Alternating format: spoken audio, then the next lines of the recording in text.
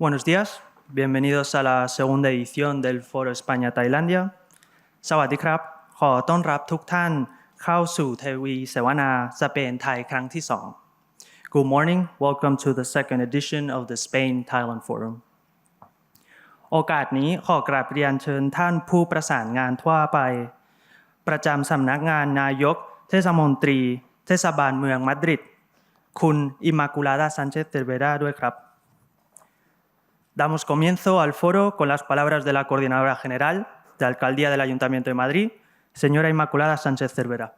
Coordinadora, adelante.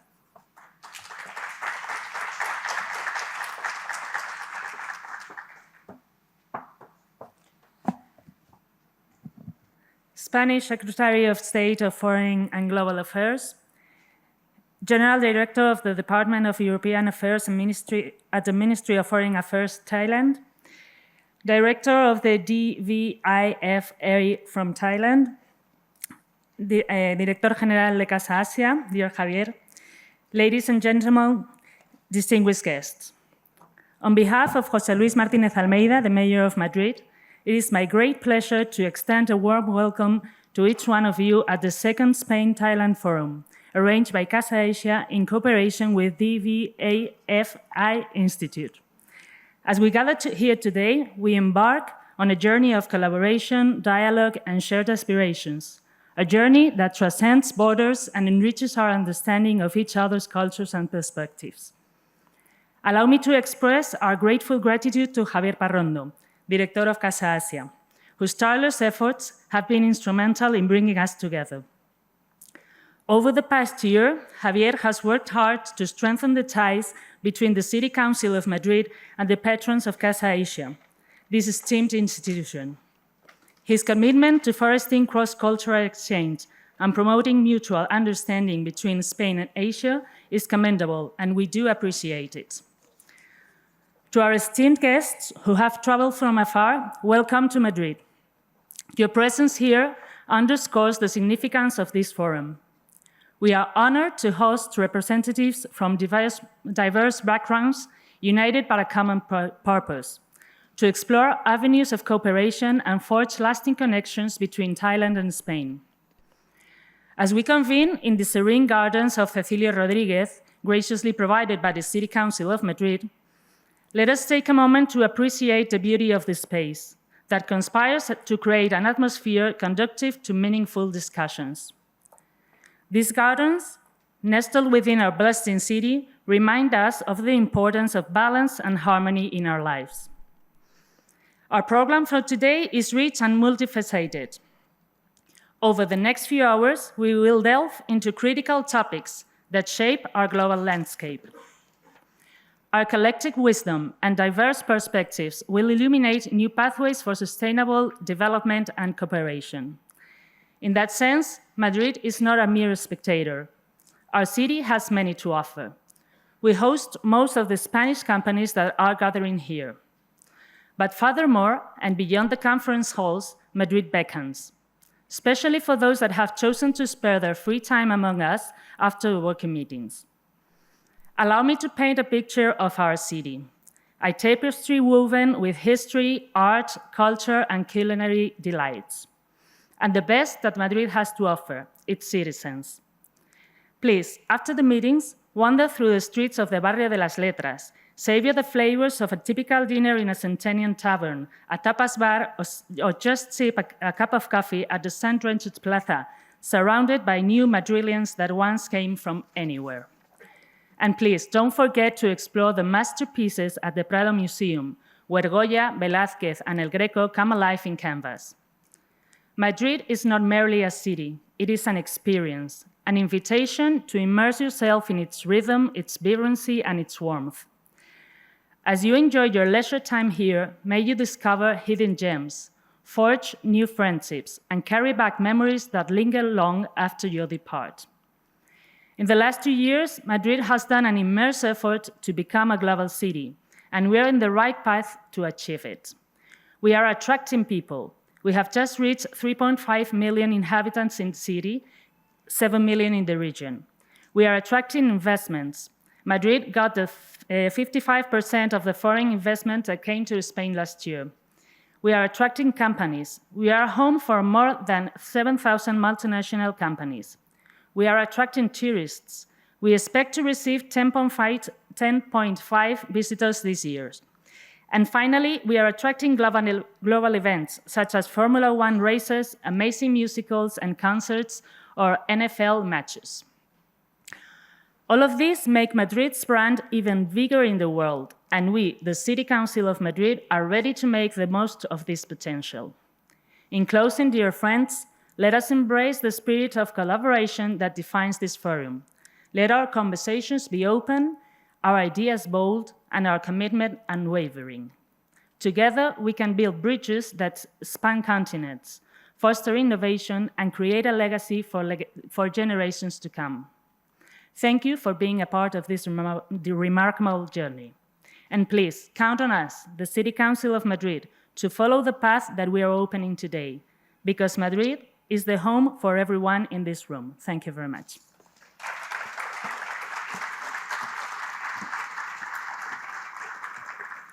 Gracias, señora Sánchez Cervera. ลำดับต่อไปขอกราบเรียนเชิญท่านผู้อำนวยการ Casa Asia กล่าวทักทายท่านด้วยครับ Interviene a continuación el director general de Casa Asia, señor Javier Parrondo. Por favor.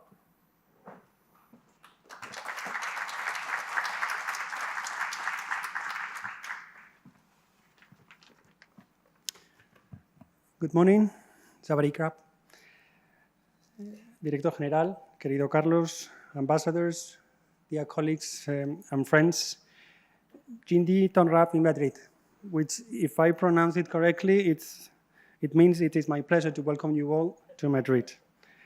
It is indeed a great pleasure for Casa Asia and for me in particular to host this event in Spain and to do so surrounded by so many friends who have supported this initiative since its inception. It is only the second time we are meeting after the success of the first edition of this same forum in Bangkok last year. I truly believe this forum will play a key role in strengthening bilateral relations between our two countries. Diplomacy in the 21st century is an expression of our diversity, and it will not be complete without the contributions not only of our respective governments, but also of the academia, of the business sector, and of course, of our respective civil societies. And this is precisely what we are doing today. Allow me first of all to thank the City Council of Madrid for providing such a wonderful venue and for your words, Immaculada. Secondly, our Thai counterparts, the Devswongse Varopakarn Institute of Foreign Affairs and its affiliated center, the International Studies Center, for accepting this invitation and for accompanying us today. We are convinced that the collaboration we have set up is a turning point in the relations between Spain and Thailand.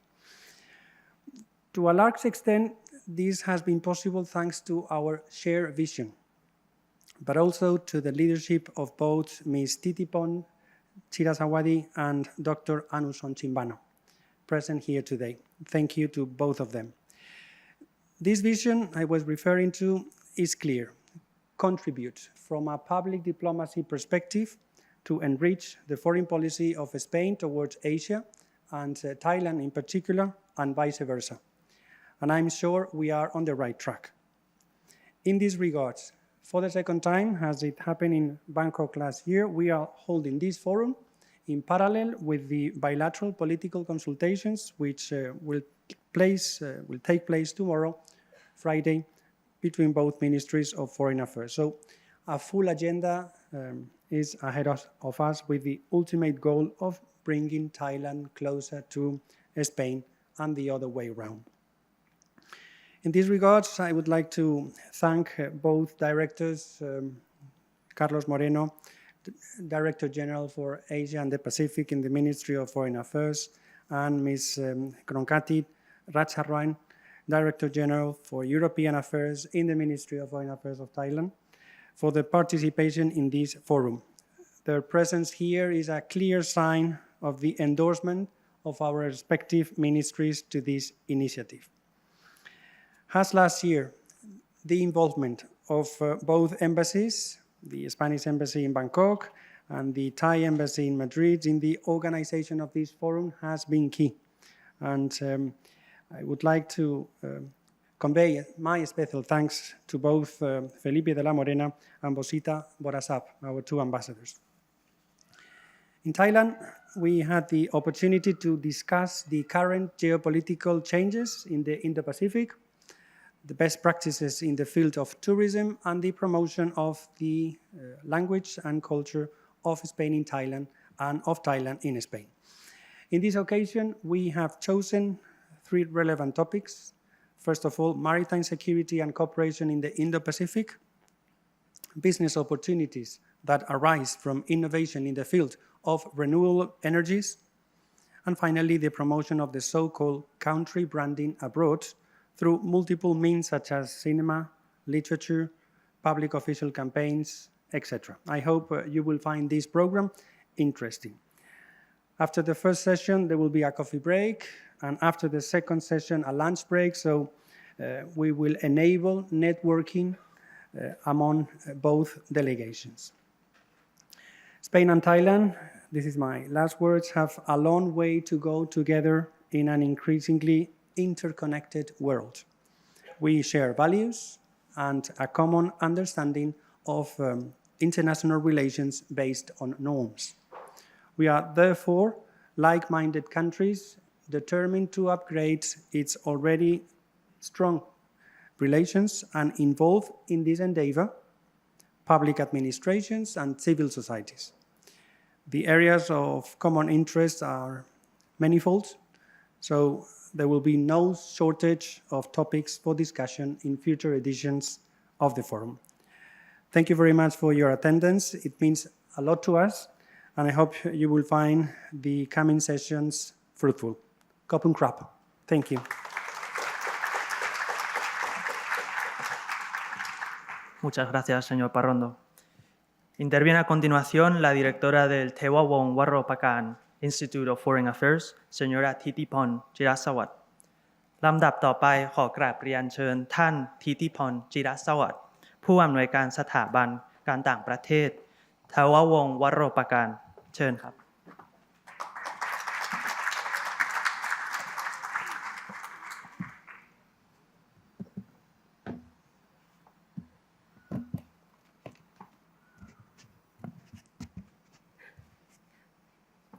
Your Excellency, Mr. Carlos Moreno Ranco, the DG for North America, Eastern Europe, and Asia Pacific of Spain, Mr.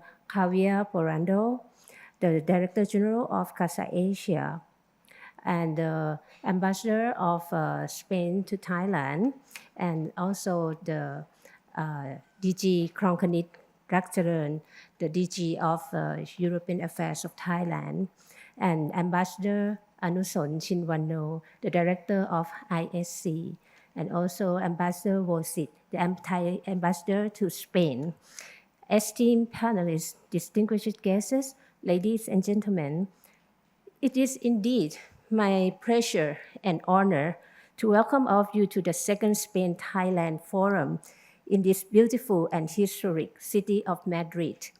Just 2 years ago, in 2022, Casa Asia and the International Studies Center, our think tank in affiliation with the Devswongse Varopakarn Institute of Foreign Affairs, joined hands to establish Thailand-Spain Forum. This forum aims to serve as a dialogue platform to further strengthen mutual understanding and collaboration between Thailand and Spanish academia and practitioners, especially in the fields related to diplomacy and foreign affairs. Since its establishment, this forum has become very active. During the first forum held in Thailand last year, more than 100 distinguished members of the academia from both sides joined extensive discussion and exchanged views on 3 key topics, namely geopolitical changes in the Indo-Pacific, good practice, and collaborative opportunities for Thailand and Spain in the tourism sector, and third, the promotion of language and cultural exchanges between the two countries. Distinguished guests, ladies and gentlemen, I'm proud to inform you that our first forum met with great success. It was well recognized as one of the highlights for Thailand-Spain cooperation in 2023, in addition to our fifth political consultation. This year, I'm pleased to see that the Spain-Thailand Forum will serve once again as an inspiring platform for leading Spanish and Thai scholars and practitioners to candidly exchange views and perspectives on additional three crucial topics: the maritime security, renewable energies, and countries' branding, in order to turn these challenges and mechanisms into opportunities and further cooperation. Held once again back-to-back with the Spain-Thailand political consultations, this forum will also provide Thai and Spanish policymakers with a great opportunities to receive further information and additional perspectives necessary for the formation of a comprehensive and inclusive approach towards our common goals of mutual benefits. Ladies and gentlemen, as a co-host of this forum, the Devswongse Varopakarn Institute of Foreign Affairs and the ISC remain confident that the sincere collaboration and candid exchange of views between us, the panelists and participants alike, will help both Thailand and Spain ignite new ideas and generate further opportunities on related topics of our common interests and concerns. On this note, I would like to deeply thank Casa Asia for organizing this event and also express my sincere appreciation to all of you who are here with us today. By joining our hands together, I'm certain that the second Spain-Thailand Forum will undoubtedly meet with great success and bring about fruitful outcomes that can benefit our two countries and peoples and even beyond. Gracias and ขอบคุณค่ะ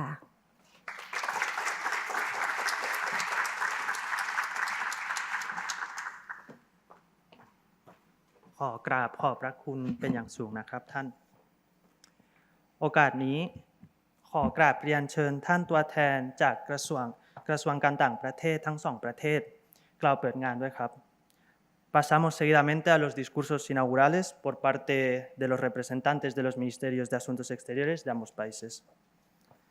ขอกราบเรียนเชิญท่านคาร์โลส โมเรโน ผู้อำนวยการทั่วไปของทวีปอเมริกาเหนือยุโรปตะวันออกและเอเชียแปซิฟิกกระทรวงการต่างประเทศสเปนด้วยครับ Tiene la palabra el director general para América del Norte, Europa Oriental, Asia y Pacífico del Ministerio de Asuntos Exteriores de España, señor Carlos Moreno. Adelante.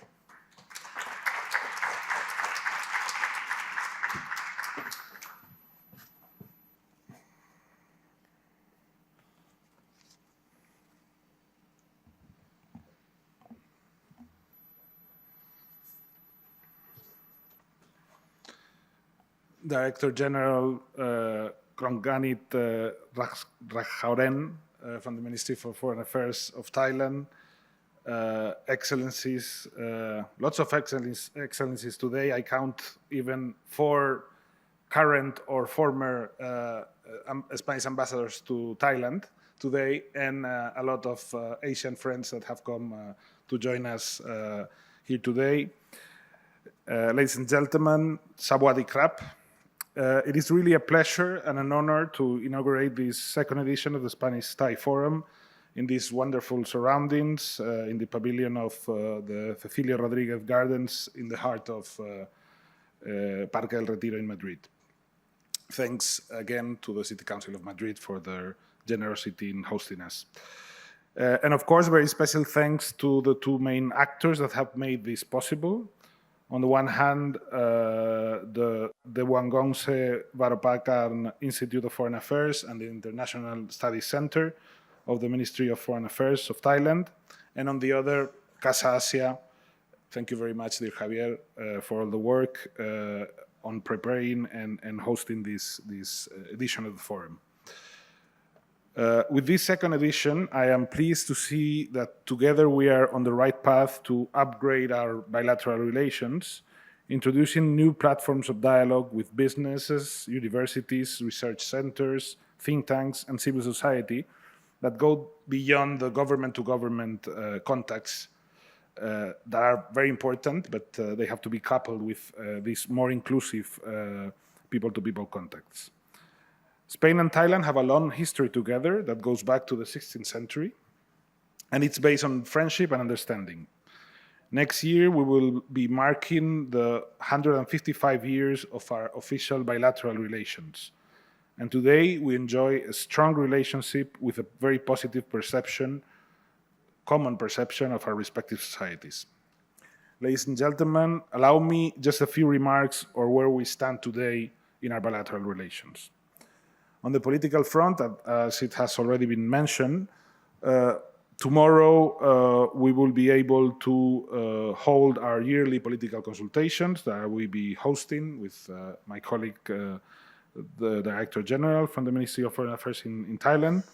And we will be discussing not only all the issues regarding our bilateral relations, from political, defense, and security to trade, investment, energy, and innovation, from education and science to culture. But we will as well have an in-depth exchange of views on regional and global affairs. As it was mentioned before, we are countries that share values and that share our vision of a rule-based order, and we will certainly have the time to exchange views on all these issues tomorrow. This is indeed an important step to adjust our common agenda. In addition, today we're here for the second edition of the Spanish-Thai Forum, which has become a very useful bilateral instrument following last year's very successful inauguration of the forum in Bangkok. On the economic front, we are pleased to see that during 2022 and 2023, we achieved record levels of trade.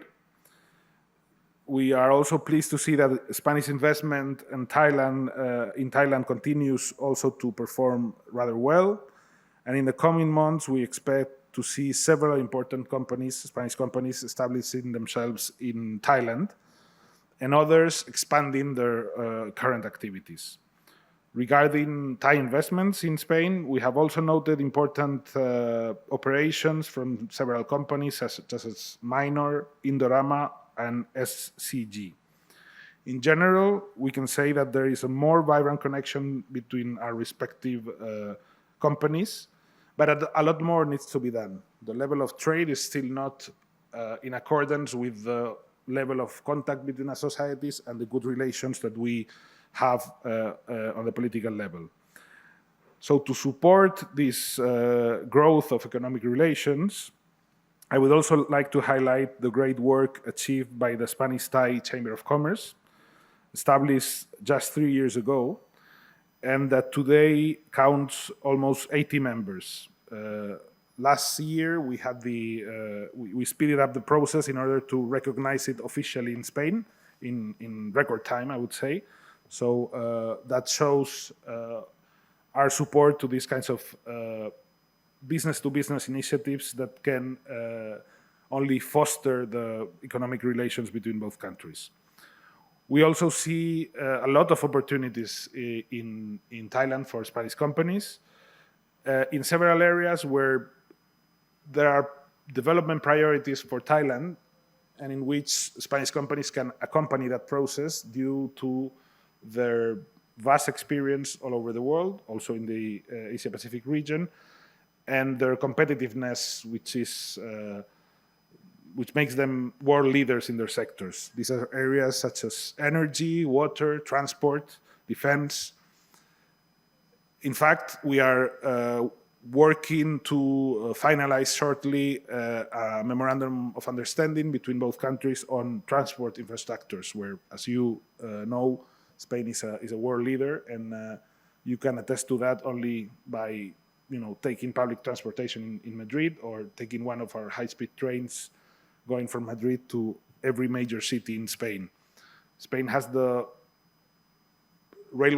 high-speed railway network with the highest density in the world, even with a higher density than in China. In addition, we would like to work together on common multilateral areas to meet the new realities and challenges such as climate change, digitalization, connectivity, new technologies and innovations, which will require further efforts on our side. Tourism as well is also key in our bilateral relations. Spain, as you know, is one of the leading countries in terms of the number of tourists received. We have already overcome the COVID crisis. Already in 2023, we overcame the record levels of pre-COVID in 2019. And this year, we're headed for an even better year, so a new world record for us in terms of the number of tourists that come to Spain, which are roughly around 85 million per year. But the gap with Asia has not been covered yet. It's the region that has not recovered the sending of tourists toward the Spanish market.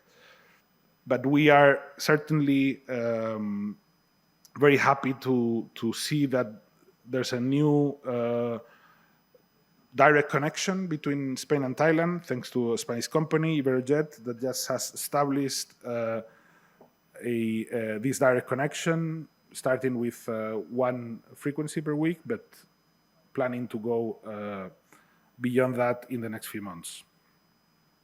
Other areas of our bilateral relations, education, culture, and scientific diplomacy are also very important. With regards to education, we have almost agreed on the terms of an MOU between the Ministries of Education that we hope to sign soon. The key priority for us has always been, as mentioned in the forum last year, the promotion and development of the Spanish language, which, as you know, is spoken by more than 600 million people. And in Thailand, we are happy to see that it has been included as an optional language in the entry exam to universities. And in the near future, we expect to finalize the agreement between the Instituto Cervantes, which is our main Spain teaching educational center abroad, and the University of Chulalongkorn, to create what we call the Aula Cervantes, which will be the first step of the establishment of Instituto Cervantes in Thailand. As well, we continue to enhance our interactions and cooperation in science and research. Last November, the Embassy of Spain in Thailand organized a seminar on healthy agri-food systems in Bangkok. This is a key sector for both countries. And this seminar has led to new relationships between Spanish and Thai research centers and business companies. Our respective ministries have also agreed on an action plan for 2024-2026, and we would like to work as well in this field on some kind of agreement or memorandum of understanding. Also next month, Bangkok will be holding a new bilateral forum on nanomedicine, another area where our companies are leading in terms of research and development. At regional level, we are also implementing the EU's Indo-Pacific strategy, which was one of the points that was dealt with specifically during the first Spain-Thailand forum last year. Many priorities listed in this strategy, which is a European one, are also very important from a bilateral point of view, and we look forward to deepening our cooperation with Thailand in those areas. As members of the EU, and you have to, I have this message I want to convey to our Thai friends, is that Spain is not only a very important country in and of itself, but it's also a very important member of the European Union. So look at us in that way when you think about Spain. So we are very pleased with the recent signing of the Partnership and Cooperation Agreement between the EU and Thailand, and we will strongly support the ongoing negotiations for a free trade agreement between the EU and Thailand that will represent an important milestone in our relations. You can count on Spain as being one of the most pro-trade countries in the EU, contrary to some of our friends and neighbors. So count on us to help in this endeavor. Nevertheless, we live today in a world of instability and turmoil. Russia's aggression against Ukraine and its global effects continue to be a major concern in the international agenda. This war is not only a European war, it's a global matter of interest for everyone because it's a direct attack on the United Nations Charter and on all the principles that we hold dear, such as territorial integrity, sovereignty, and this idea that the war goes beyond the borders of Europe has to be also understood everywhere, and I hope that our Thai friends also help us in this endeavor. We need to work together to advance on the path towards a just peace based on international law and the UN Charter, and along the lines of the peace plan proposed by President Zelensky. Those same principles we uphold in Ukraine, we also uphold them in Gaza, both condemning the brutal Hamas attacks of the 7th of October, where we know that sadly lots of lives of Thai citizens were claimed in those brutal attacks. But we also condemn the non-respect of international humanitarian law in the Gaza Strip and call, together with, we have supported the call by President Biden for an immediate ceasefire and the immediate release of hostages. And we have recently recognized officially the statehood of Palestine in a way to promote the two-state solution as the only viable solution in the long term. As you can see, we have a very intense and diversified bilateral agenda, and we would like to enhance it in the coming years. Ladies and gentlemen, coming back to the forum, today we will be touching on 3 issues of great importance, starting with an essential geopolitical topic related to the Indo-Pacific, maritime security and cooperation. The Indo-Pacific is also an area where we defend the rules-based order and international law. And clearly we need more cooperation to deal with the growing challenges and tensions that are raising in this area of the world. The second panel will be on innovation in the field of renewable energies, which is essential for both countries in the fight against climate change and towards a green transition. As I said before, you will hear from Spanish companies that are leading this effort worldwide and that can share their experience and accompany Thailand in that process as well. And the third session, finally, will be a session on promoting countries' branding best practices from Spain and Thailand. Both Spain and Thailand share a very good image internationally. We all know about the wonders of Thai cuisine, about the wonders, natural wonders and heritage wonders that Thailand offers. And I think everyone also knows that Spain more or less has the same kind of attractiveness in terms of food, heritage, and landscape. I'm sure that today's discussion will contribute to a more profound interaction between our countries. And I would like to take this opportunity in these last words to thank both the Spanish and Thai teams involved in the preparation and organization of this forum, that have worked so hard for this, and of course to all of the attendants, and hoping that you have very fruitful discussions today. Thank you very much. Kop kun krap.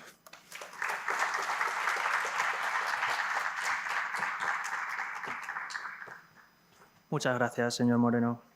Habla a continuación la directora general del Departamento de Asuntos Europeos, señora ครองคณิตรักเจริญอันดับต่อไปกราบเรียนเชิญท่านครองคณิตรักเจริญอธิบดีกรมยุโรปกระทรวงการต่างประเทศขึ้นกล่าวด้วยครับ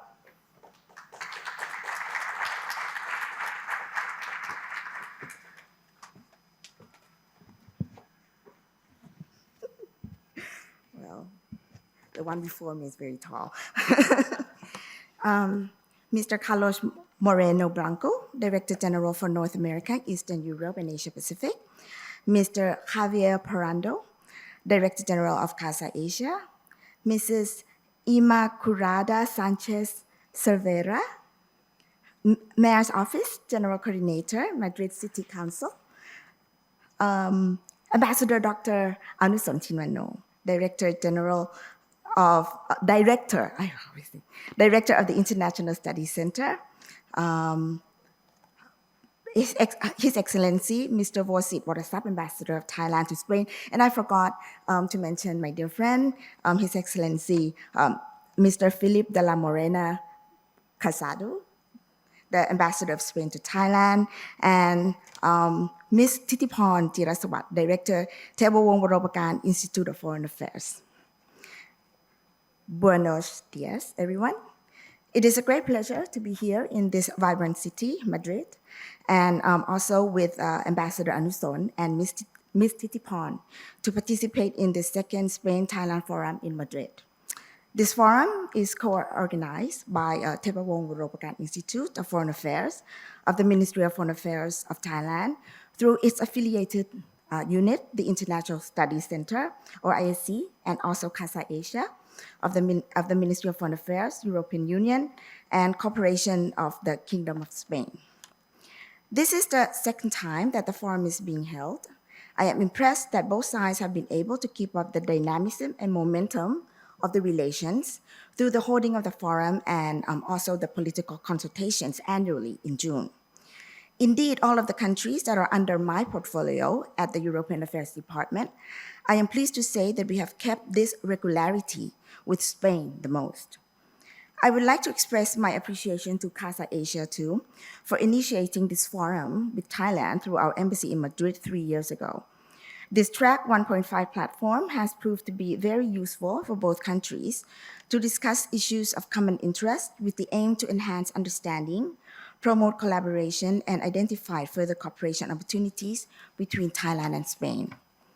Ladies and gentlemen, Thailand and Spain have been long-standing and reliable friends for 154 years. So this next year will be the 155 years, so we have to celebrate something on that. We share excellent and multifaceted cooperation across all sectors, as well as robust economic links.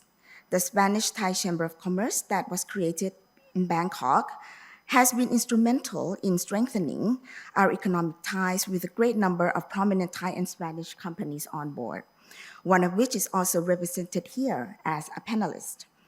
And most recently, I learned the good news, DT has already mentioned, that Iberojet Airline has just started direct flights last month between Madrid and Bangkok with nearly 400 passengers on each flight. And I'm very happy to hear that the frequency of the flights will also increase in the very near future. So these are some of the issues on the bilateral front that we will be discussing during the 6th political consultations tomorrow. Last June, during the first Thailand-Spain Forum, Spain was on the verge of taking over the presidency of the EU Council on the 1st of July 2023. This time, as we are launching our second forum, Europe has just had its European Parliament elections, which is very interesting. So Thailand continues to follow closely the developments of the European capitals.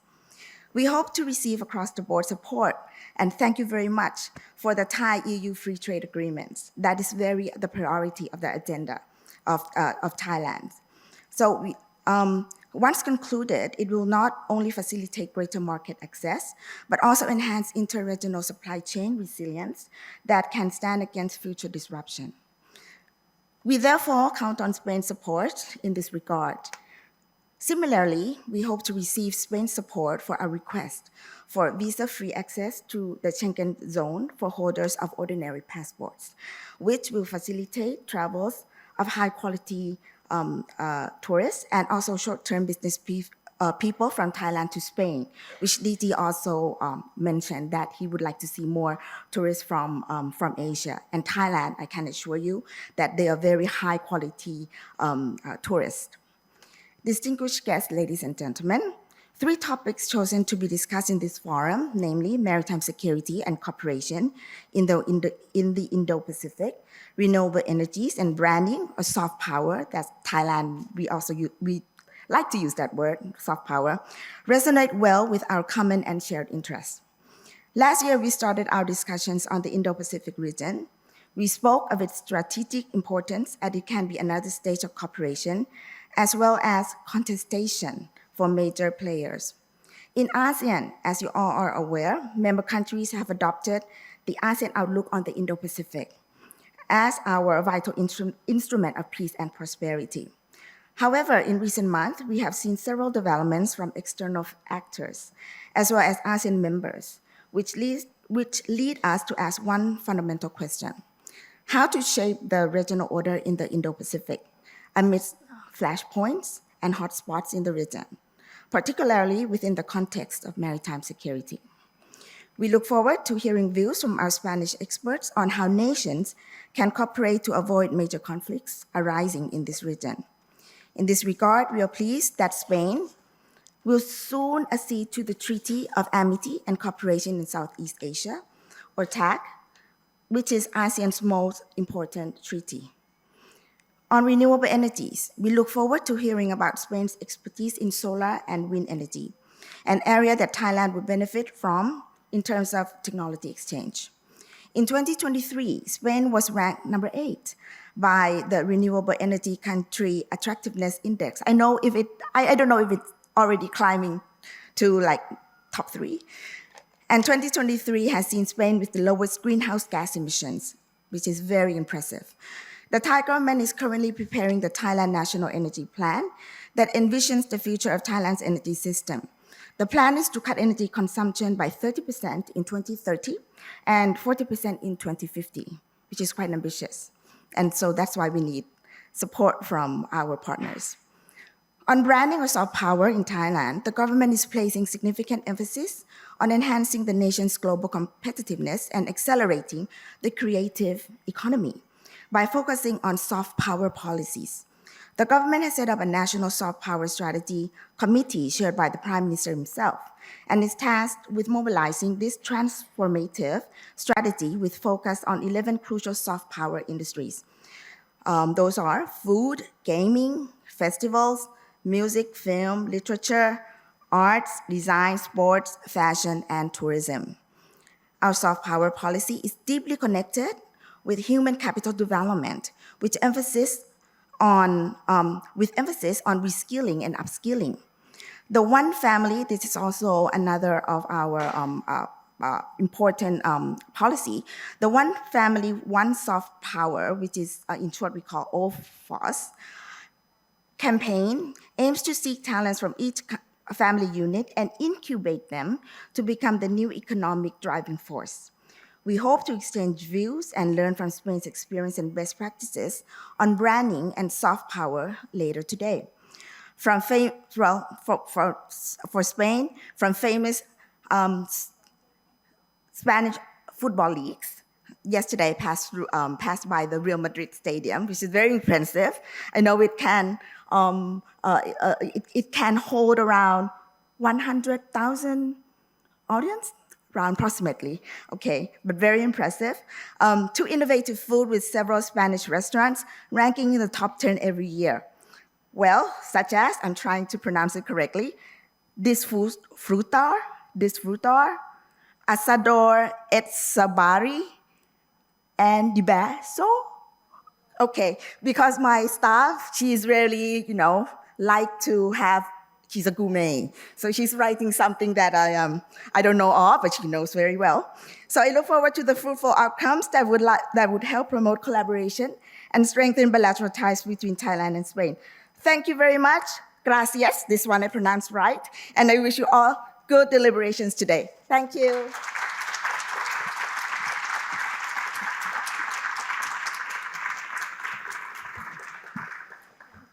อกราบขอบพระคุณเป็นอย่างสูงครับท่าน We will now proceed to take the institutional photo before we start the first session. Please come to the stage, all delegates seated on the first row, and also the speakers of the 3 sessions who are present in the room.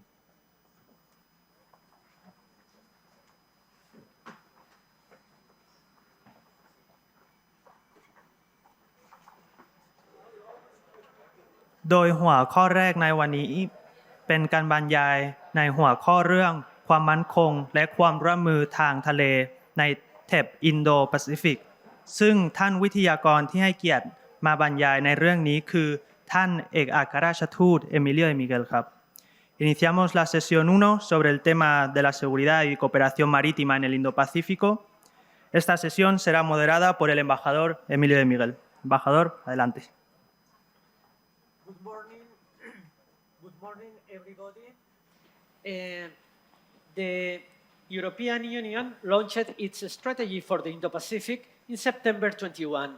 At that time, maritime security was included in the 6th priority, the priority about defense and security. It was one of the many elements by which the European Union wanted to become an actor in the Indo-Pacific in defense and security. Almost 3 years later, maritime security has invaded all the domains. Now we can say that it's an horizontal issue that permeates all the other 6 priorities of the strategy. Now, when we speak about maritime security, we are speaking also about fighting IUU fishing, protecting biodiversity, or fighting against human trafficking. This morning we have with us 4 panelists who will develop this idea, what means maritime security now in the Indo-Pacific. First, we have Captain Eduardo Matres. Captain Eduardo Matres joined the Navy in 1986. He has been stationed on various ships, carrying out 18 years of his career at sea, and having the opportunity to command 3 vessels. Currently, he's working at the Security and Defense Studies branch at the Directorate of Defense Policy in Madrid. Then we have Ambassador Anuson Chimvano. Ambassador Anuson is a sinologist by training. He has been ambassador of Thailand to Vietnam, and after his retirement from the diplomatic career, he was appointed director of the Chinese Thai Institute at the Rangsit University and started a fruitful academic career.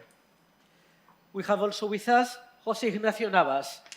José Ignacio Navas is a naval architect and marine engineer from the Polytechnic University of Madrid. Since 2000, he has directed multiple naval defense projects. He's currently the Asia Commercial Director of Navantia. And finally, we have Professor Chittipat Pongkamp. Professor Chittipat is Associate Professor of International Relations and Vice Dean for Academic and International Affairs in the Faculty of Political Science at the Thammasat University. His research interests include global geopolitics, Indo-Pacific power dynamics, and Thai foreign policy. Now, without further ado, Captain Matres, the floor is yours. Thank you, Ambassador. Can you hear me? Okay. It is a pleasure to me to have the opportunity to speak about the Spain and Thailand relationship and the maritime security in the Indo-Pacific. I will start by some examples of this good relationship between our navies, and then I will address the principal points of the EU and Spanish strategies, and then I will finish with the Operation Atalanta in the Horn of Africa. The relationship between the Royal Thai Navy and the Spanish Navy dates back to 1954, when Thai officers joined the naval school located in Marín, Pontevedra, in the northwest of Spain. Thus, for many years, practically every promotion of Spanish naval officers has 1 or 2 Thai officers on board.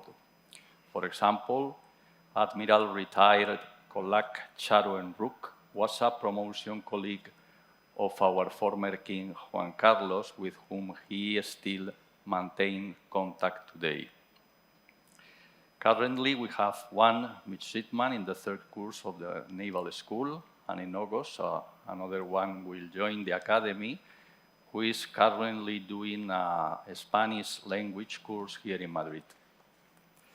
The greatest relationship period between both navies took place during the construction and subsequent commissioning of the aircraft carrier Chakri Nauberet at the end of the 90s. The sail of the carrier included the squadron of the first generation vertical takeoff aircraft, which nickname was Matador, bullfighter in Spanish. All this involved the transfer of a group of Spanish Navy pilots to Thailand for a period of 3 to 4 years. On the other hand, in November 2017, our Chief of Naval Operations visited Thailand, and the Vice CNO did so in December 2023 to attend the Indian Ocean Naval Symposium. He met there with the Thai CNO, Admiral Pan Lam, informing him of the intention of the Spanish Navy to deploy in the Indo-Pacific starting in 2025, and offering him the possibility of cross-polling Thai officers on board Spanish vessels. The last Spanish Navy ship visiting Thailand was the frigate Mendez Núñez in 2019, which pulled in the port of Laem Chabang. Regarding the Spanish and EU strategic, in line with the EU strategic for cooperation in the Indo-Pacific that the ambassador mentioned in the introduction, our latest Spanish national security strategy of December 2021 shows Spain's commitment to the stability and prosperity in the area, supporting in particular the initiatives to enhance the cooperation in maritime security. On the other hand, in March 2022, after the Russian invasion of Ukraine, the Council of the European Union approved the strategic compass. Regarding the maritime security, the aim is to increase cooperation in the Indo-Pacific through the association of Southeast Asian nations and the Indian Ocean Rim Association, improving situational awareness and the exchange of information. Likewise, the strategic compass seeks to expand to the Indo-Pacific the coordinated maritime presence concept, which is giving such good results in the Gulf of Guinea, as well as increase the exercises with the navies in the region. It therefore recognizes the importance of ensuring the international law in the Indo-Pacific, where around 80% of the world trade passes through. Again, within the framework of the European Union, and as a practical result of the strategic compass, the Council approved the new maritime security strategy in October 2023, including 6 strategic objectives.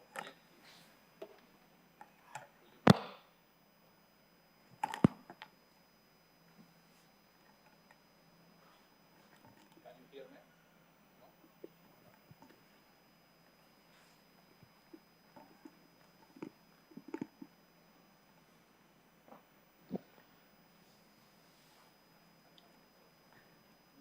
Pues vas a tener que... Now?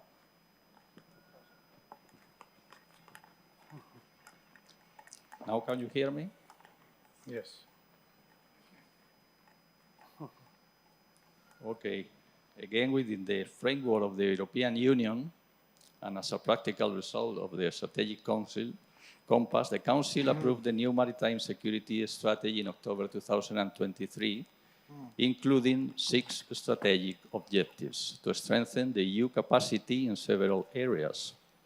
I highlight among them the enhancement of maritime situational awareness, the speed up of civilian and military capabilities, or the increase in exercises and operation at sea, cooperating with partners, especially in the Indo-Pacific.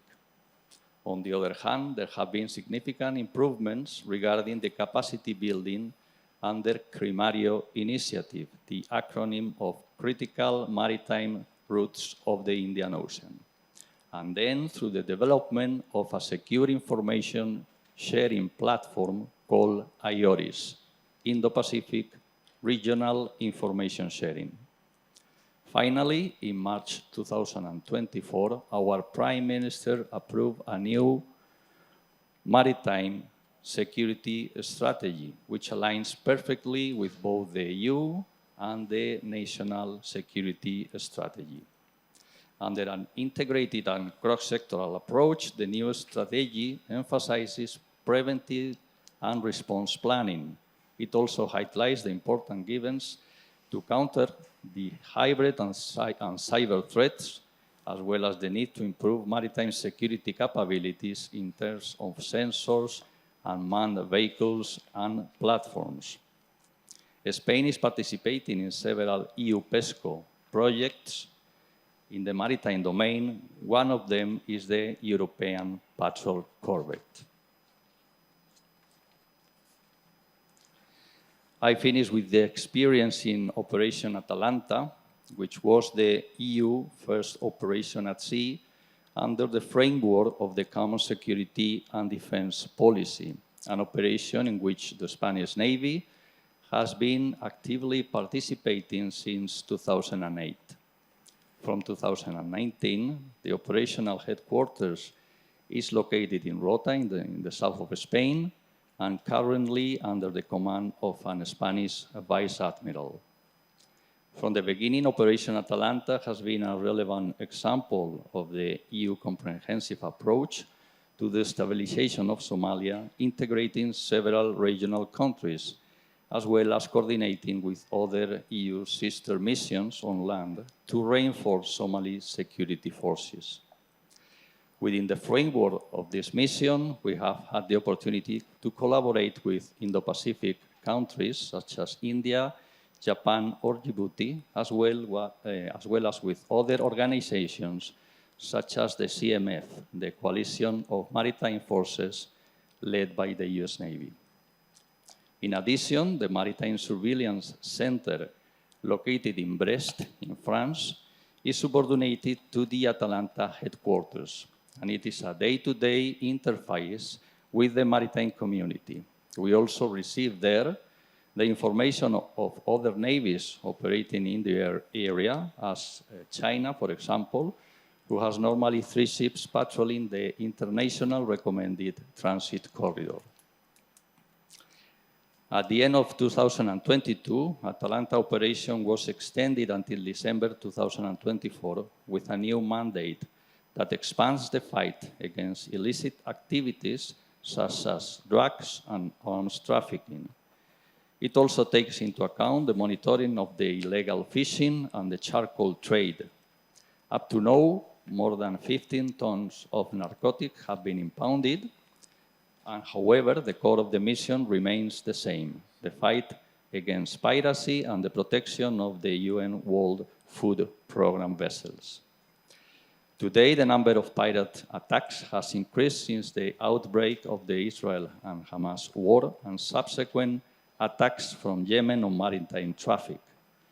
From 2023 to this month, there have been 25 attacks, while from 2018 to 2022, there have been only 3. Finally, regarding the legal finish, EU has an agreement with Seychelles for piracy events, and currently EU is working with Seychelles and Kenya for having such an agreement also for drugs and arms trafficking. And that's all, Ambassador. Thank you for listening. Now it's the turn of Ambassador Anuson. I think I can. Can you hear me? I think mine is working. Okay. Well, buenos dias to all our Spanish friends here, and good morning to everybody. It's good to have the opportunity to come and discuss a very important topic with you. In many ways, I also feel that. Can you hear? I think it's not working. It's okay. In many ways, I feel very connected with Spain on this issue, partly because I have a cousin who used to serve here in Madrid as our naval attaché when we were building the Chakri Narubet ship back so many years ago. Of course, he later became an admiral. But the issue of maritime security, I want to highlight from our point of view, from Thailand's point of view, there are three major issues. I think some have already been mentioned by the previous speaker. But I want to highlight, first, when we talk about maritime security, what do we mean? What are the major issues? And I think, as already mentioned, we also have some concern about piracy and also armed robbery at sea. The second issue that I want to discuss concerns freedom of navigation, which is another issue that quite important in the context of the Indo-Pacific. And the third issue that I want to highlight concerns environmental impact from maritime activities.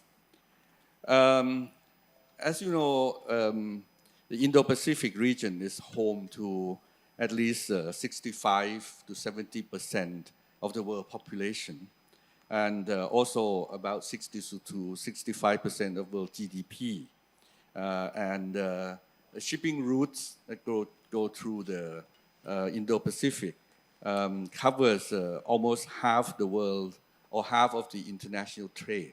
So this issue is something that I suppose all the countries in Southeast Asia, in the Indo-Pacific, are concerned with. And in terms of geography, I think you can also see clearly that Southeast Asia sits in the middle of two oceans, very important oceans in terms of trade and development. So it is one of the area where I think you can say that it is probably among the most important strategic maritime spaces. In terms of trade, as I mentioned, food, energy security, and also maritime diversity. So from the strategic viewpoint, the region's major sea lines or sea lanes of communications, such as the Malacca Strait, Singapore Strait, Lombok Strait, and the South China Sea, are vital arteries in the world in terms of the world's supply chains, whether in energy security and also connectivity. So the challenges that have emerged in ASEAN's maritime domain have become more complex, multidimensional, and also they're all interconnected. So in recent, if you, as I said, one of the three major points that I want to highlight include environmental impact. And the environmental impact that I want to talk about concerns waste, oil spills that may be a result of accidents, and something that I think is a new issue, but it's very important. I think they call it maritime debris. So that's another area that I want to discuss. And there's a recent news report, for example, that because of the problem in the Red Sea with the Houthis and the piracy and armed robbery that's going on, a lot of ships divert their routes. They're now willing to cover the longer distance of actually going around Africa. And once you pass through the southern part of Africa, then you go straight to Southeast Asia. The place you will arrive at is probably the major port of Singapore. And so there's as in the news that recently, the increase in traffic of ships actually needing service at Singapore port increased about 40% in the last year, only in the last year. And this creates a lot of the connected issue of environmental impact because there's already another report, big news in Singapore about oil spill in Sentosa that they had to clean up recently. Plus, issue of general waste discharge from all these ocean-going vessels. They are large vessels, so the impact on the environment in terms of the water, the ocean, as well as the beaches. And we just hope that that these kind of impacts won't affect countries like Thailand so much because we depend on them for our tourism. If our beaches are damaged by this kind of maritime waste, oil spills, or debris, then it's going to be a major issue for us. Then, of course, when we talk about maritime security, as I said, we're concerned about piracy, which has increased. I think the captain has already mentioned the number. And I think in the report in the UN for 2023, the cases of piracy has increased to 120 incidents for the year. And armed robbery is also increasing, especially in Asia. In 2023, I think there was 100 cases reported. So these are major issues. The other issue that I think is also very important that I want to highlight deals with freedom of navigation. And specific problems of this freedom, I will leave it to my colleague to talk about the specific cases in South China Sea. But I just want to highlight that our official policy on this, of course, concern whether or not, with all these claims on the South China Sea, how that would affect innocent passage. The idea that, of course, enshrined in the UN Convention on the Law of the Sea. And the other issue that I think related to armed robberies and things like that are also an issue of illegal activities that are going on. I think Ambassador Emilio mentioned already question of the IUU, human trafficking. So a lot of these transnational crimes that happen at sea are also raise some concern for countries in Southeast Asia and also especially in Thailand. Smuggling is a big problem in our area, plus human trafficking, whether they come from South Asia, like from Bangladesh, from part of Myanmar, and so on, but also from areas further away from Southeast Asia. The question of smuggling all sorts of things, drugs, arms, and a lot of these, which of course could create some instability in the region. And I think all ASEAN countries, especially maritime ASEAN countries, are very concerned with this. And we try to institute a lot of cooperation efforts and coordinating these kind of cooperation efforts. So concerted efforts from the international community are required to safeguard maritime security issues. So they have to be insulated also from geopolitical tensions, maritime territorial disputes, because these affect the question of freedom of navigation that I already mentioned.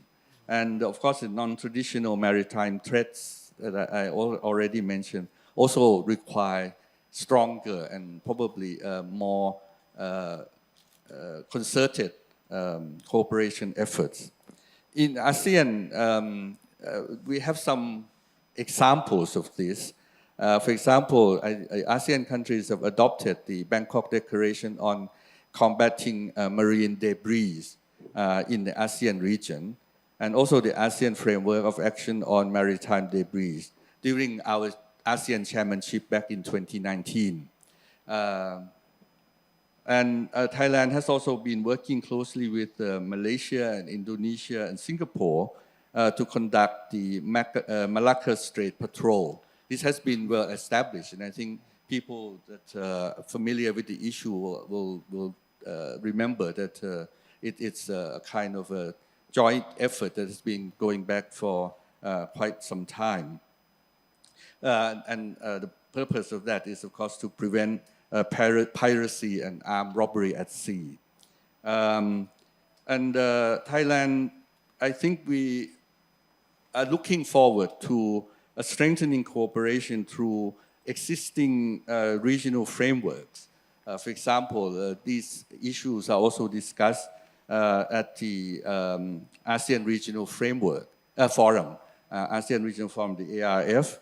We had something called the Intersessional Meeting on Maritime Security. So that's one forum where we can discuss this. And so we hope that in the future, the cooperation could expand to involve other countries in the region and our partners elsewhere, so that we can deal with issues of maritime security much better than, because I think the problem is getting bigger, and I think we need better coordination among countries, not just the countries that are actually affected, meaning maritime countries, but I think even countries that are not, that don't have very long coastline, also should be involved with this, because a lot of the problems actually originate from countries that maybe they don't actually have a very long coastline. So we need the efforts to be a concerted one, and we will continue to discuss these issues within the ASEAN framework. So with that, I will pass on to the professor. Hello? Hello? You hear me? Okay. Thank you very much, distinguished guest, ambassador, guest. Thank you for the opportunity of being here. I'm very new in that kind of panels and things, so I'll try to do my best. I'm representing the industry. A company belongs to the government of Spain that is called Navantia. We are shipbuilders. We build civil ships, green technologies, windmills, and also naval ships and associated combat system.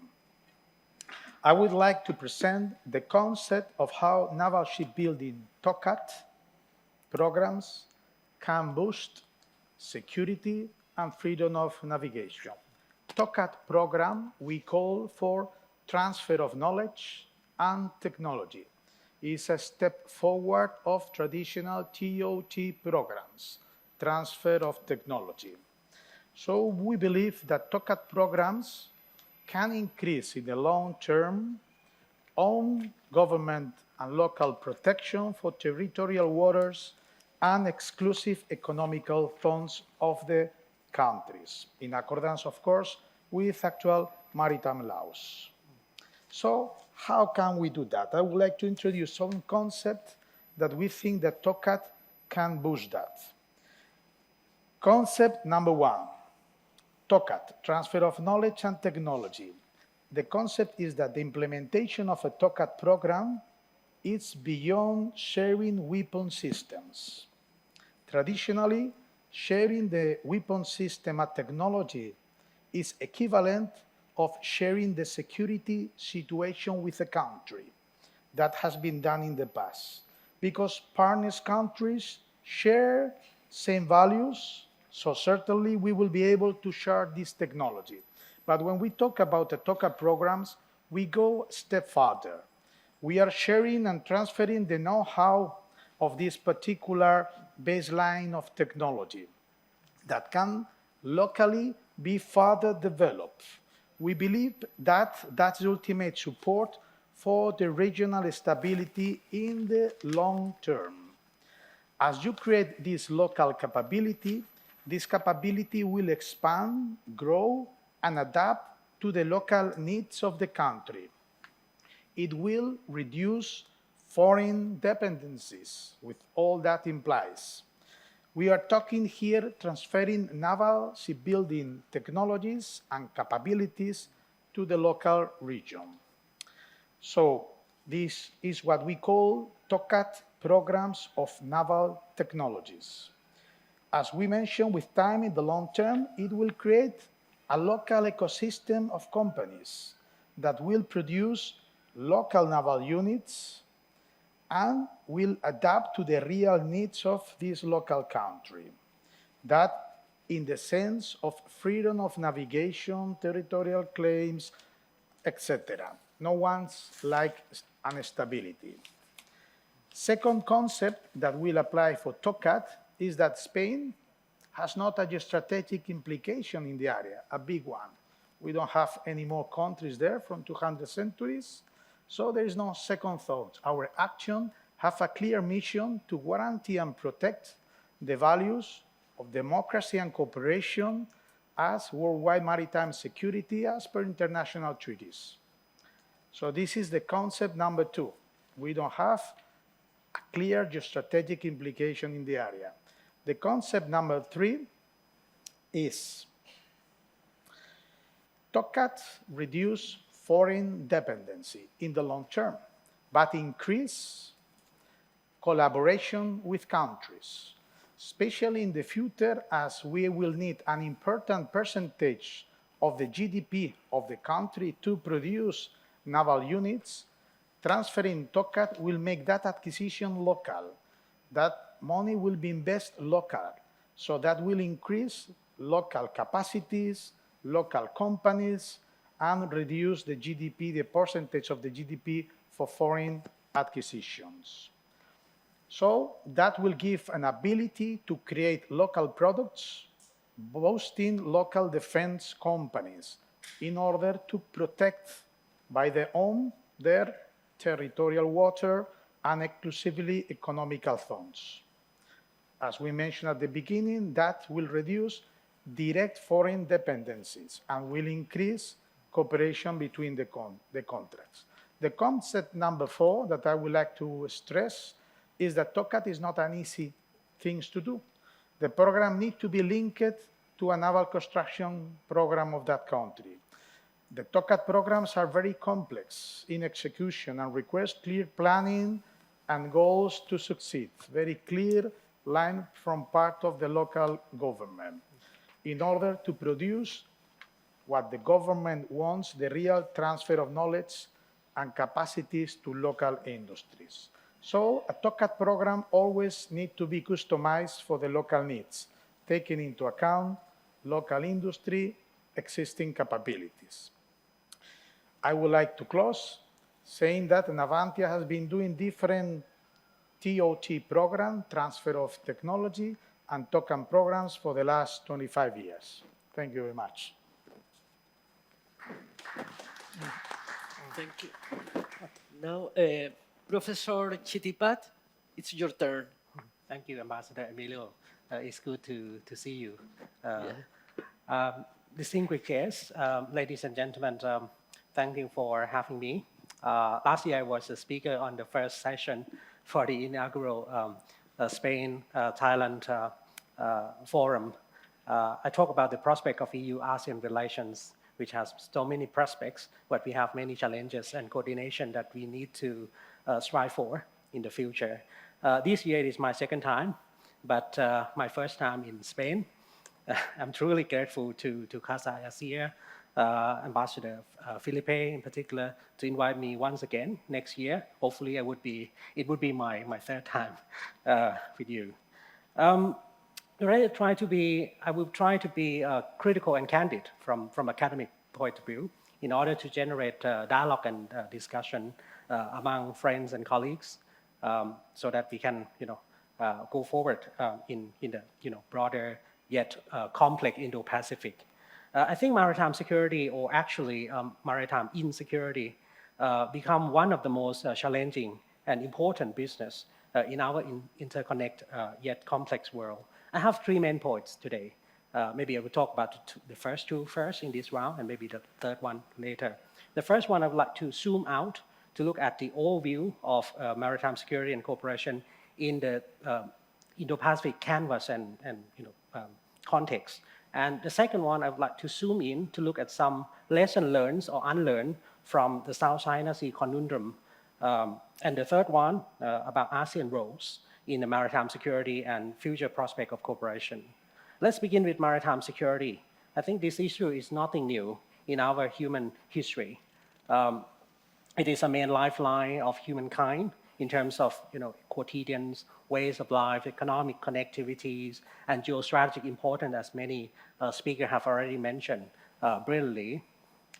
Also, I think maritime security is not one-dimensional. It's not only about state-centric, but multi-dimensional, comprising not only traditional security, but also non-traditional human, post-human, or even environmental security. So from a big picture, I think the intersection of traditional and non-traditional security render maritime a comprehensive and complex security challenge for us. However, I think looking from the great power politic or geopolitical competition, the issue is increasingly narrowly divided in international relations. I mean, the issue is increasingly securitized, militarized, and geopoliticized, which render the Indo-Pacific and ASEAN highly risky and dangerous. In other words, maritime security from geopolitical point of view is perceived as part of broader geopolitical competition and Sino-US power transition. Given this changing context, the sources of conflict and cooperation come from at least 6 challenges, or I would like to call 6 C's. 6 C's in the Indo-Pacific maritime security. First, conflict and contestation among local actors. 2, China coherent and assertive diplomacy. 3, conceptual concept or conceptual constructs of the Indo-Pacific. 4, the code of conduct. 5, crimes at sea, as Ambassador Anuson mentioned. And 6, climate change. So I will talk about 6 C's that challenge our maritime security in the Indo-Pacific. Let's start with the first one about the conflict and contestation among local actors. I think many actors, many countries have entangled in a conflict over contested maritime territory and waters since early modern era. Many of them remained a point of contention. There are overlapping sovereign claims bilaterally and multilaterally, like in the case of South China Sea or East China Sea. Some disputes are more confrontational than the others. I think, for example, the South China Sea, which I will zoom in soon, 6 ASEAN countries have territorial claims in the South China Sea, and to varying degrees confront China, so-called 9-dash line, or nowadays 10-dash line, the U-shaped line that Beijing claims, historic claims over the area.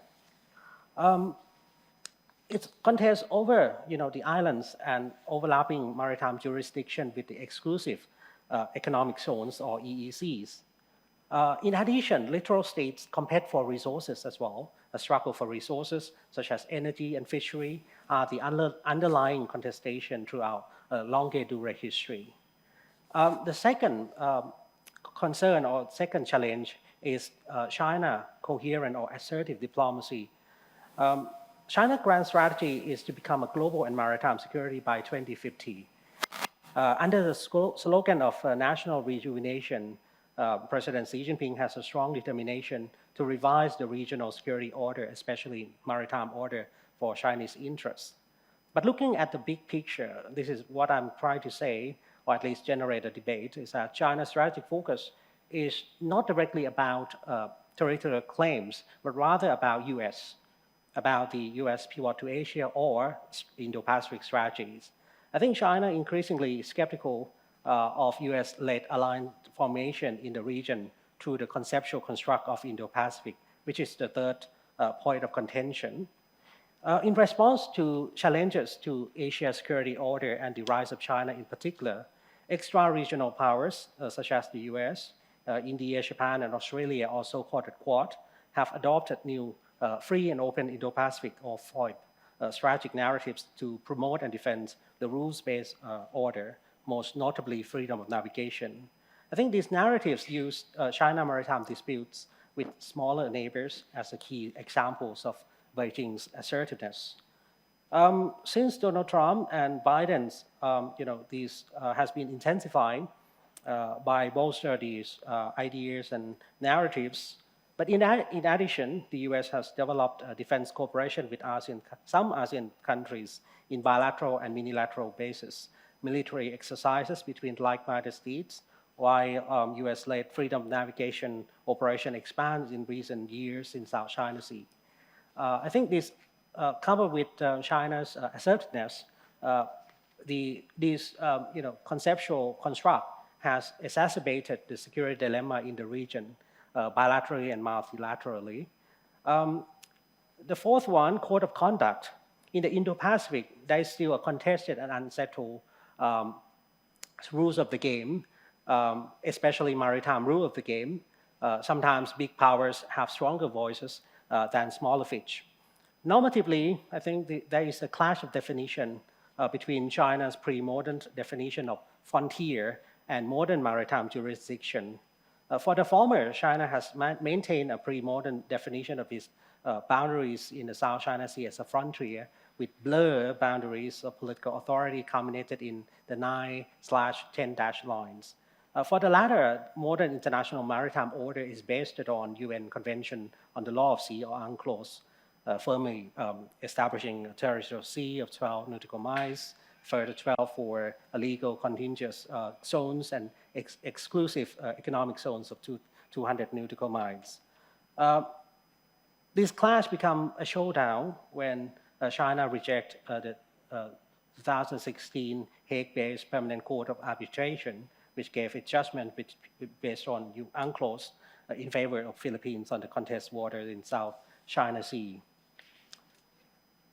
ASEAN, on the contrary, has tried with some progress, sometimes little success, but some progress, to multilateralize the South China Sea issue within the framework of Code of Conduct, which culminated in 2002 non-binding declaration of conduct regarding their interaction in the South China Sea. I think gradually efforts have been made to develop a binding Code of Conduct dispute resolution mechanisms. However, uncertainty remained or linger on while ASEAN countries are developing their own Coast Guard capabilities by some cooperating with extra-regional powers, most notably the US, in order to constrain China activities at sea. Let me talk about the fifth and sixth C, the crimes at sea, and last but not least, the climate change. I think crimes at sea include so many things, piracies and armed robbery at sea, smuggling and human trafficking, and so on and so forth. I think this is a historic nightmare for ages, including Spain, of course, in the last century and so on. We all know that regional sea lines of communication are crucial for international trade, with approximately 90,000 ships each year passing the Strait of Malacca. In the past, shippers and self-help measures, such as the usages of private security actors, Several factors have been identified as a source of maritime crimes, including coastal impoverishment, overfishing, corruption, the role of organized crime, IUU fishing, and so on and so forth, which raised many concerns, in particular with Thai case in the past years or decades ago. Last but not least, I think climate change further complicates maritime security. The degrading environment happens due to not only human-made activities, but also global warming. The latter also affect the changing water flows and ocean temperature, and in turn deteriorate fish, coral bleaching, regional, and the destruction in the regional ecosystem. This depletion leads to more incidences of illegal, unreported, and unregulated fishing, which is acknowledged as regional security problem. Looking from the 6 C's challenges, what we learn is maybe probably one, if we look at maritime security through the lens of geopolitics and securitization, the management will be more threat-centered and maritime-oriented, military-oriented. But on the contrary, if we acknowledge that maritime security is broader, it is a kind of socio-economic, socio-ecological system, the problem framing will be totally different. And I think we share among our panelists that we need the comprehensive understanding of maritime crisis that require governance, regional governance, rule-based order, rather than military action. Any code of conduct needs to be focus on stewardship rather than ownership, and to be climate-centered rather than threat-based or threat-centered. Now, let me move to my second point about South China Sea as a specific case. I'd like to zoom in and decipher security dynamics in the South China Sea and some lessons learned from this conundrum. I think South China Sea, there are, as you know, there are, enormous stakes, both geostrategically and economically, due to geopolitical significance of sea lanes, sea routes, undersea cable, the abundance of energies and hydrocarbon reserves, as well as massive fishing industry. I think recent research from many scholarships, I think they provide a kind of case studies, some recurrent patterns of conflict and cooperation in the South China Sea, in particular, most notably, Sino-Philippine conflict. I would like to highlight 3 key factors here.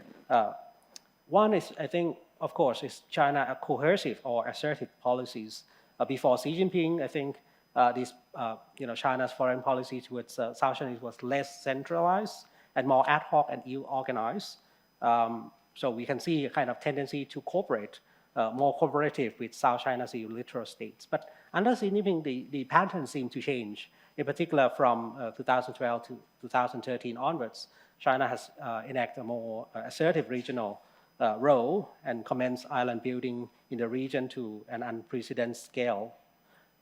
The question is, might raise a question, why then not before, right, about the turn of 2012, 2013? I think according to China, this is largely due to US pivot to Asia and definitive military engagement in the region. And the crisis erupted later on, okay? And I think we see some patterns. First, China started to talk about the narratives of core interests, gained momentum only after that period. The Nile Dash Line revitalized to claim historic rights and indisputable sovereignty. In 2023, last year, the extension of 10 Dash Line was announced in the changing context of Sino-US intense rivalry and over Taiwan Strait.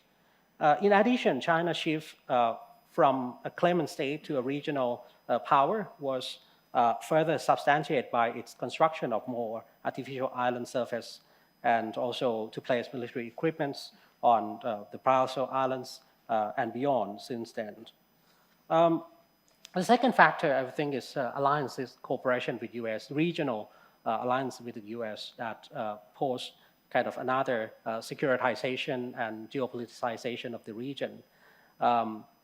The third factor, which I think is very crucial, is about domestic politics. One crucial domestic imperative is personality. A change in personality or leadership might change kind of dramatic shift in position on the South China Sea issues, like the Philippines, personality, different foreign policy. If you can see the patterns from Arroyo to Aquino, Duterte, and Bongbong Marcos, the recent one, you can see a shift, right, from a kind of cooperative to confrontation, cooperative again under Duterte, and now more competitive relationships under Bongbong Marcos.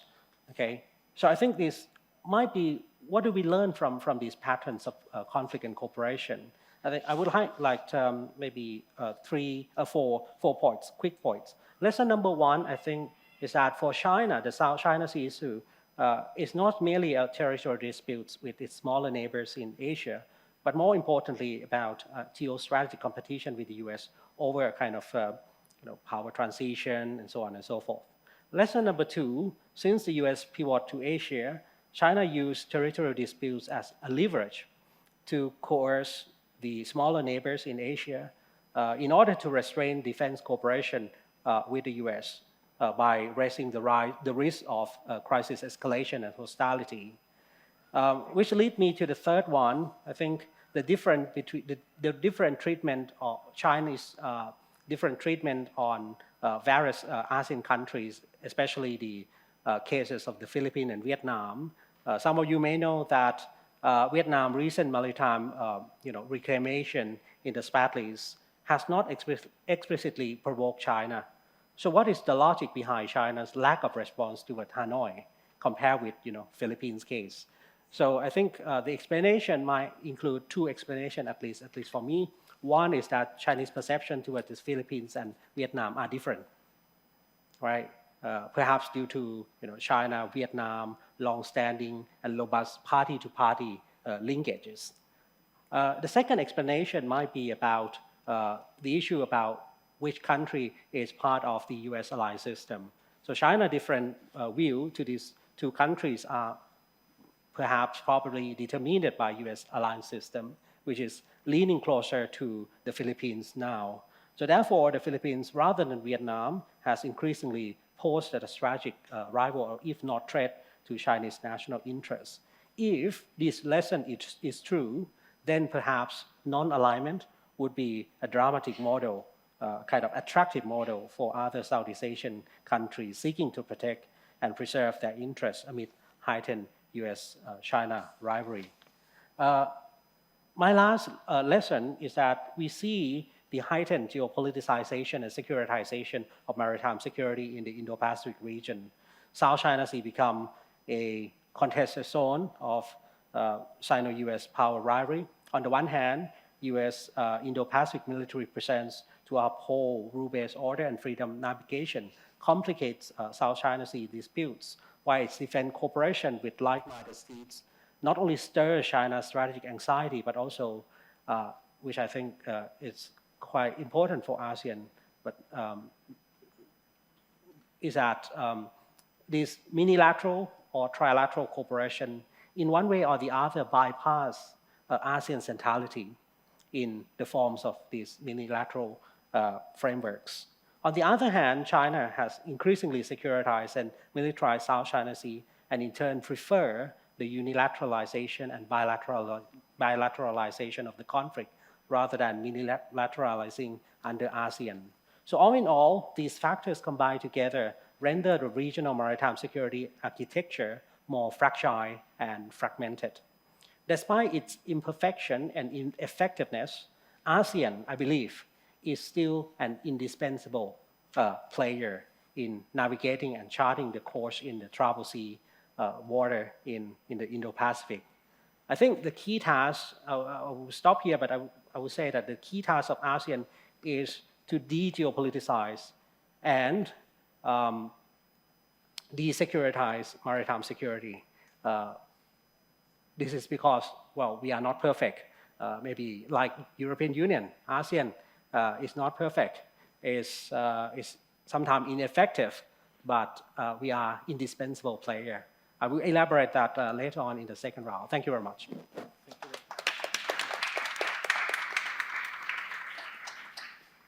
Well, thank you very much to the four speakers. Before I open the floor to the public, I would like to make two questions. The first one would be, you know, the ASEAN outlook on the Indo-Pacific, it's maybe the one of the strategies published on the Indo-Pacific that presents the most similarities, the most complementarities with the European Union. I think there are a broad scope for us to cooperate on maritime security. So my first question would be, which concrete ways of cooperating in maritime security between ASEAN and European Union can you think of? And a second question would be, maritime security in the EU strategy is included in the priority defense and security. The ASEAN perspective outlook for the Indo-Pacific doesn't have a chapter devoted to defense and security. And given the increase of the geopolitical tensions, do you think it could be the time to review the ASEAN outlook in order to include a chapter or some provisions in defense and security? Any of you, the one who wants to answer?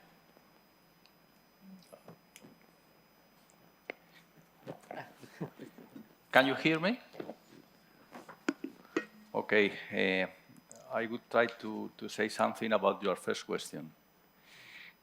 Obviously, in order to cooperate, the first thing we have to do is to deploy there.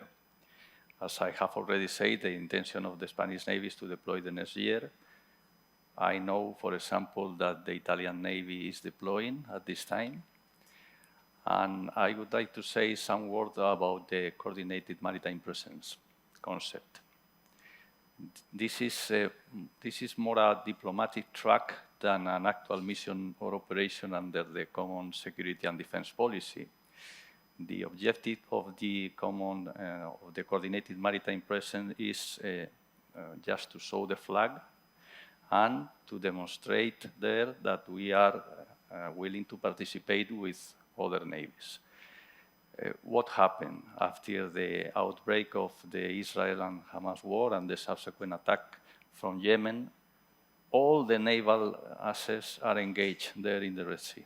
So it was impossible to put in practice this concept because all the navies are engaged in that area.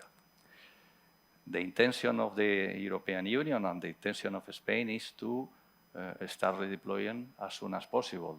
And the intention is to continue with this idea of the CMP, Coordinated Maritime Presence, and let's see how the situation evolves. This is regarding the first question. I agree with Captain.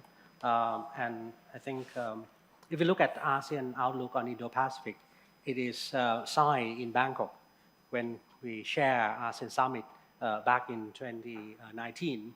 So it's very pivotal. I believe, at least for me, I think AOIP is the first step in the right direction, but it needs a modification now with the changing, context and rivalry in the Indo-Pacific canvas. So what I'm trying to say is that one, for AOIP, I think it took a more inclusive and comprehensive approach to regional security. So I think that's the first stepping stone, and I think it's complementary to EU's Indo-Pacific strategies. So I think that's the first thing. But for ASEAN, we try to highlight about inclusiveness, that will not exclude any players, because we believe that inclusiveness would help strengthen the trust-building activities in the region, or beyond the regional cooperation. So I think what we need is inclusive mechanism or inclusive security architecture, okay? And two, we might explore something together like joint exercises in the Indo-Pacific that are more inclusive rather than a kind of some kind of block building activities, okay, which might stir regional security dilemma for many players. The third one, I think we might need to think about ASEAN, EU, Indo-Pacific cooperation, that we sit together, EU, ASEAN, try to look at something, areas of cooperation, and address the common or share concern or common global commons together in the region, like freedom of navigation and so on. Another point, I think, ASEAN frame maritime security and challenges within the framework of regional institutionalization. So we tend to talk about ASEAN centrality. Okay, so frankly speaking, everyone talk about or respect, ASEAN centrality. Okay, but I think we need to make this concrete. Okay, rather than kind of pay lip service to this ASEAN centrality. Okay, in fact, you bypass ASEAN center institutions. But rather, I think it's a great chance that EU should engage more with ASEAN institutions. And I think that would be grateful in order to make this multilateral mechanism work, like ARF, East Asia Summit, ADMM Plus, and so on and so forth. Last but not least, I think AOIP adopt a comprehensive security approach, non-traditional security ones, with at least 4 priority areas of cooperation. Maritime security is the first and the foremost. The second one is connectivity. The third one is sustainable development and economic security. I think it's time for us to broaden, okay, the cooperations beyond these 4 priorities. And 2, we need to deepen these 4 original priorities, okay, to make a kind of roadmaps, a kind of framework and mechanisms to render each, I would say, pillars stronger in the future. So I think that's my answer to your questions. Well, I just, maybe I could just add some general points. AOIP has been it was adopted in 2019. So in sort of ASEAN time frame, it's only been around 5 years. So it's very short in ASEAN, in the ASEAN world. 5 years, very short. And I think a lot of countries probably feel, if you ask them, they probably say that it hasn't actually been put into practice, to the extent that we require review. So how do you balance that thinking in terms of time frame with the modern world where everything moves very fast and new development happens all the time? And I think that coupled with the way ASEAN works, which is very different from how the EU works, I think it's probably not easy to start talking about reviewing something that has not been fully operationalized. So that's one. That's the first general point. The other general point I want to add is to follow on from what Professor Thitipat said. I think we have to be careful about putting in measures that create a feeling that this is that it is something that is targeted against certain player in the region. And I think this is something that it's been very careful, that we have been very careful in the drafting of the AOIP, as well as in how we're going to operationalize the AOIP. So I think those are my 2 very general points. Thank you. Do you want to? Well, now I will open the floor for questions. I would like those who want to intervene, please raise your hands and identify yourselves.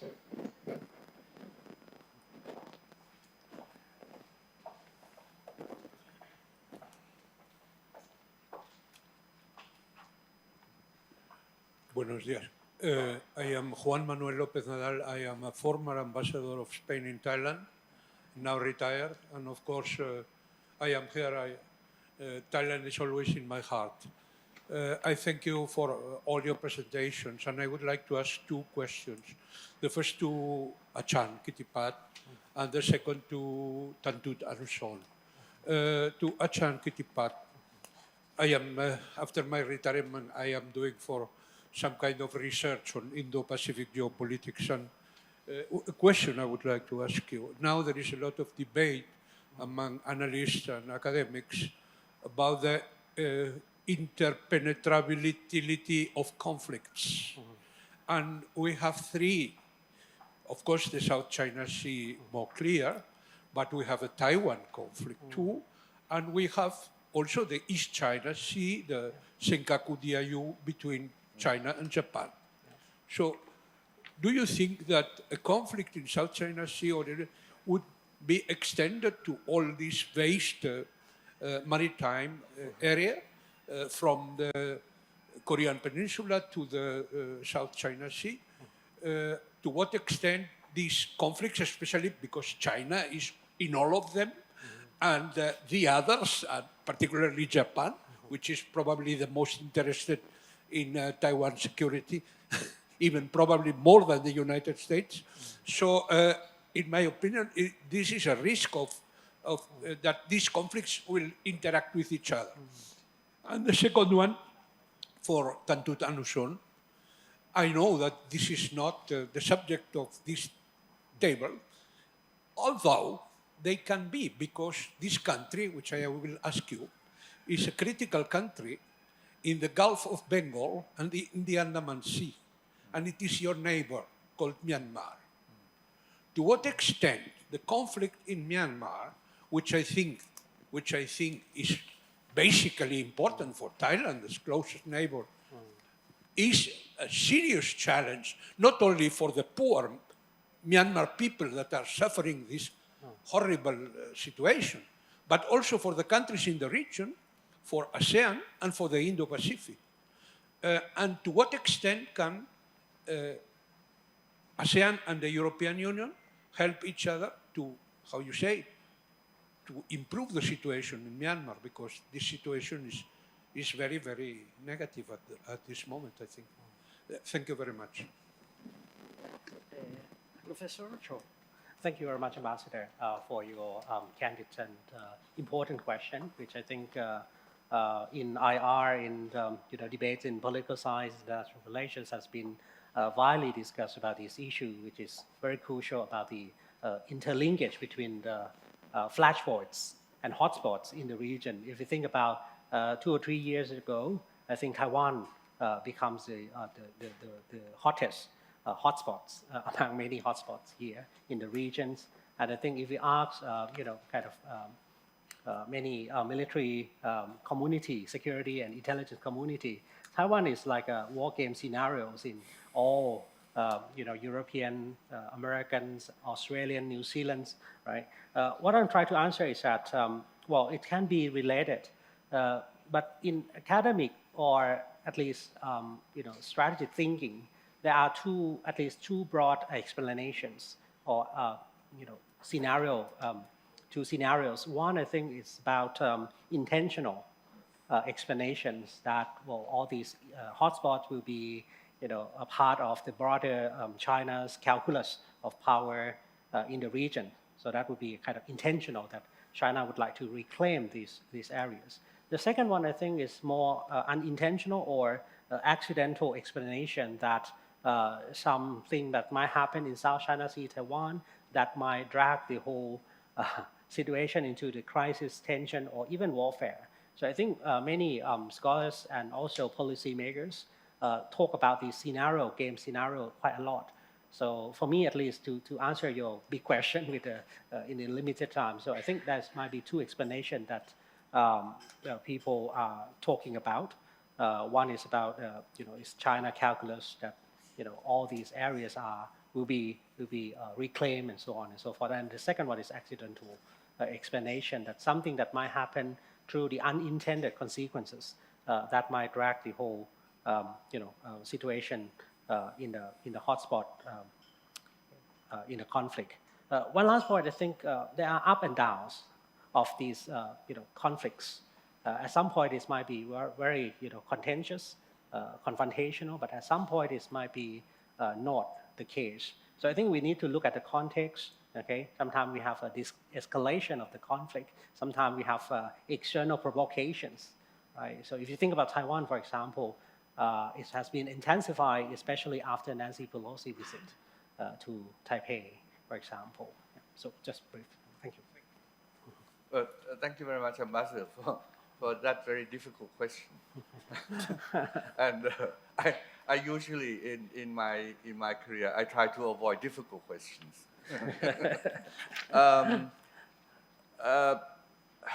Actually, to be very frank, I'm not quite sure what we can do about Myanmar, because as you know, it's one of those countries where if they don't like what you're going to say to them or try to quote unquote help them, they can just shut down the country. They close the country. They have done that twice, 3 times already.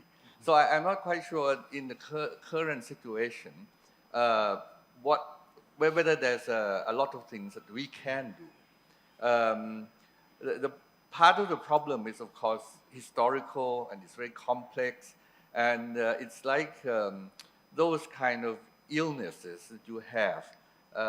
It's been left untreated, so it gets more serious, and now I think we can see that it's a very serious problem for the region. But I think we also have to look at different aspects of the problem. First, to say that whether we can do anything about their political situation, I think that's one question. Then there's a question of humanitarian assistance, whether we can do something about that. Then, of course, there's also a question of economic development, how the well-being of the people and so on, whether we can do something about that.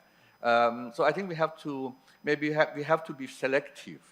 But the problem I find with different interlocutors that we have is that you all have different priorities. Some countries want to go directly and address the political situation there. Some countries say, well, okay, we can start with the humanitarian assistance first. So it's a lot of it is how to match the problem in Myanmar with the priorities of the country that wants to get involved. So the whole thing is very complex.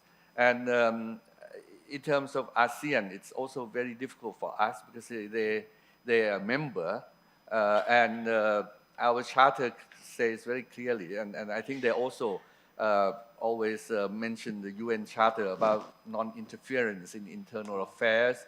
And I think that's, it may sound a bit outdated or out of date, but I think in terms of ASEAN cooperation and ASEAN being a body that it is, we survived for 50-odd years because I think we very much respect that principle of non-interference. So now with this kind of things going on, how do you weigh, between the non-interferent aspect and the concern of what is going on inside the country?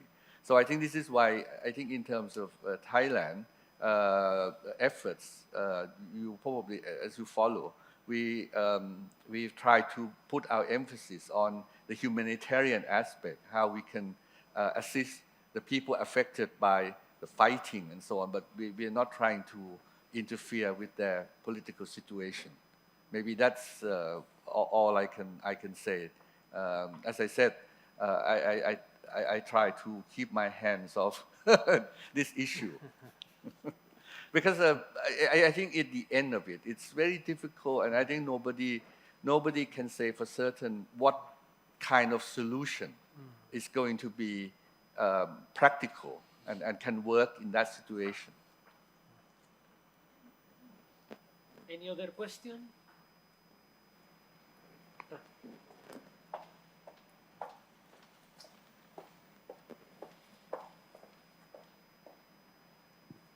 Thank you very much for the presentations. I'm Cristina Esperanza, research assistant at El Cano Royal Institute.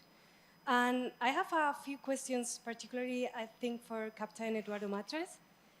Thank you very much for sharing about the EU's position in the region as well. And since you mentioned the coordinated maritime presence, which is now so far focused on the Northwest Indian Ocean, but is also foreseen to be expanded to... I cannot hear you. Oh, now better? Yes. Yeah, thanks. Since you mentioned the coordinated maritime presence, which so far in the region is in the Northwest Indian Ocean, but the EU maritime security strategy foresees that it may be expanded to other areas, I was wondering what's the debate regarding this expansion to Southeast Asia? And also, since you mentioned the Spanish deployment, I was wondering if also it will be done within this framework or in cooperation with the EU or individually. And finally, regarding other EU projects in the region, I was wondering if you could share as well your evaluation of the other two key projects that have a maritime security component. You mentioned IORIS, and I'm wondering most broadly in the framework of Crimario and maritime domain awareness, and enhanced security cooperation in and with Asia, since it has one of the 4 priorities, maritime security, and is expected to be renewed soon this year. So what's your evaluation on how it has performed and the way forward? Thank you.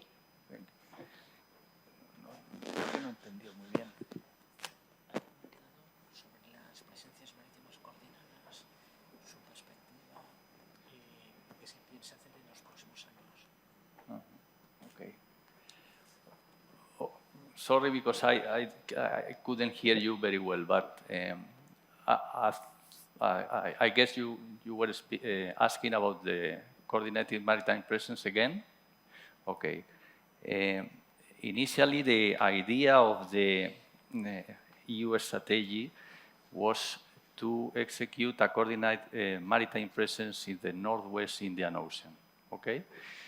In this particular area, now we are engaged in another kind of conflicts. And as I have already said, to put in practice this idea was very difficult because all the navies are engaged there. This issue was studied by the External Action Service of the European Union in order to see what we can do. And several ideas were studied, including to expand this coordinated maritime presence to the east, just to the Malacca Strait and Singapore Strait. At the end of the day, what has been decided is to remain focused in the Northwest Indian Ocean while waiting what is going to happen with the Israel-Hamas war and this situation in the Red Sea. On the other hand, you said something about Crimario and IORIS. The IORIS software is already in place, I think, in 50 information fusion centers of 23 regional countries there. So I think this software for information management, for exchanging information, chatting, messaging, mapping, it is already working and with good results as far as I know. As I said, as far as I know, all the regional countries are happy with this information sharing mechanism that is put in place. And, well, I cannot tell you more. Sorry. Do you want to add something? Yeah. In that case, we have still time for one more question. If there is no questions from the floor, I have my own question. Well, you know, one of the 6 priorities of the European strategy is for the EU to become an actor in security and defense in the Indo-Pacific. After 2 years, and in order for this aim, we have the programs Crimario, ESIWA. We are asking to join some fora such as the ADMM Plus or the East Asia Summit. Would you say after 2 years and a half that European Union is well placed to reach this goal of becoming a meaningful actor in security of defense? Or do you think we are falling short of that goal?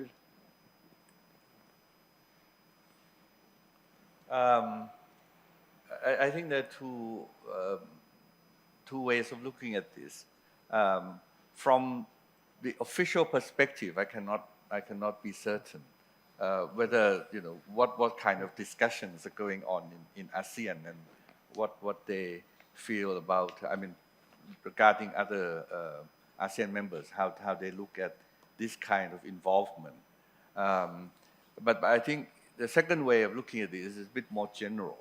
And I think there are two, from what I have followed, I think sort of there are two schools of thought here. One group of people or countries that they probably believe that the more the merrier. If you have more other countries from outside the region being involved, then you have alternatives. You have more friends, you have more partners. So one group of countries or people, they believe in that. The other, of course, they will look at it on the opposite argument, that is it necessary to bring in or have an involvement of countries outside the region, in the area where we already sort of very cluttered with big actors, both inside with regional actors as well as extra-regional actors already involved in a very limited space. So do we need more? While the other group will say, well, all these countries are already involved, why not more? So I think maybe that debate, even at the official level as well as in the academic world, it's still going on. I don't think we can say definitely which is better. But if you ask me personally, I think the more the merrier is a good choice, because then you can make sure that all the major people are there, the major players are there, and any cooperation that needed, then it will be truly global. So that's my view.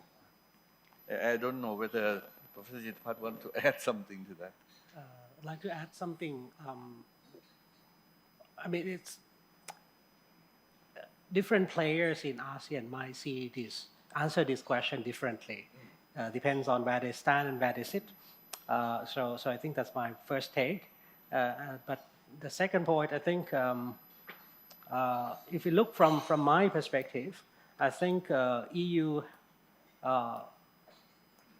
as Indo-Pacific actor, aspiring Indo-Pacific player, I think it emphasized the partnership rather than kind of military alliance. So I think it might be beneficial to many countries. That's the first one. The second one, I think, in terms of power, I think we have so many European investments, some trade relations, and more now with the kind of some military and defense cooperation. But I think the powers seem to be defined differently. I think in terms of the appealness or so-called soft power of EU is appealing to some generations, to some sectors within society, and also to some democratic governments in the region, but also not appealing to some as well.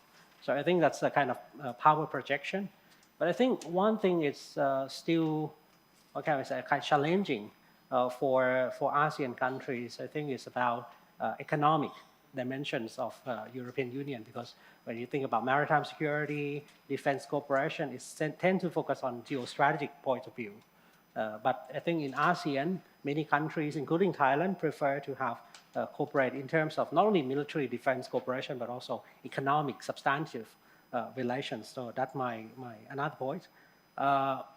Another one, maybe last point, is about the potentials of European Union. So many potentials. We are here in Spain and we look at so many potentials, energy cooperation, and so on and so forth. But how to transform that potentials to be a kind of concrete practices? I might speak very abstractly, but luckily I'm not in Ministry of Foreign Affairs. But I think that's the core ideas behind that, how to make the potentials into a kind of concrete practices. I think that's a real challenge in EU-ASEAN constructive relations. Thank you. Well, with this, we finish this first session. Please give an applause to the participants.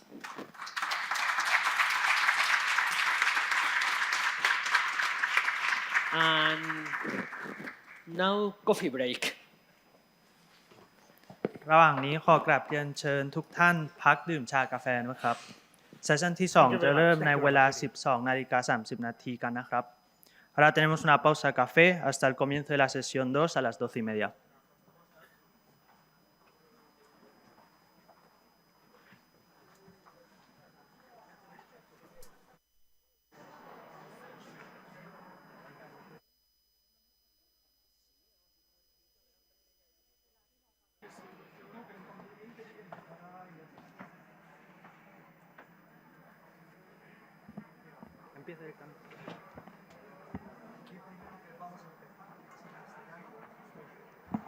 Vamos a empezar la segunda sesión del programa. La sesión 2 sobre innovación en el ámbito de las energías renovables. La sesión será moderada por el director del International Studies Center de Tailandia, Dr. Anuson Chinvan.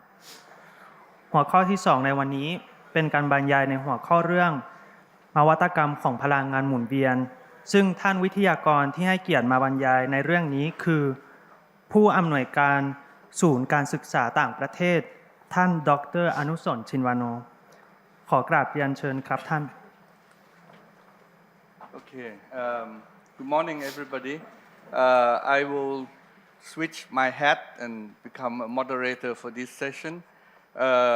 It's a subject that I'm personally interested because I've been involved with the issue of climate change for the last 10 years or so. Also as a negotiator when I was still with the Ministry of Foreign Affairs of Thailand, and currently I'm also a member of the National Committee on Climate Change Policy of Thailand. So this is an issue that is clearly connected with climate change, and it is something that is of personal interest. And we also have very senior and knowledgeable panelists to discuss the issues. But before I start, could I just say a few words about this issue?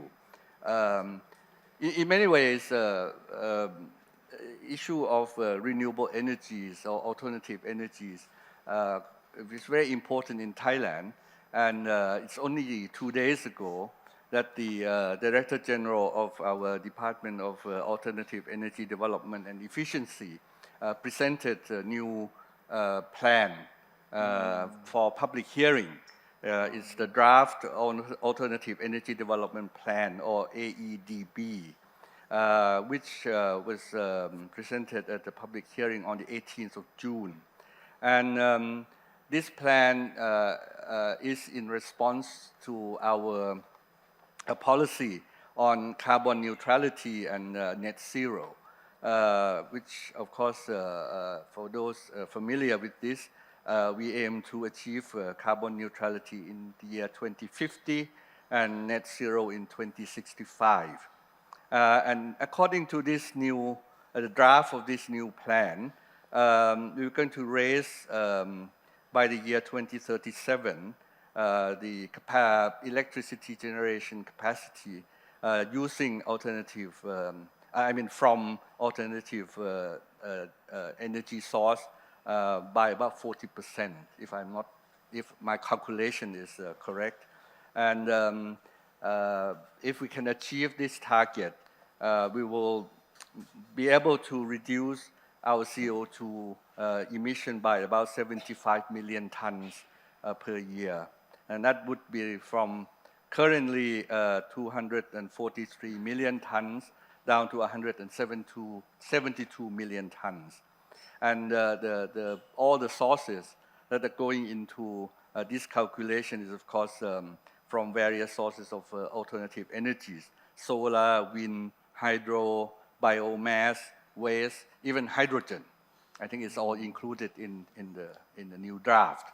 So that sets, I think, the scene for our discussion on innovation in the field of renewable energies, which are going to be discussed by our four, as I said, very knowledgeable panelists. Let me just introduce them very briefly. Mr. Domek, who is the Business Development Director, Southeast Asia from Acciona Energy. And then Mr. Thawatchai, who is the Deputy Governor of the EGAT, Electricity Generation Authority of Thailand. And then the third person will be Mr. Patida Solana, Head of Business Development and New Markets and Offshore Wind at Repsol.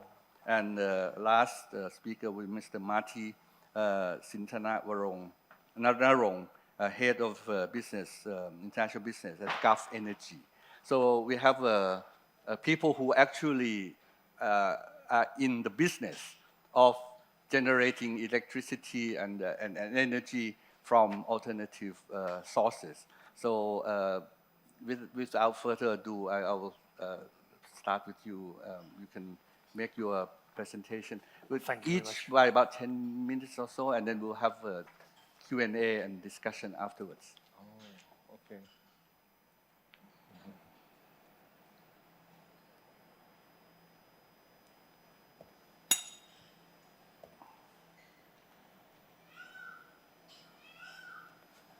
¿Se ve? ¿Se ve? ¿Se está pasando?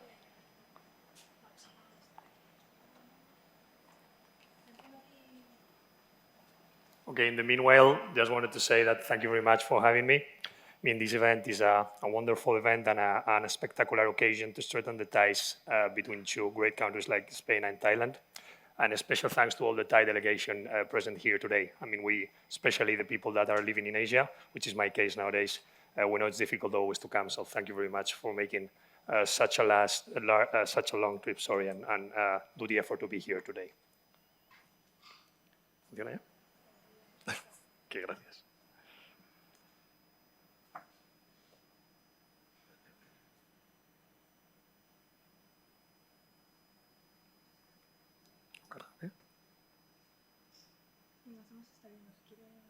Bueno, los demás se ven. No problema, entonces está bien, está bien. Sí, es buenísimo. No, si los demás se ven, está perfecto. So just before getting deeply into what our group is doing in the field of innovation for renewable energies, just a couple of words of the group in general and in particular about what Acciona does in renewable energy. It's going to be a little bit redundant for the members of the Thai delegation that were present yesterday in our campus, but just for the benefit of the people here present today that were not able to attend. So Acciona is a company with more than 100 years old that from inception was an engineering and infrastructure company, but especially in the last 30 years, we diverted and invested into other segments such as infrastructure, water, solution for cities, social, real estate, our property development business, or our hedge fund called Bestinver. We're a company of more than 60,000 employees, and sorry, a little bit of our numbers, just for you to know that we are a strong company with a strong balance sheet. So as you can see, last year, more than 17 billion of revenues and roughly 2 billion of EBITDA, which 64% of this EBITDA is coming from the renewable energy business.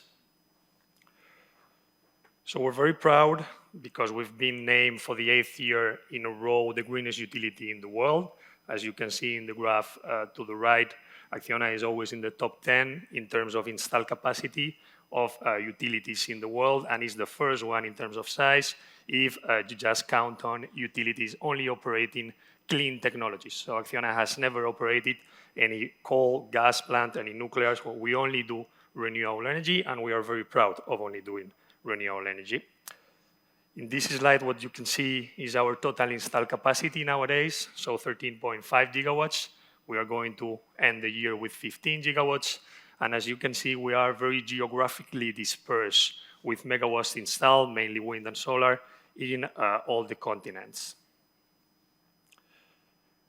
Here is the slide resuming our presence in Southeast Asia. We entered the region a couple of years ago, and we have been doing pretty well in growing our greenfield portfolio. We recently started at the beginning of this year the construction of our first 100 megawatt wind farm in the Philippines, in Luzon, southeast from Manila. And also we have 2 wind farms up and running since 2020 and 2021 in Vietnam. And we won last year 5 projects totaling 436 megawatts in Thailand, which are still to be built, and we hope we can sign the power purchase agreements with IGAT. IGAT represented here today by the Deputy Governor of Strategy. Thank you very much also for coming. If we sign those PPAs, we will be starting construction of these wind farms soon, and those wind farms will be in operation between 2026 and 2030. So that was all for the presentation of the company. So now I'm getting deeply into what we do in innovation. So for Acciona, innovation is part of our DNA. I mean, we are pretty sure that the reason for our success was that we were always at the forefront of innovation. What you can see there is the many projects in which we were pioneers back in the day. So from the start in the early 90s with the first wind farms in Spain, to install the first solar PV plant also in Spain, plus getting into biomass, getting into storage, and more recently getting into things like green hydrogen, big macro storage plants for balancing the grid, or, for example, new technologies for floating offshore plants. I mean, these were words, but these are facts. Last year, we invested 130 million, roughly 130 million in innovation. You have there a list. So, and that's only energy. Then we have all the infrastructure, water, and the rest of the businesses.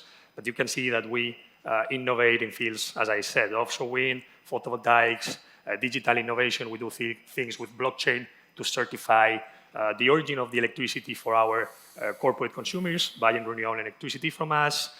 We do vehicle to grid, very important. This is going to be the future. So all the electric cars and electric motorcycles using the batteries to provide ancillary services to the grid. We're trying to put a lot of capital into develop that part of the business. We're also investing in extending the life of our assets up and running, plus energy management, operation and maintenance, storage and hybridization, or, for example, green hydrogen. This is, as I said, only a glimpse. We do much more, so I will encourage you, please, to go to Google and Google Acciona Innovation, so that everything that I'm going to talk about today, you will find there much more detail, but also many other things that Acciona do for innovation in, as I said, other fields like infrastructure or water. So I'm going to talk very quick about 4 projects that we're doing. As I said, this is only the tip, but I think it's pretty representative of what we're doing. First thing is green hydrogen. I mean, everybody, you might have noticed that there is a lot of hype around green hydrogen, so everybody speaks about green hydrogen, but we are proud to say that we are one of the very few companies actually producing green hydrogen.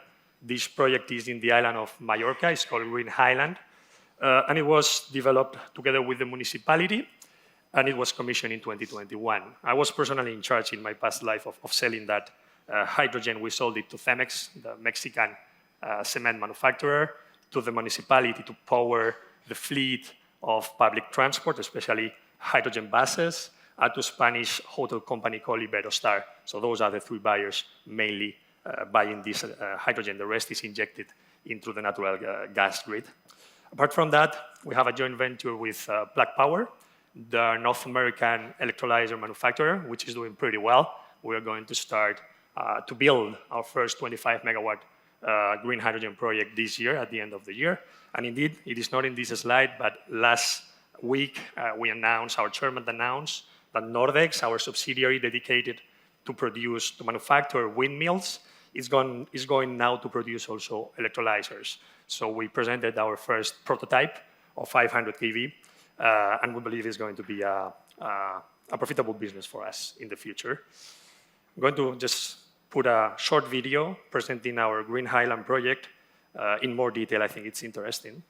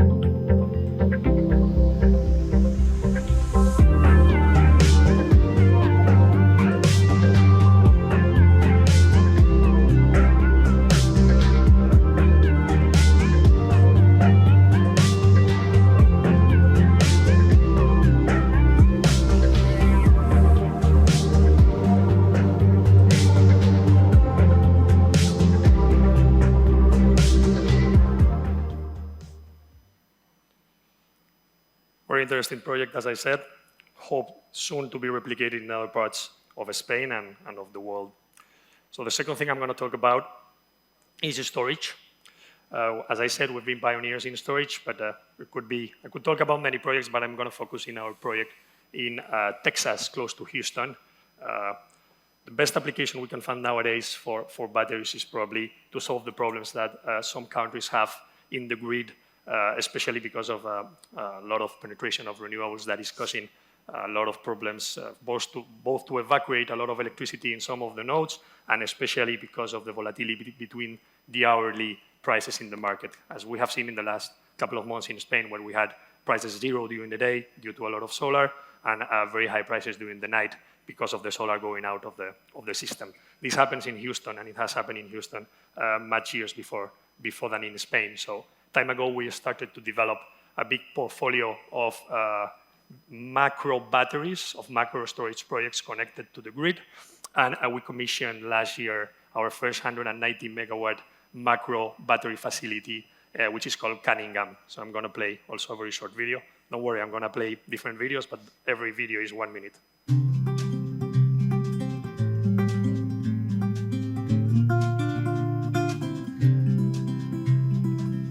Cunningham is the first battery storage plant or project here in the United States.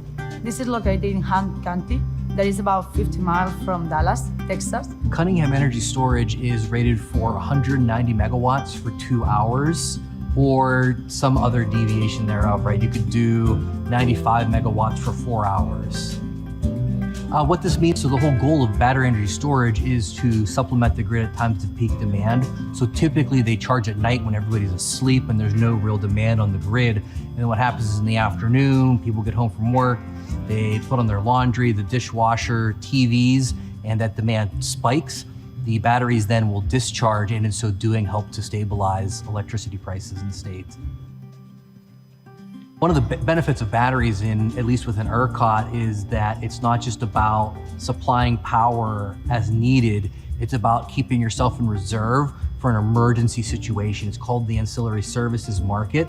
and sometimes we just sit here ready to jump into action.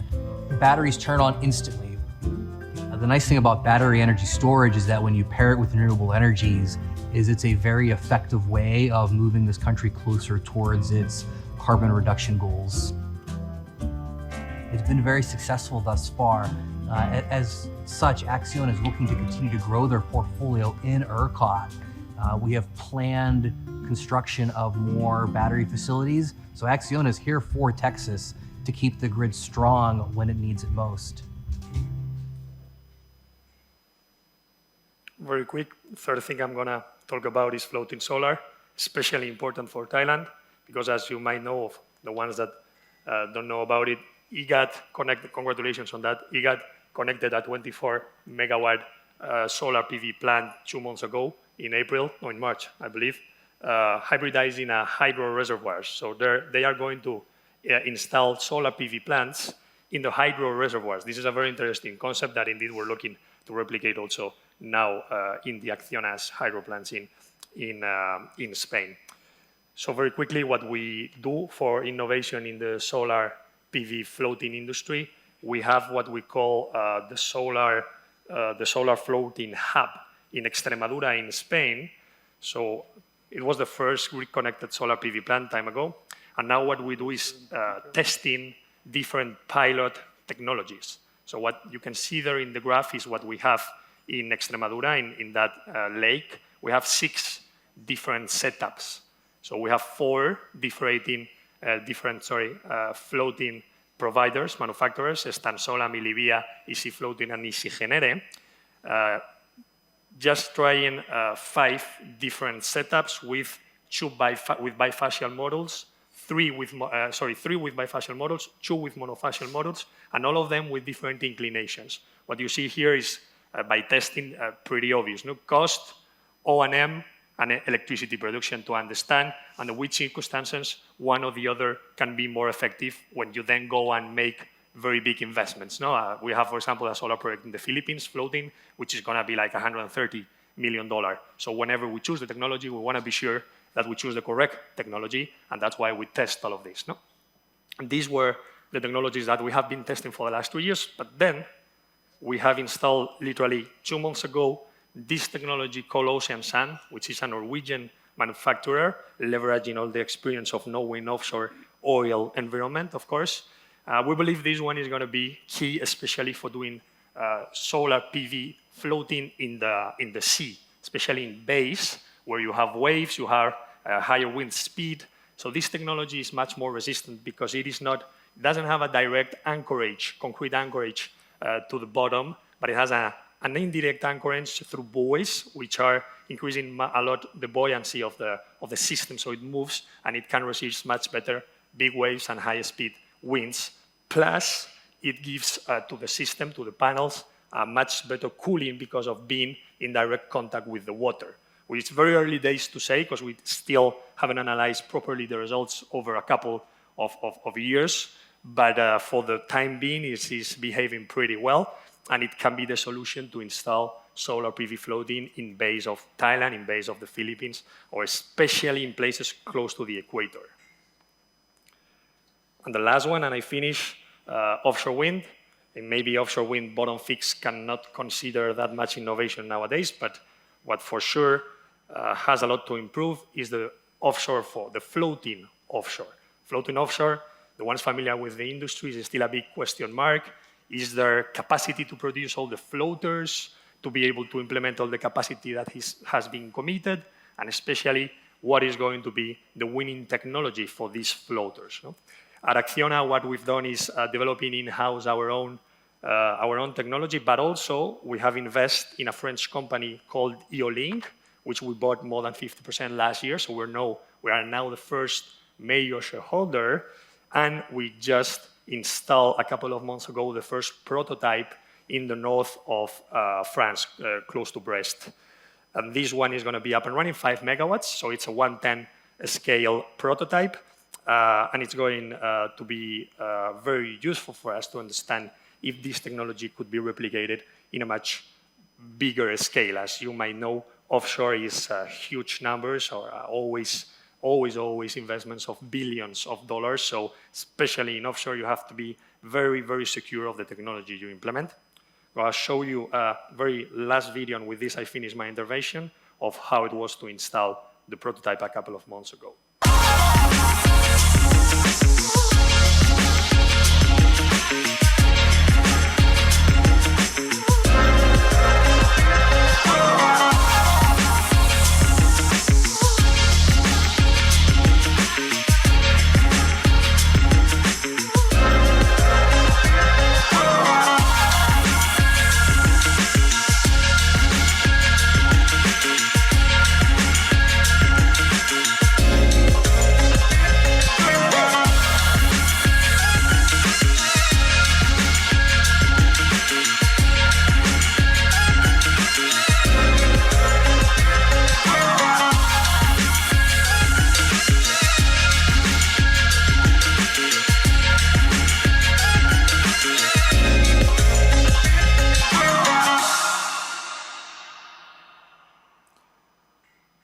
Thank you very much. That was all. Again, thank you for inviting Acciona and for inviting me. And any question that you have, more than happy to answer now or after the intervention. Thank you very much.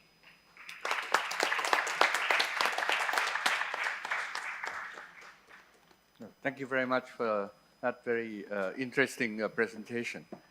Next, our Deputy Governor of ECAT.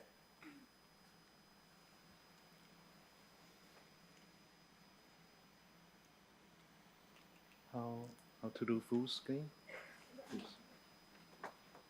screen in Spanish. Okay, thanks. I think I better sit here and. Okay. So good afternoon, everyone, and I'm Thawachai Samramanit from ECAT, Thailand. For my organization, Electricity Generating Authority of Thailand, or ECAT, we are the power utility in Thailand and responsible for power generation and also power transmission system in Thailand. And basically, I think today is a good opportunity for being invited to be here from the Ministry of Foreign Affairs of Thailand. And thank you very much for the Ambassador Kun Wosit and also Ambassador Felipe for giving an opportunity for ECAT to be here to share with you some information about the power sector in Thailand.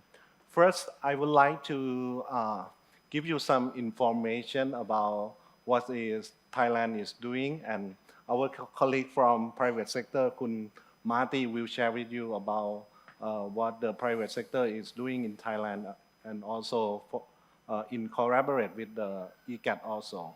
And let me tell you in this way that for Thailand, we normally use fossil fuel to generate electricity. Right now, it is about nearly 60% electricity generated by natural gas, and also around 20% that we have the electricity from coal-fired power plant.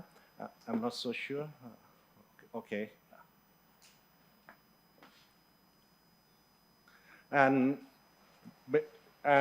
around the remaining are from renewable energy, which is around maybe nearly 20%. But due to the climate change issue that is happening around the world, Thailand is one of the countries that we pay attention to contribute to decrease the carbon dioxide emission. So that's why for the policy level, they have the target to achieve the carbon dioxide reduction emission in the future. The Thailand, we have the 3 milestones to achieve according to the target. The first one we call NDC target for 40%. NDC target means nationally determined contribution from the country in energy sector. and also other sector in Thailand also, not just only energy sector that release the carbon dioxide, transportation, industry sector, and also agricultural sector also contribute to the carbon dioxide emission. But the target for 40% is the reduction based on the business as usual that we have. So we target to decrease 40% by 2030. And also the second milestone we call, Dr. Ambassador Kun Anuson mentioned that we have the target for carbon neutrality, which is we try to reduce carbon dioxide by the offset of the carbon dioxide emission and absorption for the carbon dioxide. So this target is set for 2050. And the ultimate goal is how do we can do the net zero emission in the total ecosystem, which is based on year 2065. This is the target for Thailand towards the sustainability in the future. Next one, I would like to link everyone to follow me that is the direction for the whole picture for Thailand. What is about for the energy sector in Thailand? This one, we have to know about what is Thailand is doing for the energy sector. In Thailand, normally we have the master plan for the energy sector. We call the National Energy Plan or NEP. In NEP, not just only the power development plan, but also it consists of other 4 plans, which is the first one we call alternative energy planning, like the Ambassador Anuson mentioned. And the next one is about the energy efficiency plan. And also for the next one is the gas plan. And the last one is the oil plan on this. So you can see that in every, not just only electricity, but oil and gas also count for the national energy plan, because in Thailand we have to see the whole picture for the energy sector, and this one is responsible by the Ministry of Energy of Thailand. In this plan, we will know exactly that in the near future, what would be the power demand in terms of megawatt or in gigawatt in the near future. For Thailand, we looking forward for the next 14 years until to 2037. And we also try to make sure that in the near future, our existing power supply could not be enough for the future power demand. So what we are going to do is what kind of the electricity should be coming from, for example, renewable energy. What about the natural gas? For renewable energy, what kind of, how much of the solar power, wind energy, biomass, biogas, something like that, or even geothermal in Thailand. So basically in Thailand, we have the master plan, and we have to look for the future.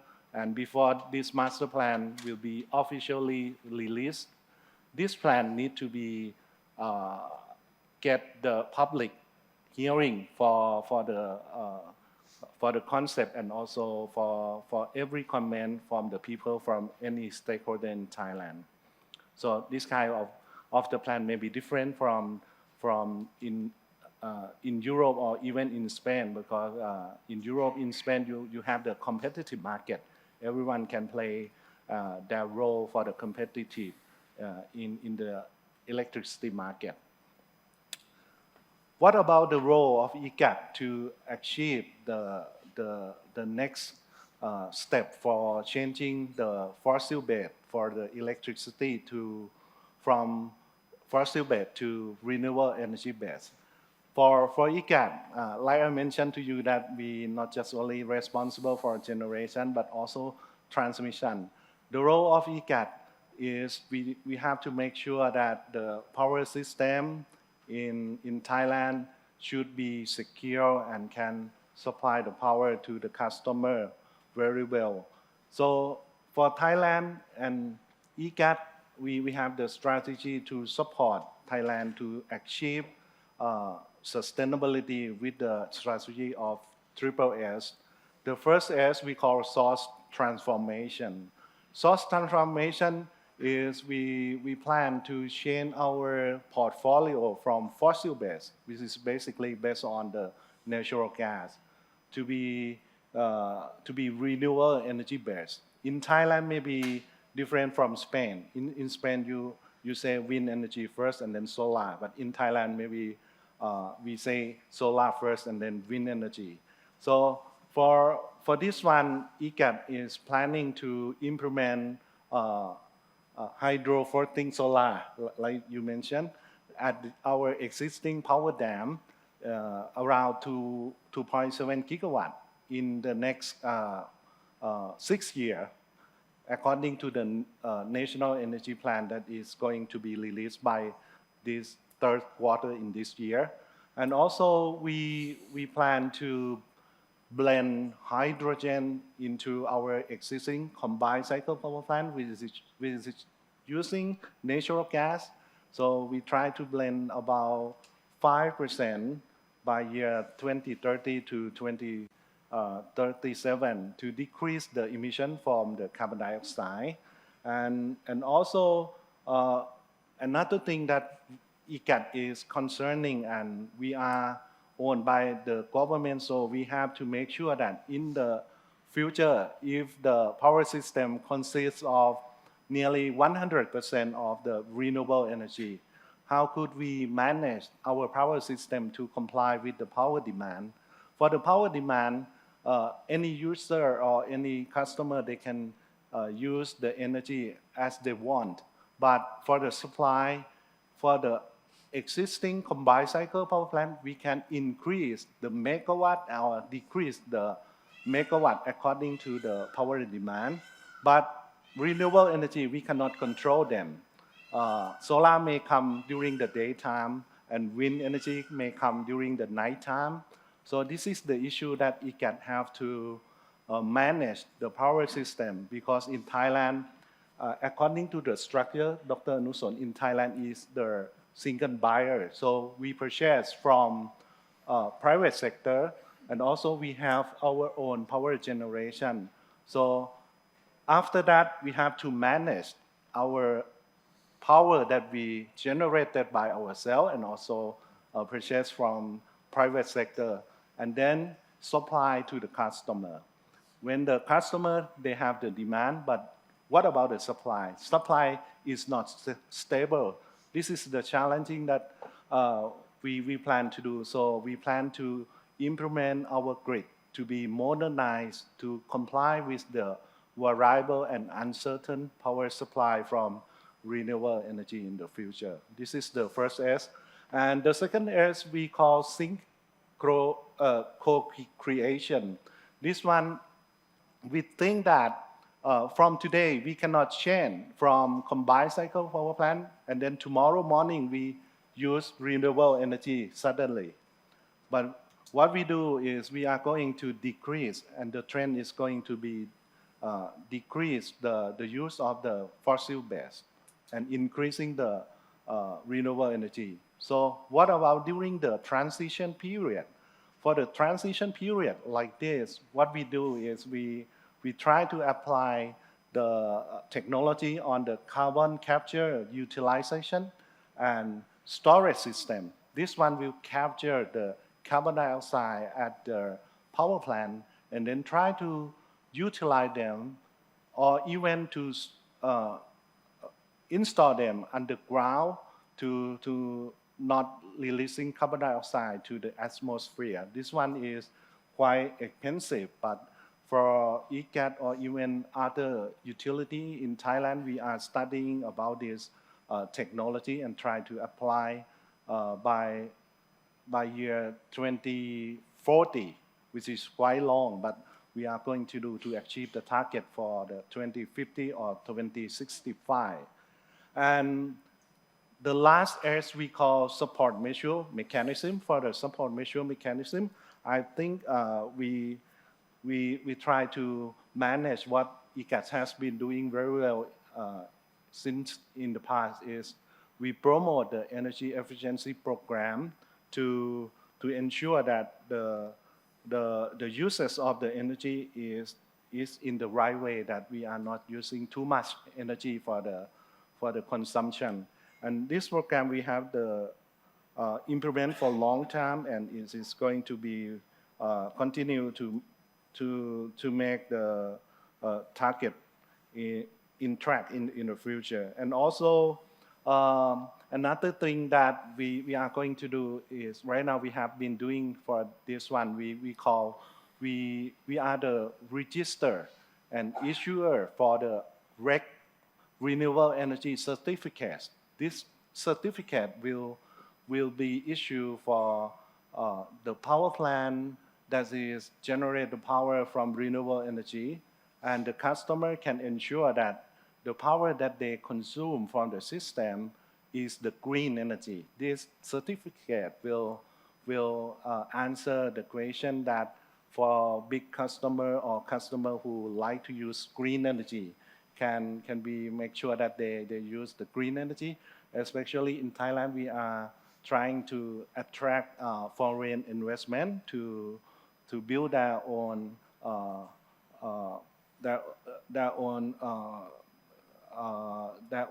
project in Thailand and say that this project is using the green energy. You can trying to supply this, and for the green energy, not just only coming from ICAT, but also private sector like from our friend Mr. Marty. They have a lot of projects in Thailand to sell green energy into the system. This one will help that the transition period in Thailand. And also for ICAT, we build the EV ecosystem in Thailand, not just charging station, but we build and create the application for the EV charging and also EV backup end for the customer that we use in Thailand. And this one is the strategy that we are going to do according to the National Energy Plan in Thailand. And because this topic, Ambassador Anuson, we're talking about the innovation. So for ICAT, we do some innovation to make sure that we'll comply with the energy transition in the near future. As everyone knows that solar and wind cannot control, or we cannot dispatch them to generate the power. So for ICAT, we have seen that it is our opportunity to combine or hybrid them between hydropower as our existing hydropower that we have in Thailand with the solar that we can use the water surface to put the floating solar and generate the electricity from floating solar and also from hydropower and make it firm capacity. Because during the generation from solar, when you see that solar is coming up like this and then stable and going down during the evening or nighttime, but in practical, it's not like stable, but it has some fluctuation during the day. So this one, we try to combine the generation from hydro with the energy management system and also with the battery energy storage system to make everything like to be more controllable, like this and this, something like this, to make the firm capacity for the power generation in Thailand. And the first project that we already implemented is in Sirinthorn Dam in the northeastern part of Thailand with the capacity of 45 megawatt for the floating solar at our existing hydro for 36 megawatt.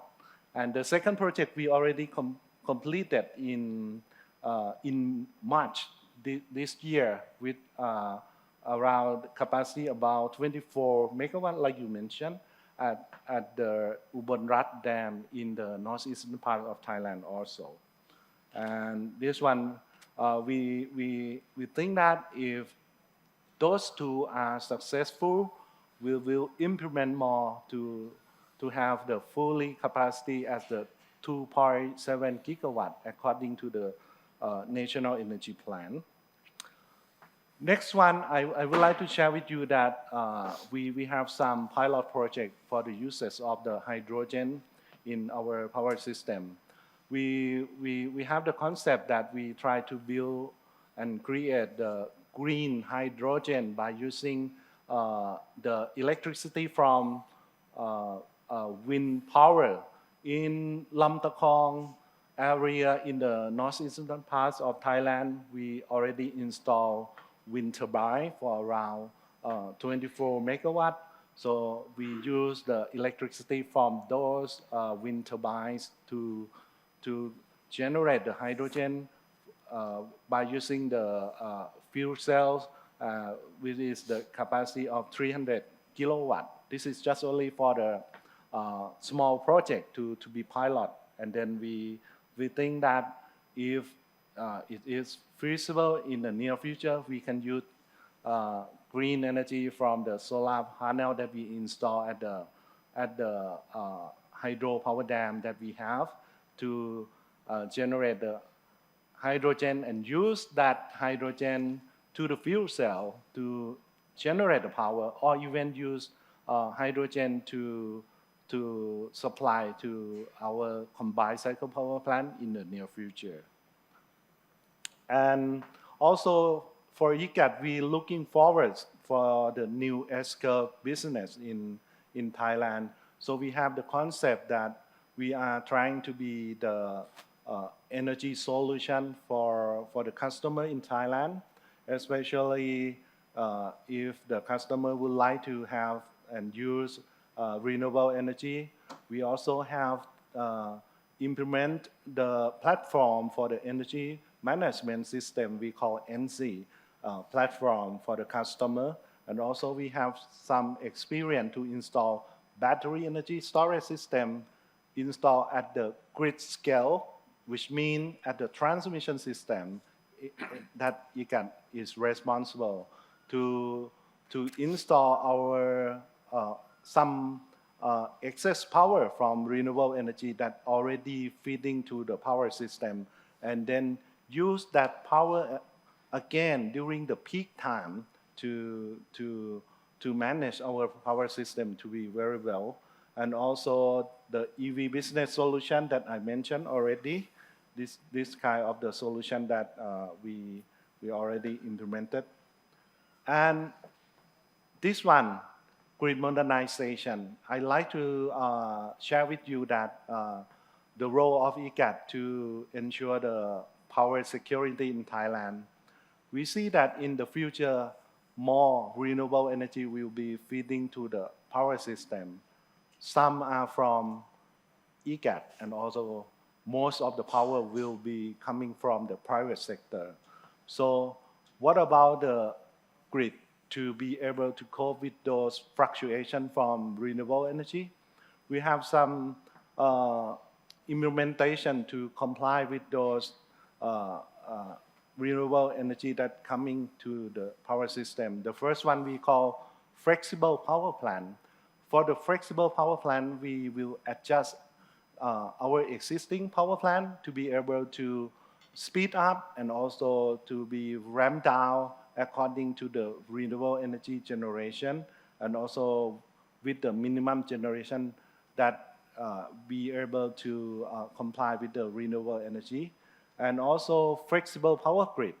Our substation will be more clever and digitalized to be able to communicate with the power generated by renewable energy. And in the future, more power from renewable energy coming into the system, we are going to have big data to be managed in the future. Most of the data will be coming from the small scale of the renewable energy, which is going to be distributed into the power system. If we have the big customer or the big power producer is not going to be a big problem. But if we have many small power producers, that's going to be the big problem if the system operator cannot see or cannot communicate with those small scale. So this one is going to be the issue that we have. And also for the grid scale energy storage system, I mentioned to you before that in our power grid, we already installed grid scale energy storage system to be able to comply with the excess power from renewable energy in some area, especially in the northeastern part of Thailand, which is very sunshine, and most of the solar power, they located at those areas. But the power demand is very small compared to other regions of Thailand. So how do we install and store those power into the battery first and then supply the power when the demand is needed? This is what we have been doing. And also RE forecasting control center. Yesterday, I have a good experience to see the control center at Acciona. Very impressive for me because Acciona can see every power plant that you own around the world. But for ICAT, we just only have the power plant in Thailand. So my target is I try to see every power generation inside Thailand.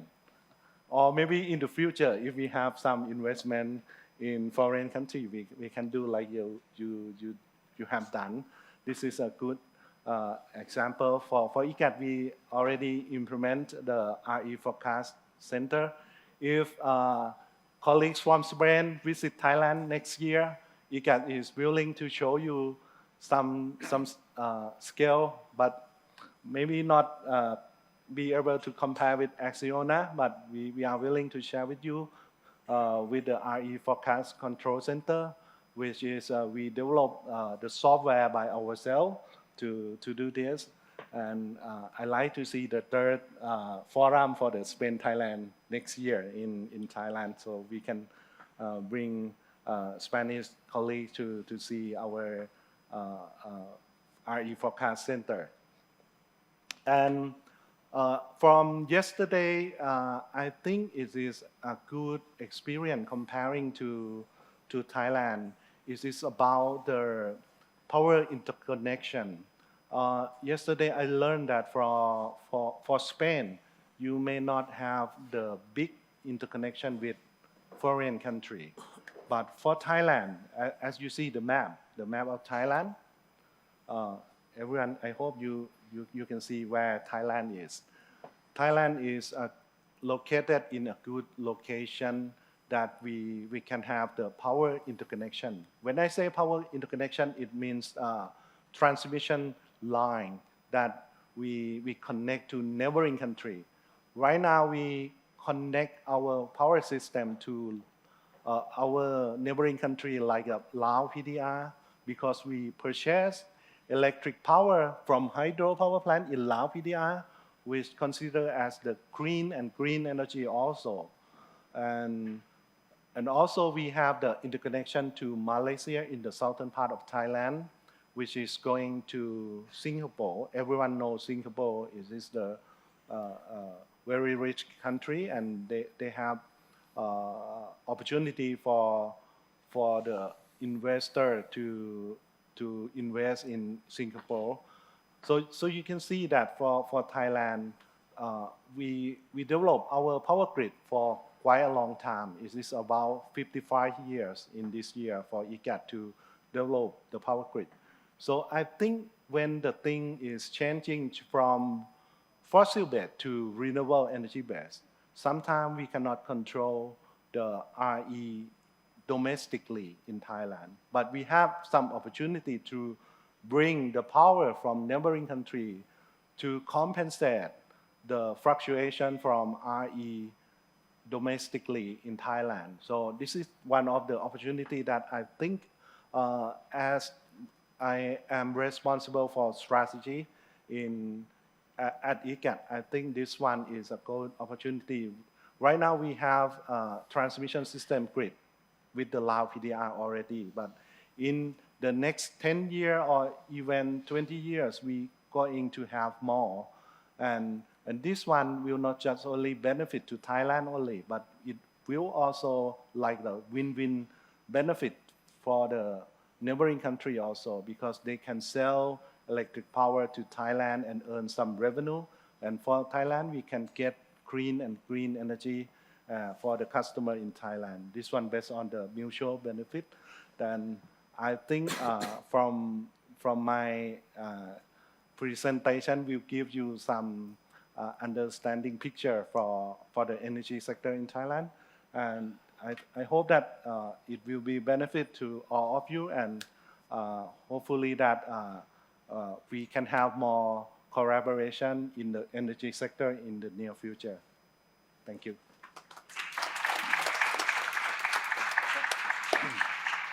Thank you very much for that presentation. Can I move on to our colleague from Repsol?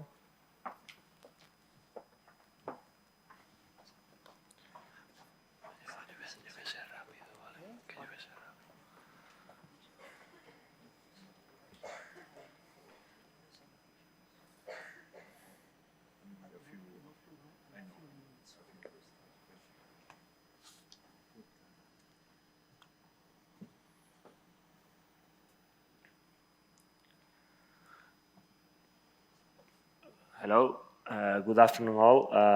Well, first of all, thank you for inviting me here. It's a pleasure to represent Repsol in this forum. I will be quite fast because in 10 minutes we cannot explain all the projects we have in innovation.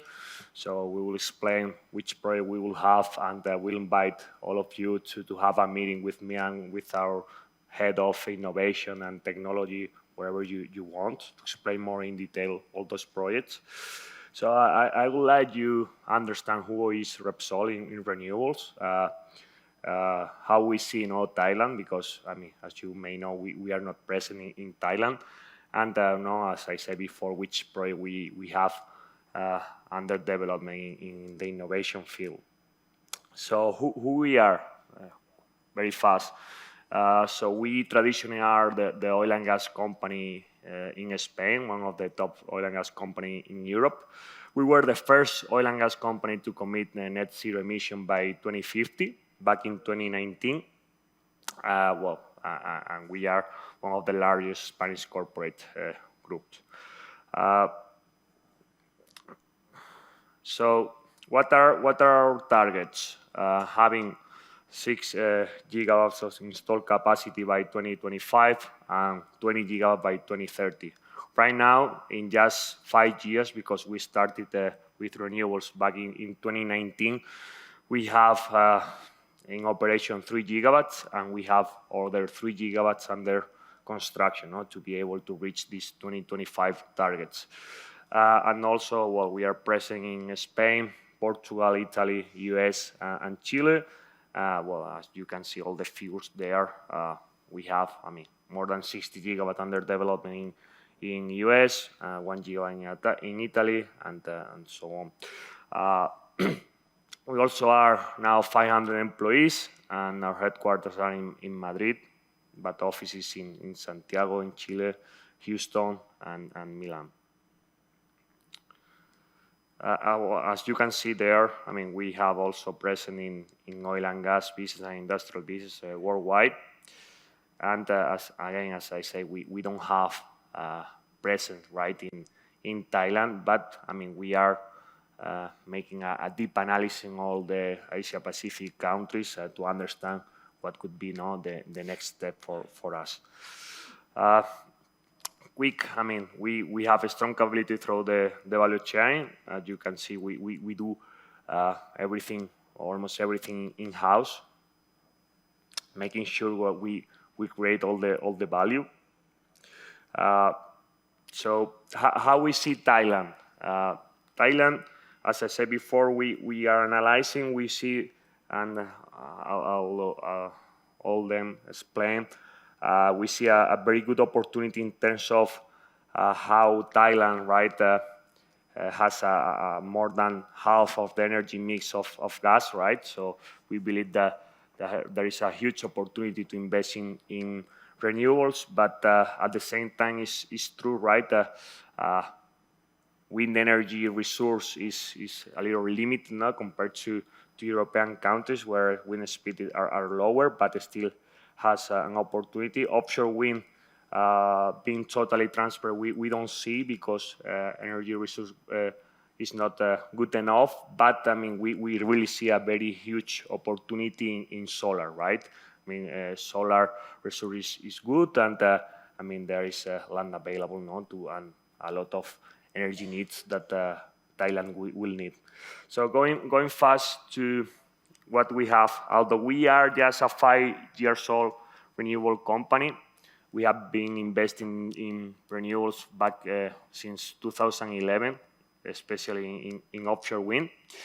And as I said before, no, we are one of the main oil and gas companies in Europe, and we have benefit for all the innovation and all the structure we have for research and development at Repsol. No, basically we have we have a corporate venture business unit at Repsol. We have a tech lab with more than 230 scientists, mathematics, robotics, specialists in energy, and also we have Repsol Foundation where we invest in startups. Apart from that, we have collaboration with different companies for innovation in solar and wind and in offshore as well.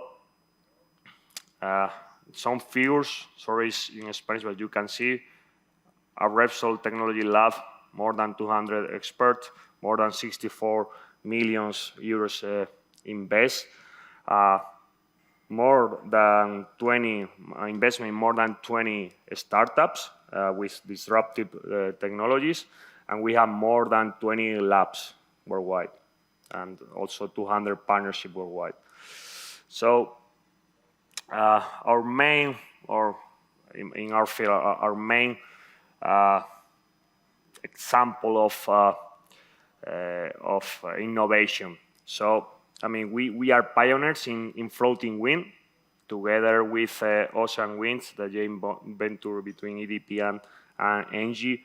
We built a prototype for floating back in 2011, so 13 years ago, with one turbine investors 80 meters, 2 megawatts.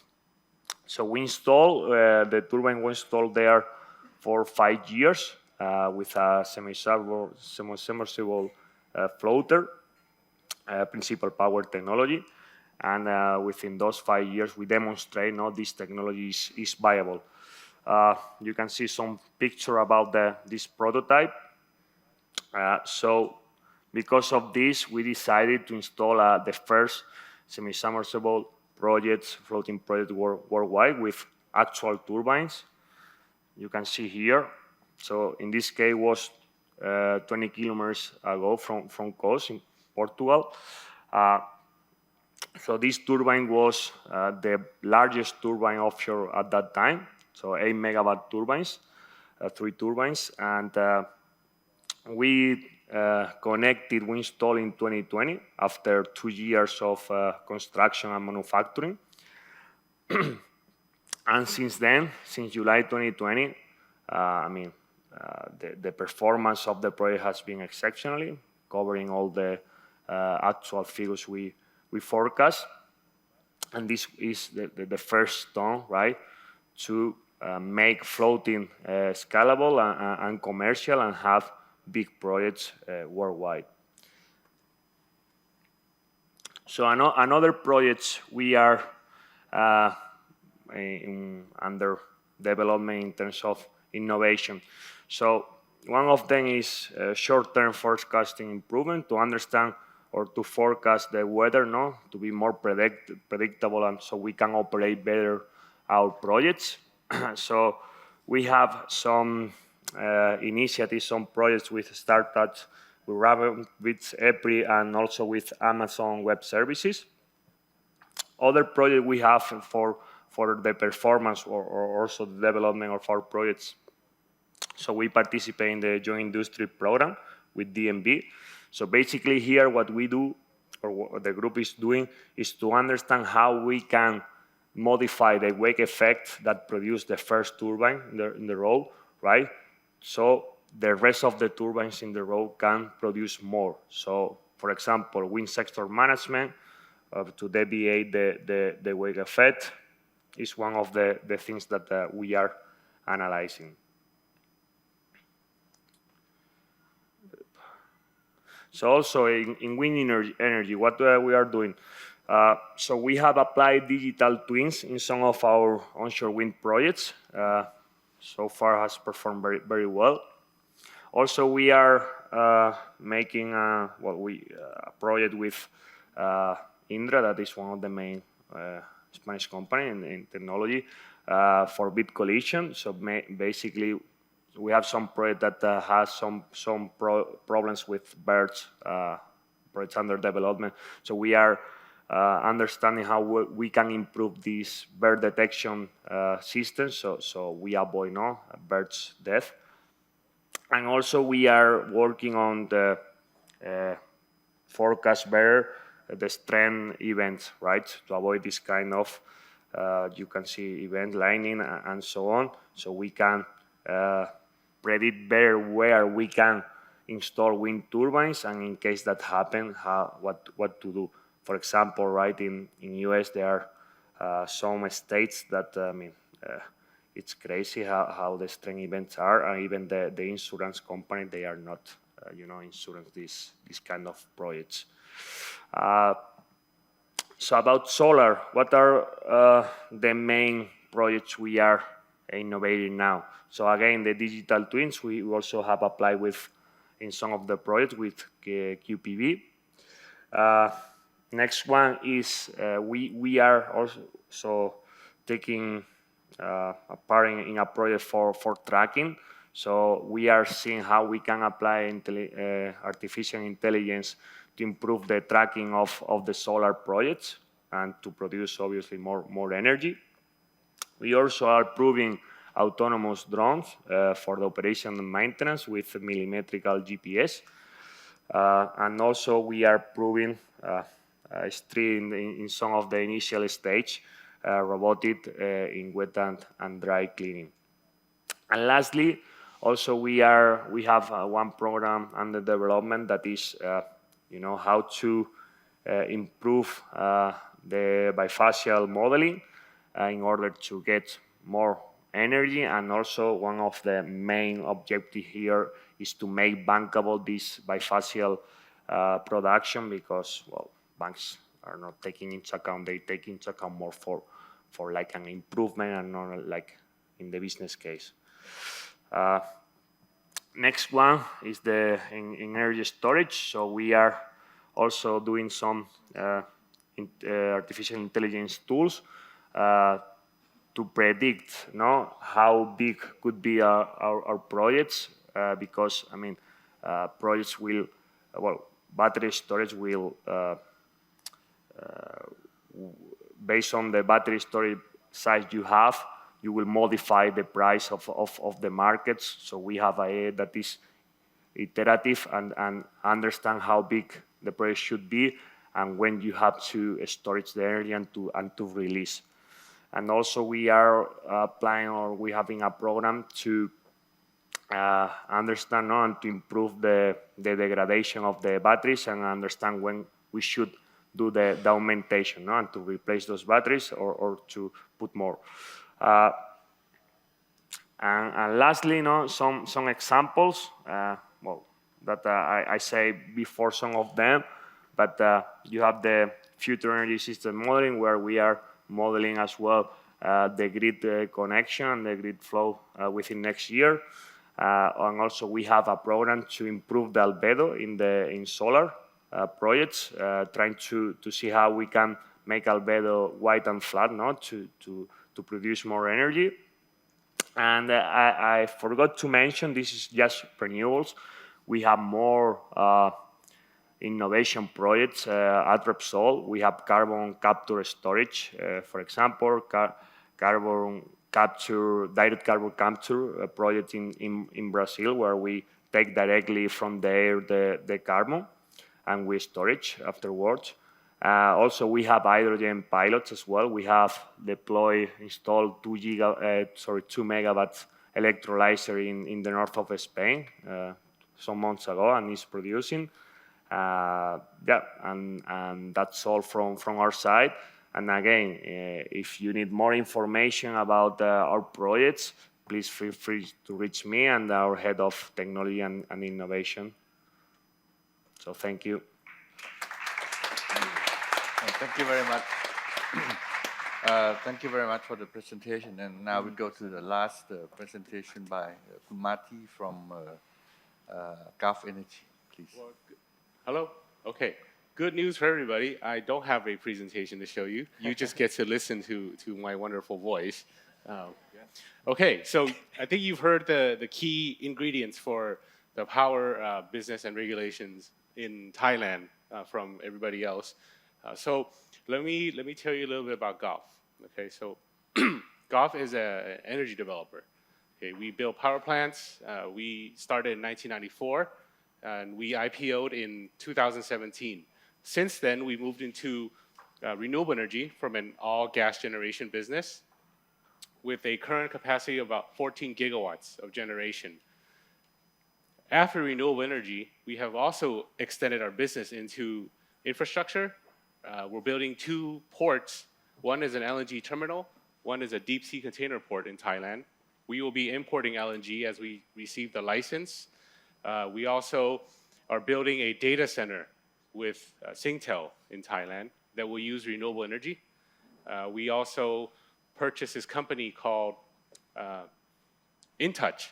InTouch is comprised of AIS, which is a telco, and also Thaicom, which is a satellite company. We have since took out Thaicom and purchased it wholly, so we own a satellite company now. Okay, so we've expanded into a lot of business that is beyond power.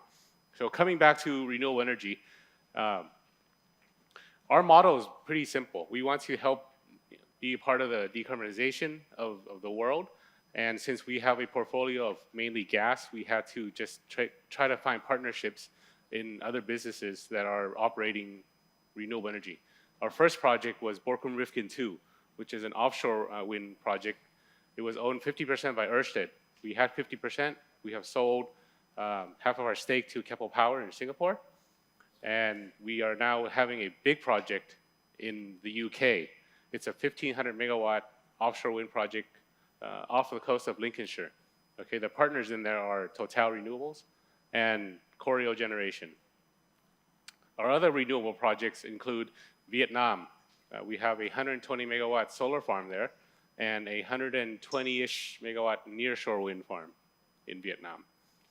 In Thailand, we won the last tender last year, and we have a project that will include about 1,400 megawatts of onshore wind, solar, and solar with storage.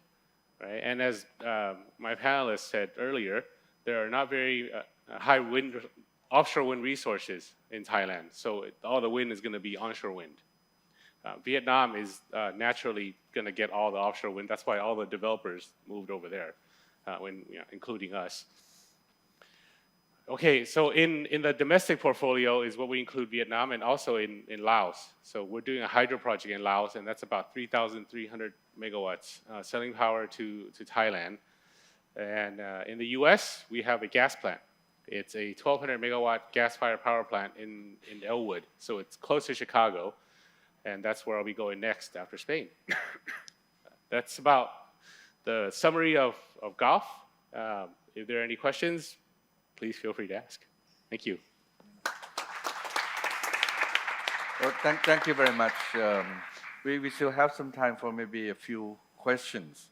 So I'd like to invite any from the floor to ask if you have questions to ask, and also please, like previous session, please identify yourself also.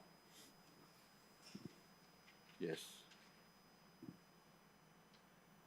Well, our panelists made very good, excellent job of presentation. Nobody has any question?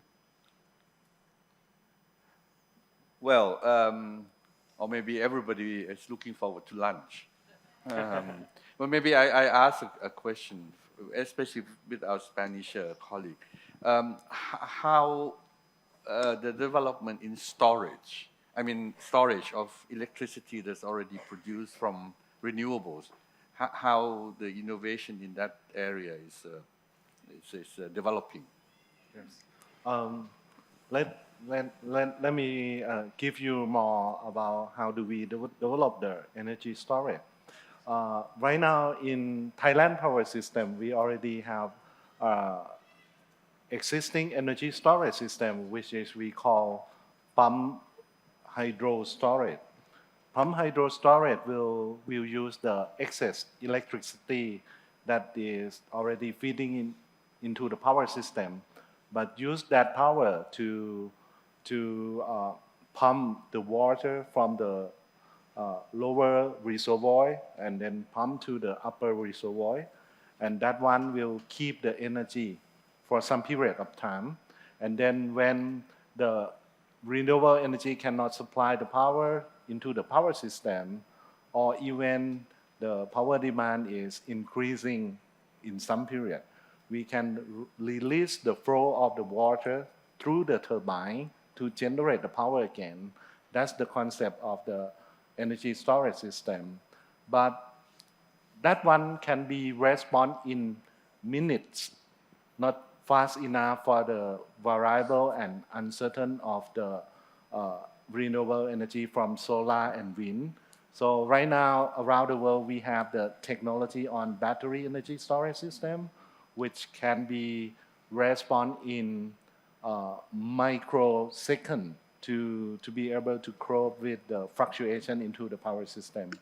For Thailand, we already install grid scale battery energy storage system into our power system already, with the capacity around 37 megawatt hour to the area that nearby to the area that we have wind power in Nakhon Ratchasima province, and also in some area in Thailand we call Lopburi province, that they have the very high condensed area for the solar panel, solar farm in those areas. So that one can be managed, the power into the power system.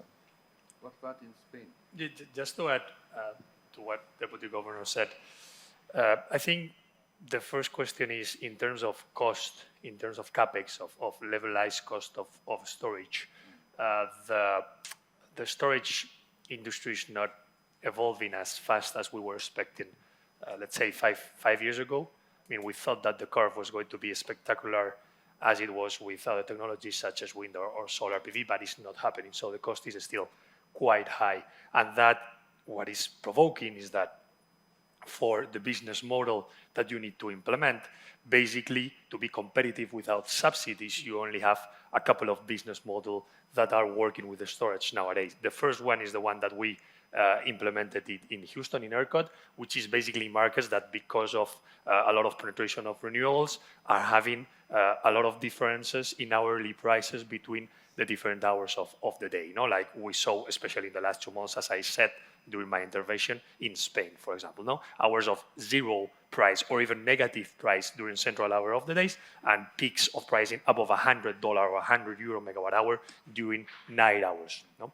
If you have this business model, at least you have the case to justify the investment of such an expensive technology like storage. Plus, that's one thing, one revenue stream. The other revenue stream would be to pay services to the grid. So just to participate in the secondary markets, ancillary services, as we call it in the industry, so that you get a second revenue stream with that. But the problem with this business model is it's very difficult to forecast and therefore very difficult to make it bankable. It's basically not bankable. So if you want to do it, you have to do it with the strength of your balance sheet, because you won't be able to project finance it on a non-recourse basis. It's basically impossible. Because how do you forecast? It's already difficult to forecast 2030, and even beyond it, it's impossible to forecast the price of electricity on a base load basis or on a capture price basis for wind and solar. Imagine to try to forecast that on a 24-hour basis. I mean, it's impossible to do it. So we try to do it, we develop a model, and we approve the investment, but we perfectly know that we're taking a risk there with this business model. The second model, which is for the moment competitive without subsidies, is to try to hybridize projects, especially solar projects, that you are already having operation up and running, and that for whatever reason are not achieving the capture prices that you need to make it economically viable. No? For example, a solar project in Houston or in Spain or in Chile or in Mexico, that because of the low prices during the day are not achieving the IRRs that they should be supposed to achieve. In that case, it is justified to implement or to install a certain amount of megawatts in storage so that you can charge during the day and discharge during the night. We're doing that also. But those are the only two business models at the moment with the cost that are working. The other business models are always with subsidies. Otherwise, it is not going to be competitive. That without mentioning that there is still some technology risk. For example, we are seeing that the discharge of the batteries, the typical life cycle of the batteries are not working as expected with some of the manufacturers. So it's a new technology still, and we still need to evolve, especially in sizing, understanding, and solving the technology risk, and especially investing to bring down the levelized cost of storage. Okay. Thank you. Anybody want to add to that? Well, I fully agree with Ignacio. I mean, we have in storage, we have more or less the same profile. We also have a battery storage project in Texas, and I mean, the rationale is the same that he said. Also in Chile, we have, well, the same problem, right, with solar projects. They produce a lot, and the energy prices are lower than expected. And also we have hydro pump storage project here in Spain, 360 megawatt. That is working very well. Now, as more renewables are installed in the system, so more volatility you have. So more spread, and we expect that we will more in the future. But it's true, as Ignacio says, too difficult to forecast. And for hydro pump storage, we have planned also. We plan to do an extension of 1 gigawatt also in the north of Spain, but without subsidy or without regulated revenues. Is very difficult, no, to justify a spend of 700, 800 million euros for storage. So I mean, Spain is working on that. Is working in a capacity payment auction. Maybe it could be next year, and also the European Union is also putting some funds for these storage projects.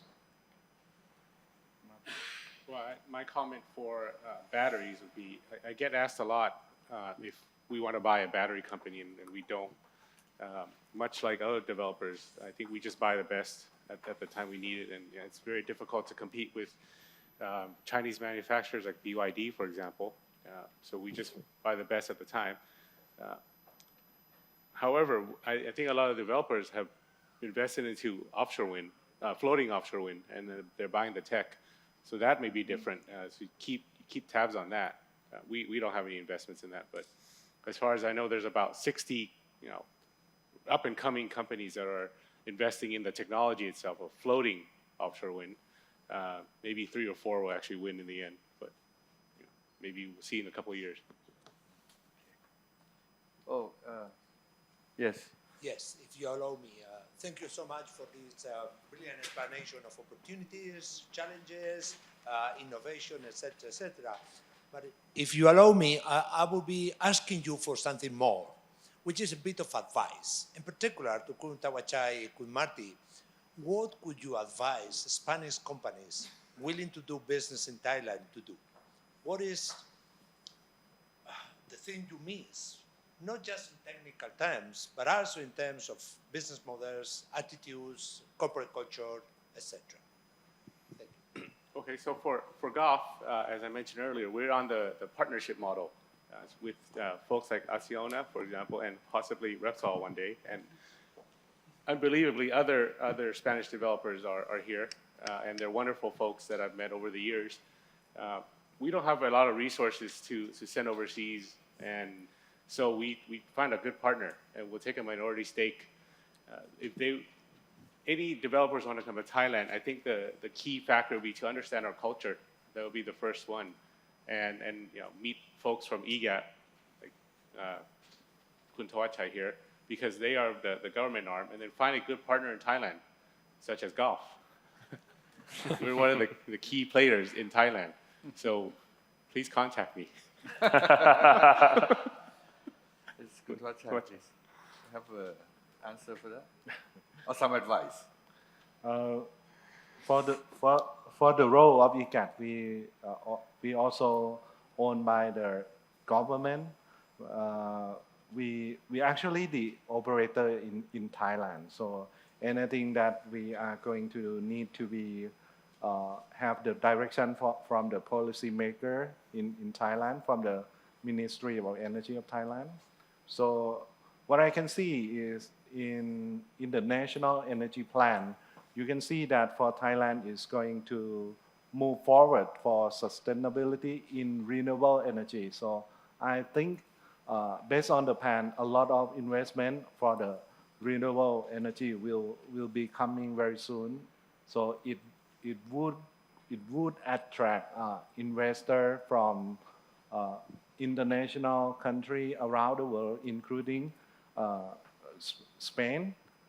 That's why I think it's a good opportunity for us to share some information together, like I have already presented to all of the delegates in this forum.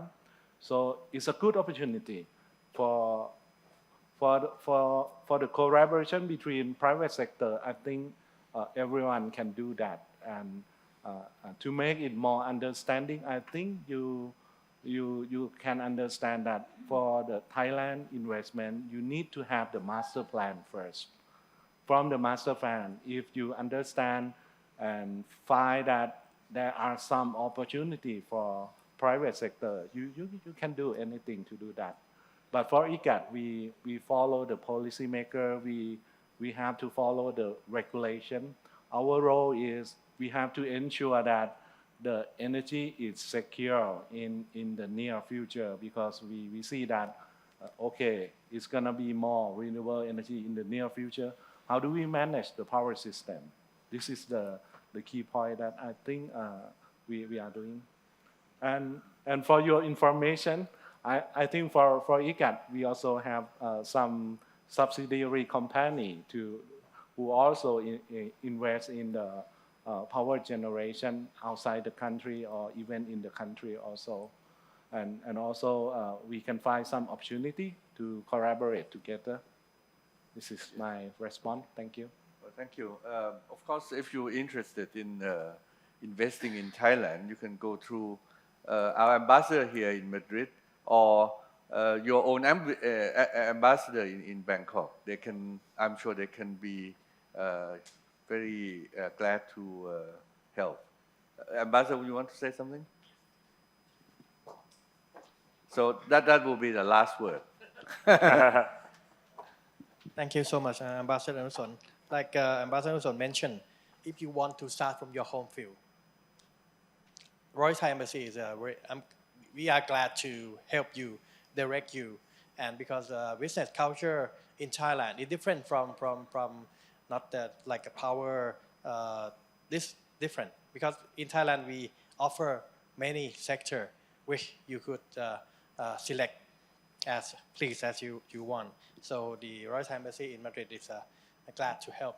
And also, if you want to start in Thailand, your Spanish embassy in Thailand is an ambassador happily to invite you to his beautiful residence and give you the direction to do business in Thailand.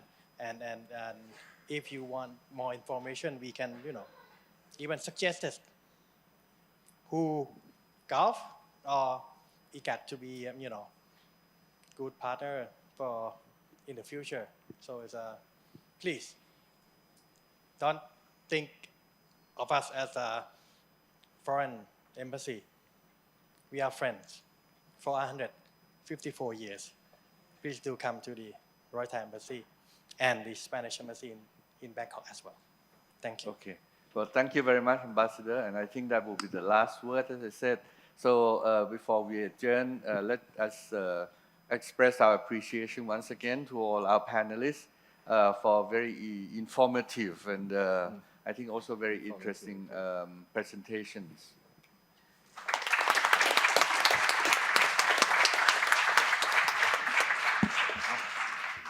ก่อนที่จะจบเซสชั่นที่2ผมขอกราบเรียนเชิญท่านผู้อำนวยการฝ่ายการต่างประเทศของโหการค้าสเปนท่าน Javier Montalvo ด้วยครับ Como cierra estas dos primeras sesiones, tiene la palabra el director de Asuntos Internacionales de la Cámara de Comercio de España, señor Javier Montalvo.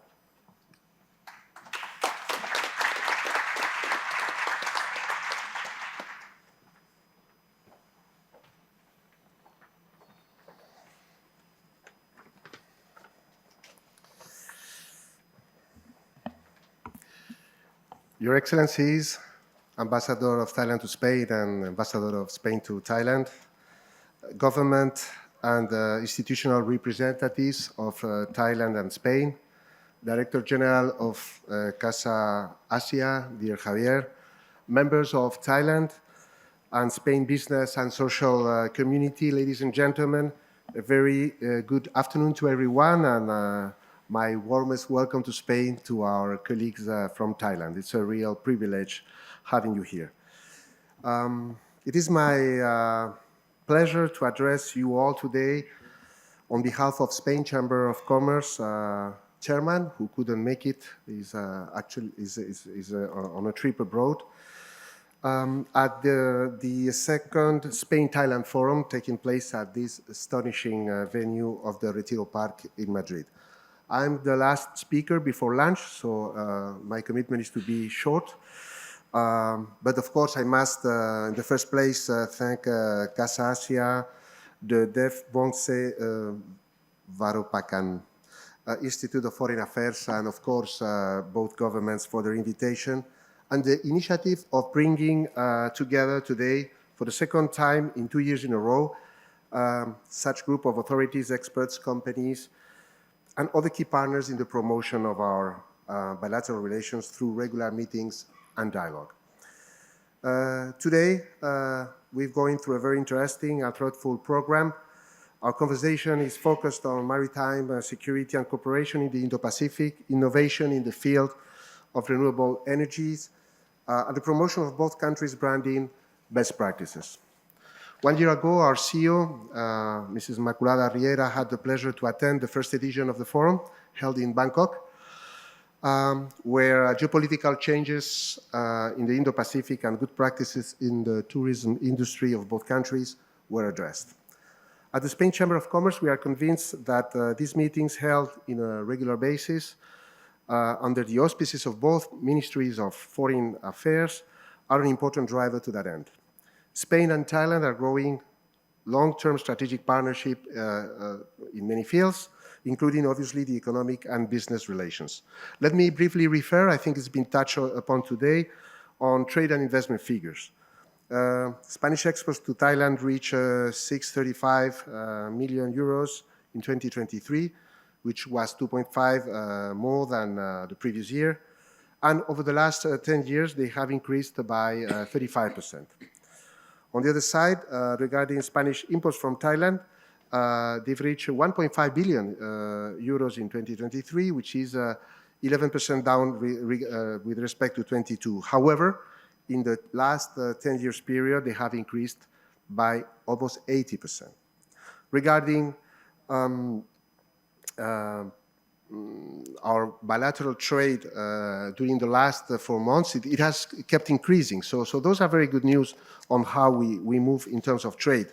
In terms of foreign direct investment, the stock of Spanish investments in the country stands at over 150 million euros, whereas Thai investments in Spain are much higher due to one specific operation that was carried out in recent years in the tourism sector. These commercial and investment data show an imbalance in the favor of Thailand, but we are very certain that there is a great potential to grow in the wake of business opportunities to be tapped on by our companies, namely in areas such as the one that have been addressed today. At Spain Chamber of Commerce, we acknowledge the key role that Thailand plays in the Southeast Asian region as a founding member of ASEAN and one of its most active participants. While Thailand's foreign policy has been driven by a multilateral and pragmatic approach, seeking to balance the relations between great powers in the region, such as China and the United States, it has played also a mediating role in regional conflicts and supported stability and initiatives of economic integration in ASEAN. In Spain, as members of the European Union, we appraise the immeasurable benefits that the regional advanced economic integration policies bring about, and we thus encourage Thailand and the ASEAN countries to move deeper in this integration process in such a way that the region becomes an option also for our companies when evaluating their global investment strategies. From a broader approach, from a broader point of view, and while supporting the value of multilateralism, we also look at the Regional Comprehensive Economic Partnership, RCEP, as a key development in the progressive shift of the center of gravity of the world economy to the Indo-Pacific region and Southeast Asia, since it entails the creation of the largest free trade agreement in the world and the most important trade bloc that has been formed globally. But what for sure is a fact in the short term is that nowadays global polarization, building stronger relations and agreements between Spain and Thailand and the EU and ASEAN definitely mean a window of opportunity for both countries and both economic areas that we cannot miss. From Spain Chamber of Commerce, we want to emphasize the importance of having finally on the ground our Spanish Chamber of Commerce in Thailand. I must also thank and congratulate the former consular, Luis López Moreno, and the embassy for the support. This chamber was founded in 2020 and has become one of the youngest chambers of commerce abroad. It was granted official recognition from the Spanish government last year, and it has evolved to reach a membership of over 80 companies, which is also a very important development. Among those companies range some of our most recognized international companies. But it is our common goal to incorporate a larger number of SMEs to the membership and have a broader base of companies in our bilateral relations. Our Chamber in Thailand supports the establishment and development of their members' activities through consulting services that support the establishment of business in Southeast Asia. It also provides institutional support, serving as an intermediary between their members and the institutions of Thailand, Spain, and the European Union. The outreach and commitment of chambers of commerce working hand in hand with our respective governments in a public-private cooperation scheme is a key factor in fostering our trade and investment. The Spanish companies in Southeast Asia need scale, and we are convinced that reaching a proper level of scale is something that needs of a joint effort.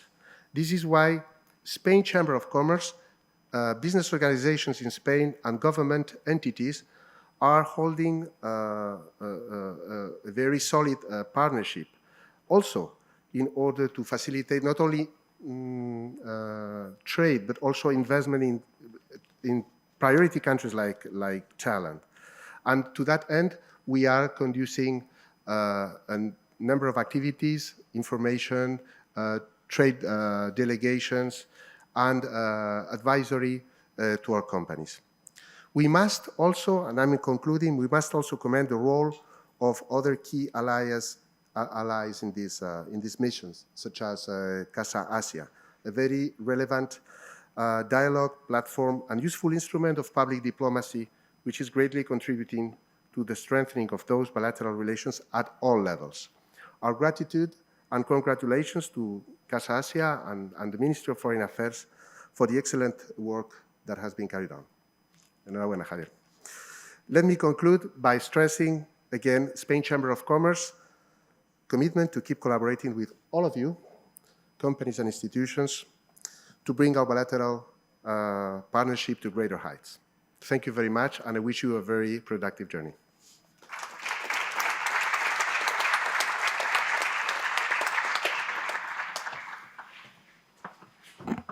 We will have our lunch break now, but after the lunch break offered by the Spain Chamber of Commerce, the forum will be continued at 3:30 in this same room with the third session of the program. Thank you.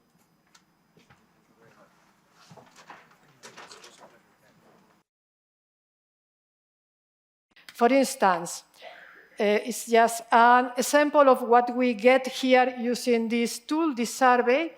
You can see here how Spanish people rate different countries: Germany, France, Spain, United States, China, Russia, Morocco. And you can see, for instance, here that Spanish people rate Spain below they rate other countries such as Germany or France. Sorry, I cannot see the presentation here. It's okay, you can see, but the people here cannot see anything. No, they cannot see anything, sorry.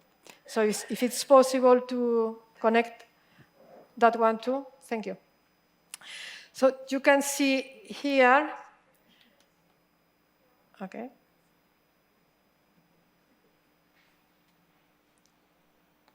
Let's wait. Yeah, that's much better, thank you. You can see here the black line is the self-rating of Spaniards, the rating of Spaniards about their own country, compared with how they rate other countries and how these different ratings have evolved during the last year. You can see that Spaniards frequently rate themselves in a no very high point below other countries, and we have detected and show many times that the country suffers a kind of problems of self-esteem, which affects finally also our international image. Another example of what we get from this barometer, the one we conduct inside Spain, are those answers we have asked people about which kind of content would they put in an advertising campaign, an international advertising campaign. What would they like that campaign would speak about Spain? And here what we find is that those elements that Spaniards love more and are more proud about their country are those related with the attractiveness of our country as a tourist destination. The climate, the sun, the food is a very important element. The kind of socialization of Spanish people, how kind are they, how empathic are they, and in fourth place, culture, art, and many others. But these three first, sun, climate, food, and the nature of the Spanish people are those more cited. That was a question of a spontaneous answer. We weren't suggesting answer. The other important tool we use is the barometer of the image of Spain. It's an international survey, international opinion poll. We are doing it since 2012. We have already conducted 11 waves. Each wave, it's variable, but each wave is conducted in around 10, 9, 11, 12 countries in Europe, America, Asia, and Africa, and around 4,000 interviews. Those interviews are conducted online. Of course, our main focus is Europe because it's where we belong, obviously, to the European Union, and Europe is our natural region, and that's why we are especially worried about the Spanish image in other European countries. But also we have conducted monographic surveys in Latin America, Africa, and other regions. And we exclude always from the sample those who say at the beginning of the questionnaire that they know nothing about Spain. And this is a surprising part of, for instance, the population of the USA, and not so surprising, a big part of the population on African or Asian countries. Again, you cannot see anything, sorry.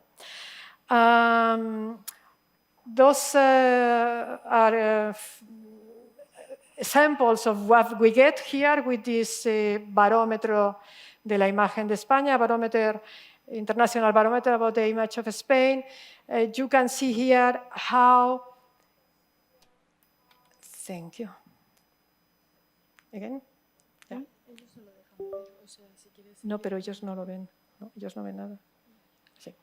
Okay. You can see here the rating of Spain in several countries. You can see which are the countries which evaluate best Spain and which are the others who evaluate with a less favorable point, let's say, our country. And that's very important for our foreign policy, for our international relations. And now I cannot move it, sorry. It doesn't move. You can use that, or maybe that other, or that here? No. Okay. Oh, okay. So, sorry. So I will use that. With the try again. No. No, it's working. No. Sorry. Thank you.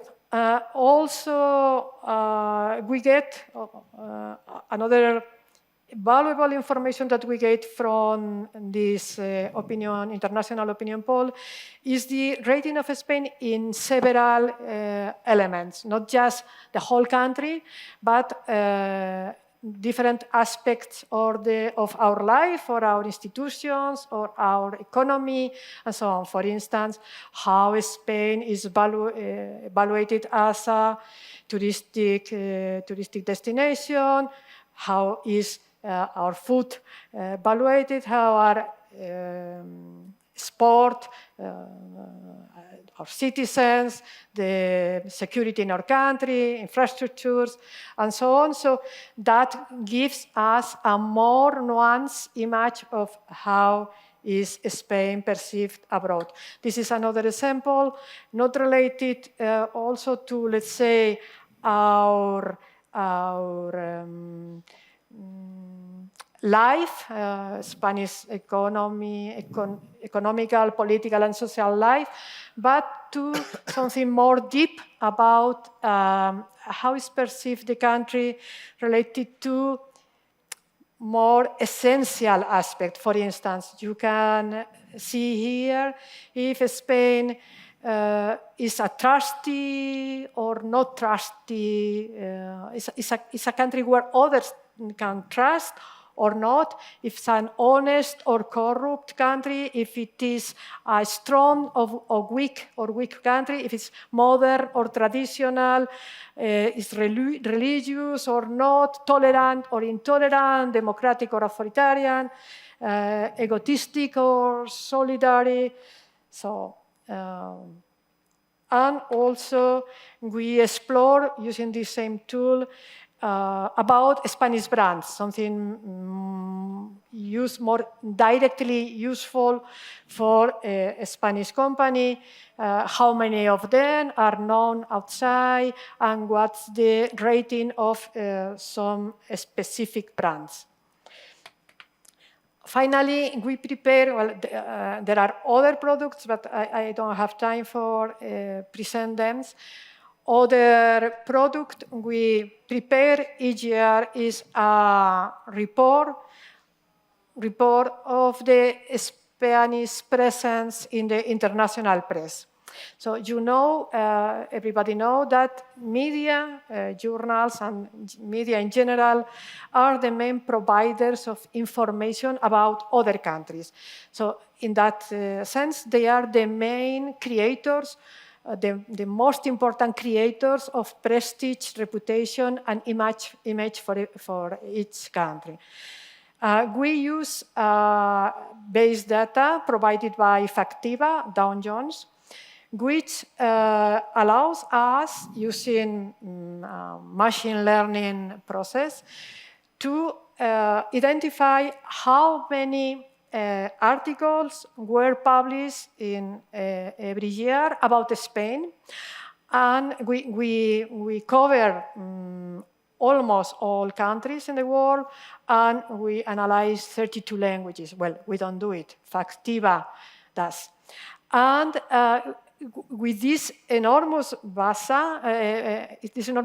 base of data, we proceed with a quantitative analysis which allows us to answer to those questions. In which countries do media speak about Spain or speak more about Spain? And what are the aspects of Spain which are covered by the media worldwide? So, for instance, you can find here some recent data. Football covers 32% of all news published about Spain worldwide. A third part of all news about Spain deal with football. And excluding football, we can prepare this distribution of what do others speak about. No? Other sports are also very important in the coverage of world media about Spain. I speak about basketball, tennis, cyclism, and others. It changes every year. But we can identify also which specific news have been more influential in the image of Spain in each year. So, what we do with this information, we disseminate this information towards the whole Spanish society. We publish all those things in our web, and we present them to the media. Also, we send them to public institutions, civil society institutions, and all those interested in improving the image and prestige of Spain and Spanish brands. So I will let it here. Thank you for your attention. And if you want to get more information about what we are doing on this field, please contact me, and I'll be happy to answer your questions. So I think I have taken too long. So we are going now to proceed to our table, beginning with Pablo Lopez. You have 10 minutes around. Thank you, Pablo. Thank you, Carmen. I have also a presentation.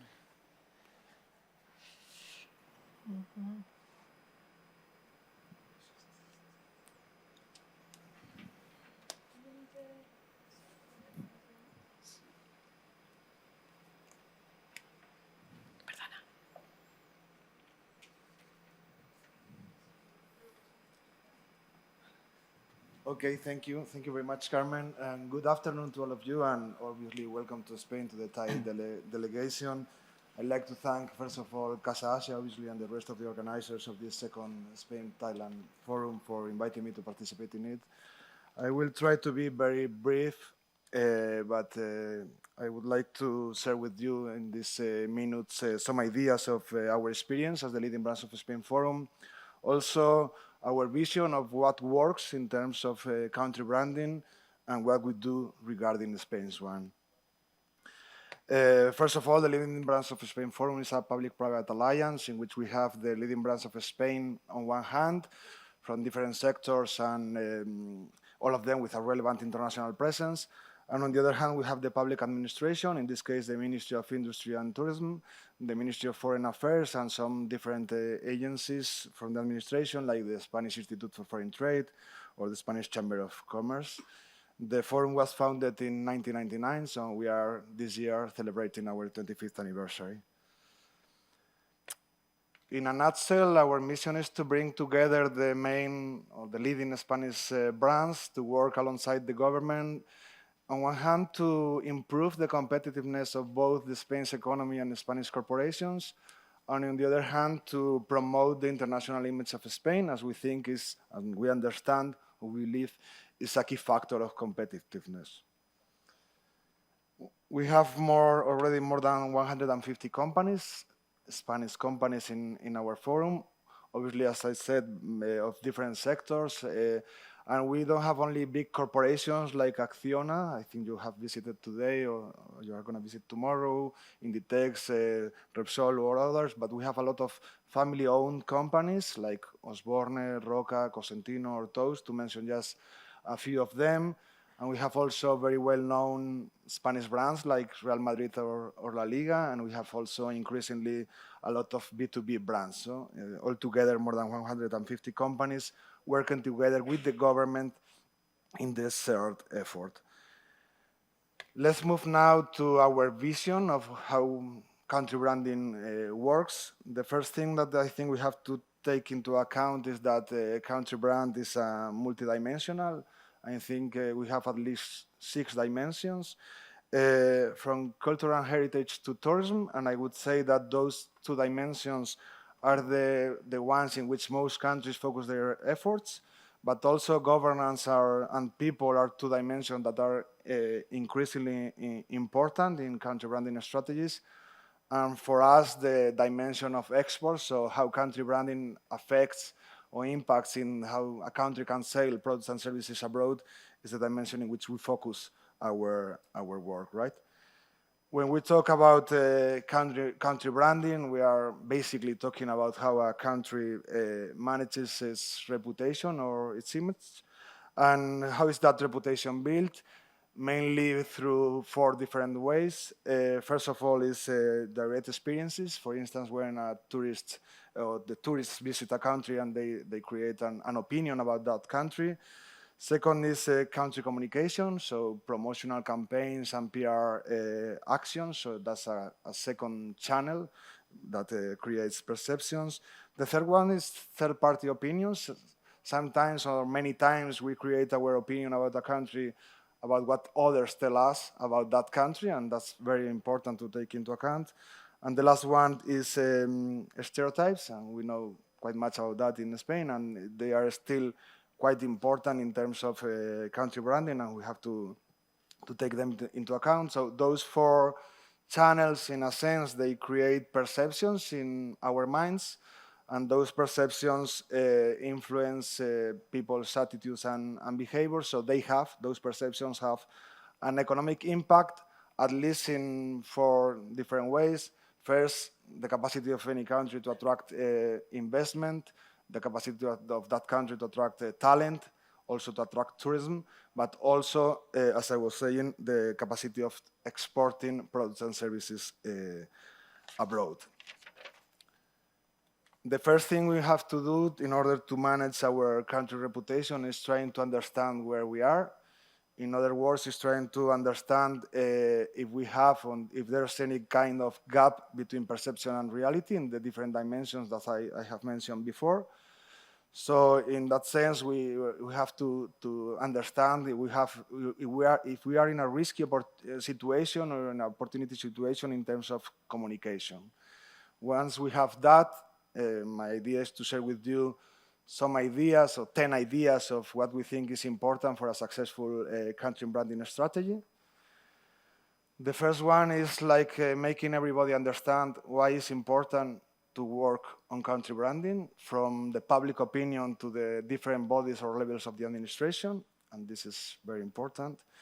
The second one is to have a proper strategy, and that strategy has been designed with all the different agents, both the different levels of the administration that I was mentioning, but also civil society or the business sector. The third idea I want to share is trying to implement a good coordination between those agents. The fourth idea, and this is quite important, is to try to use, to dedicate both enough people and enough budget to the effort. That's an important idea. The fifth idea, or the fifth idea is trying to involve the business sector I was mentioning before, and try to collaborate with the leading companies of that country, in this case Spain. The sixth idea is counting with the civil society. Every citizen is a potential ambassador of our country brand. Actually, in that sense, in our forum, we recognize every 2 years what we call the Spain Brand Honorary Ambassador. So it's a way of involving the civil society in that shared effort that I was mentioning. The seventh idea is trying to have a balanced country brand, not too shifted to any of the dimensions. So, for instance, I would say that in Spain we have a very strong image in terms of tourism, but maybe not so strong in other fields. But we have to try to have a more balanced country brand. The eighth idea is to have a strategy based on facts. So we can have a strategy or a communication that is as trustworthy as possible, right? The ninth idea is trying to, I was mentioning it before in the previous slide, is trying to make others talk about you. It's good that you communicate what you think about your country, but if you are able that the other people talk about you, it's gonna be, you are gonna have more credibility. In that sense, also in our forum, we recognize what we call Friends of Spain. The first time we did it, it was in China in 2010, and we have done it since then in many countries, actually this year in the US, and we are going to do it in Mexico in the month of November. So it's quite important to involve other people that can be friends of your country. And the last, but not least, the idea is to have a long-term strategy.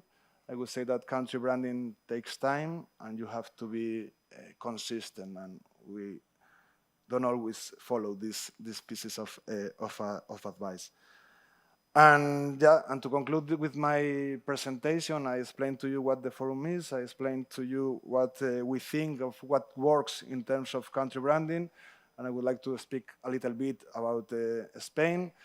As I was mentioning before, Spain's image and reputation, and I think Carmen has explained a little bit about that, is very positive, and the international image of Spain is very, very positive, always ranked in top 15 in most of the rankings, but is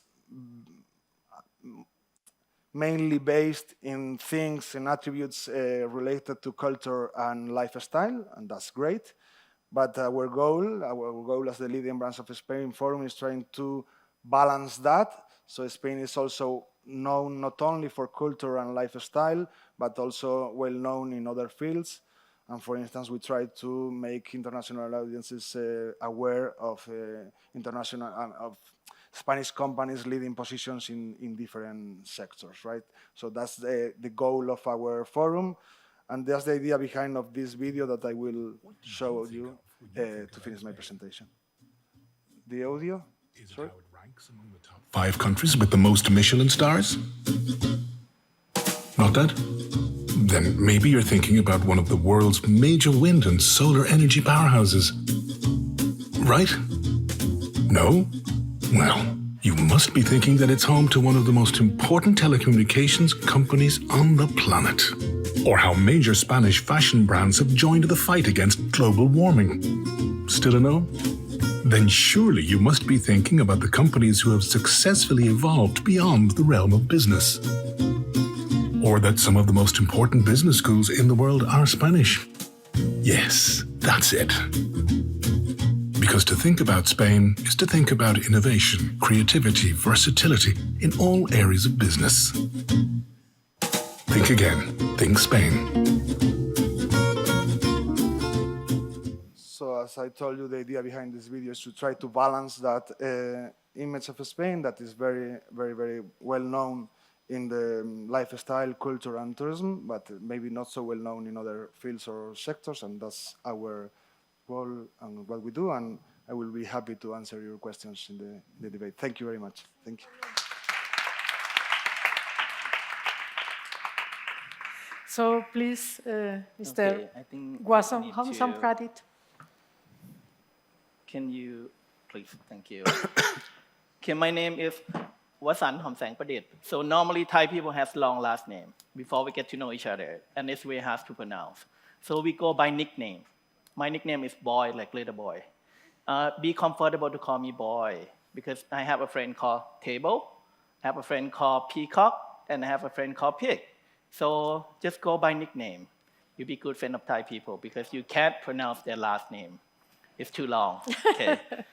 I'm here to represent 3 associations. One is the Boy Love Content Association, which you guys might not know about it, but you will after we exchange knowledge a little bit. And representing Hollywood Thailand, which is a movie distribution, movie production company. Hollywood Asian Rising Star, which is our Boy Love Content production. And we sign 13 artists and 20 trainees under us. I can tell you about it again.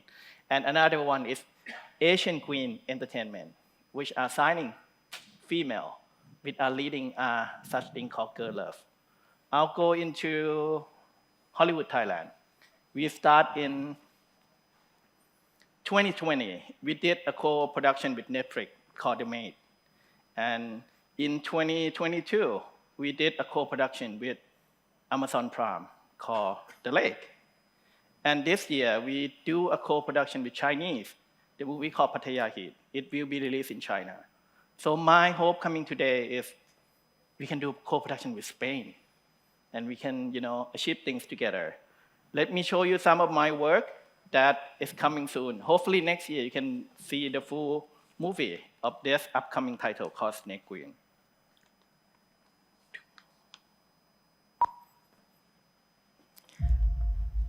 อย่าทำตัวให้คุ้นเคยกับที่นี่มากเกินไปนะเราจะอยู่ที่นี่ไม่นาน บางครั้งฉันคิดว่าตัวเองถูกสาปจากสิ่งที่เกิดขึ้นเมื่อหลายร้อยปีก่อนนี่เธอที่เพิ่งย้ายมาใหม่นี่เธอไม่ต้องกลัวเราหรอกนายต่างหากที่ต้องกลัวฉัน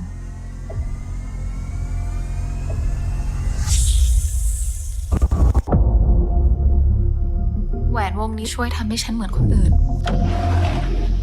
แต่ฉันเก็บพวกมันไว้นานไม่ได้นะพวกมันชอบที่จะเป็นอิสระ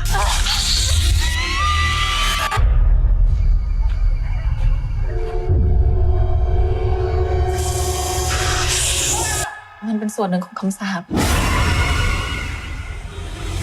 ผมเบนจามินเจ้าหน้าที่จาก DSI แผนกคดีเหนือธรรมชาติครับคุณคือผู้เชี่ยวชาญด้านเอเลี่ยนผมเคยเจออะไรแปลกๆไปเยอะนะแต่อย่างเงี้ยผมไม่เคยเจอเลยอะไม่รู้ว่ามันเกิดอะไรขึ้นกับหนูลูกเป็นเหมือนที่แม่เคยเป็นมีเรื่องราวแปลกๆเกิดขึ้นตั้งแต่ครอบครัวจนย้ายเข้ามาในเมืองนี้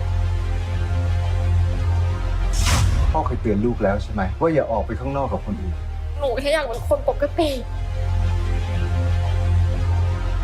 ผมเห็นสิ่งที่มันทำผมเห็นหน้ามันชัดด้วยผมจะอธิบายให้พวกพี่ฟังนะเราจะได้ไปจับกันด้วยกันต้องหามันให้เจอก่อนที่มันจะสร้างความเสียหายมากไปกว่านี้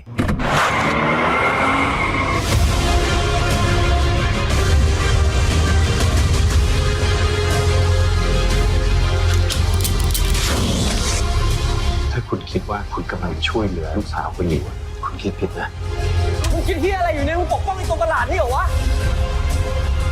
ไปซะกูไม่อยากเห็นหน้ามึง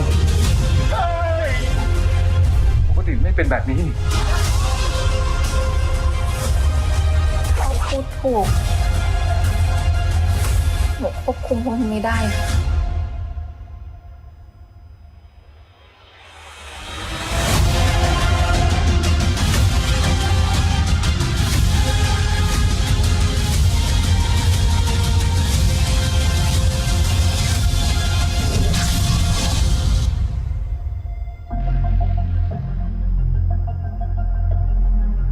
The movie called Snake Week is still coming up. Content business is the easiest to trouble because we don't need duplication. We just send it. We don't need a stock. We don't need logistics. So all we need to do is, if we work together, we can just do a simple dubbing in Spanish or subtitle. It can go viral. Same thing as Spanish coming to Thailand. We can do the same. So it's the most exporting item that we have. But surprisingly, this past couple of years, I come across TV series, and it's the most exporting type. Type of TV series that exporting to Latin America, Europe, and also in Asia. It's called Boy Love. So I start a new company called Hollywood Chiller, which is Hollywood Asian Rising Star. So we focusing on creating a content called Boy Love. Boy Love is just a TV series that we have no boundary on love. So you can love boy, and I'll show you girl love girl later. But let me show you a bit about what we do in boy love industry. กูไม่เคยอยากเป็นเพื่อนกับมึงเลยกูอยากนอนกับมึงกูรักมึงนะเว้ย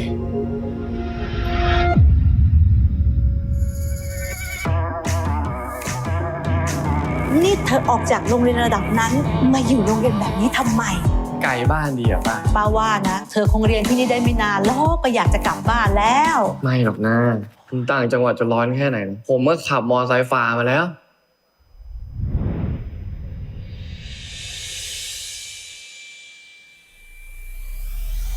นี่ใช้มือหรือตีนเขียนถามจริงดูหนังสือไทยบ้าอะไรไม่มีหัวดีนายก็ไม่มีหัวคำที่อ่านออกก็มีอยู่คำเดียวแล้วดันสะกดผิดอีกนี่โง่หรือกวนตีนเนี่ย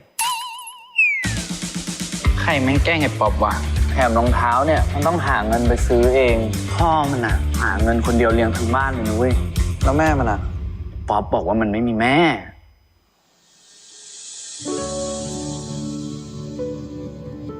คนอย่างมึงอะเอาอะไรไปชนะเรียงความวันแม่วะเพราะว่ามึงมันโดนแม่ทิ้งไปตั้งแต่เด็กแล้วแม่มึงก็เป็นในตัว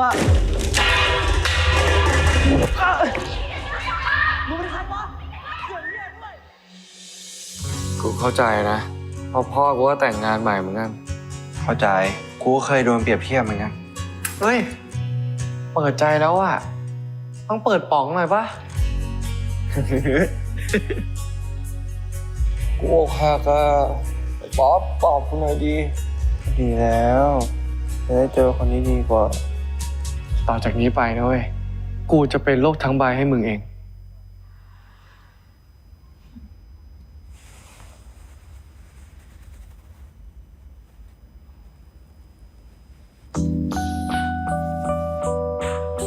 ป๊อปเมื่อไหร่กูจะได้เป็นแฟนกับมึงอะป๊อปเขามีคนใหม่แล้วเหรอตรงหน้าเธอนี่ไงมีรักในวัยเรียนอ่ะมันทำให้เสียคนเหมือนเสพยาเสพติดเลยนะเว้ยงั้นกูก็เสพติดมึงจนถอนตัวไม่ขึ้นแล้วนะพวกมึงสองคนเนี่ยมีแฟนเป็นผู้หญิงไม่ใช่เหรอแล้วมันเป็นแบบนี้ได้ยังไงวะก็กูรักกันไงรักจนทิ้งร่างเพศไงแล้วก็ไม่ใช่เรื่องเสียดายอะไรวันนี้ฉันจะแยกเด็กสองคนนี้ให้ได้แยกกูวันนี้พรุ่งนี้กูเอากันอยู่ดีอะแล้วตัดทอดน้ำเลี้ยงแกก็ใช้ชีวิตแบบคนจนๆไปแล้วกันมึงเป็นเหี้ยอะไรวะมึงถ้าต้องส่งคนไปทำร้ายผู้หญิงเนี่ยนะกูโคตรเกลียดแม่มึงเลยแต่มึงรู้ว่าตอนนี้กูมีความสุขที่อยู่กับมึงที่นี่ไงแล้วกูไม่ได้โยงเอาแม่มึงมาเกี่ยวกับมึงด้วยเพราะมึงไม่ได้ผิดอะไรป๊อปทำไมไม่ไปสอบอ่ะไอฮีโร่มันบอกว่าพรุ่งนี้มันจะไม่มาเรียนมึงบ้าไปเนี่ยมึงทิ้งกูไปได้ไงต่อไปเนี้ยกูจะไม่มีทางทิ้งมึงไว้คนเดียวเด็ดขาด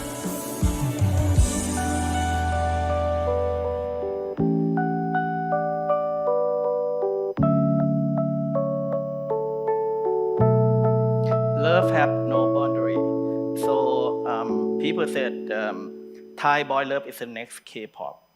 So right now we got booking, fan meeting from all over the world. So this is something that we should look into. A few days ago, we just passed the law of same-sex marriage in Thailand, which are the first in Asia. So we are quite open on a certain thing. So that's why I have a new company called Hollywood. Oh, I forgot to tell you about this. In each episode of the movie, we put down Thainess into this one. The first picture you will see is Loi Katong. That's some kind of like the Thai traditional. So we just put the katong into the water, and then we celebrating, we thank the river. The second picture is Songkran, that's water festival. We put that in the movie as well. So we're trying to get people and all the fans to come to Thailand. And you have the scene of, they're eating Thai food and everything. That's right there is called Jim Jum, which is like Thai shabu. So we put every Thai food, Thai culture in all our movie and TV series. Moving on to girl love. So we are a quite same concept. We have 13 female artists and 20 trainees to become artists. So they all sign under us, and we produce a movie. This girl love has become pretty huge. I just confirmed the fan meeting in Brazil. Big audience. The female of the movie that I'm going to show you is called Becky. She was named the top 10 most influential in Cannes Movie Festival last year. She posts on Instagram. A lot of fans follow her, just follow her everywhere. Be careful about this boy love and girl love because they got army behind. So meaning if you say something bad about them, they just go attack you on Facebook and social media. So not only follow them around, but they also follow them on the online as well. Let me show you how girl love works in Thailand. This is the girl love movie. ความรักจะทำให้คนสองคนไม่ว่าจะอยู่ห่างกันไกลกี่ล้านปีแสนความรักก็จะย่นระยะทางให้ใจสองดวงใกล้ชิดกันได้เสมอแคท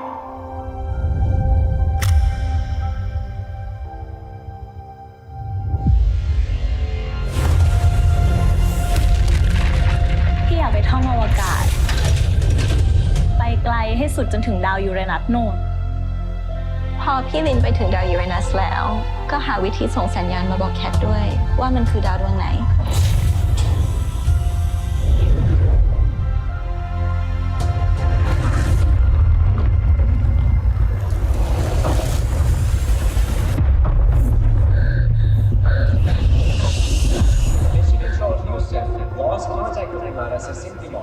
แคท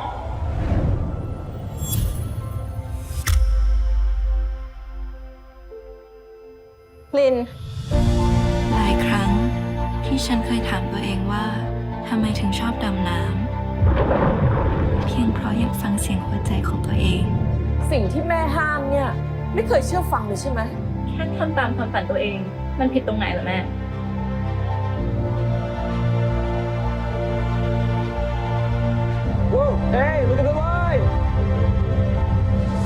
คุณเชื่อในโลกคู่ขนาดไหมโลกที่มีตัวเราอีกคนที่มีทางเลือกระหว่างความเป็นและความตาย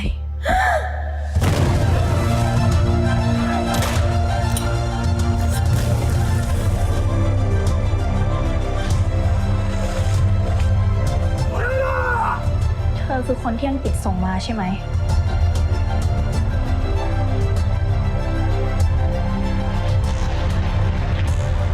ใจมาโลกใบนี้ฉันไม่อยากให้ลินหายไปจากชีวิตแคทอีกแล้ว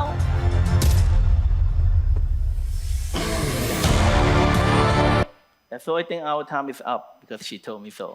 Anyhow, but if you have any question, you can ask me later on about how content business works. Okay. Thank you. Thank you.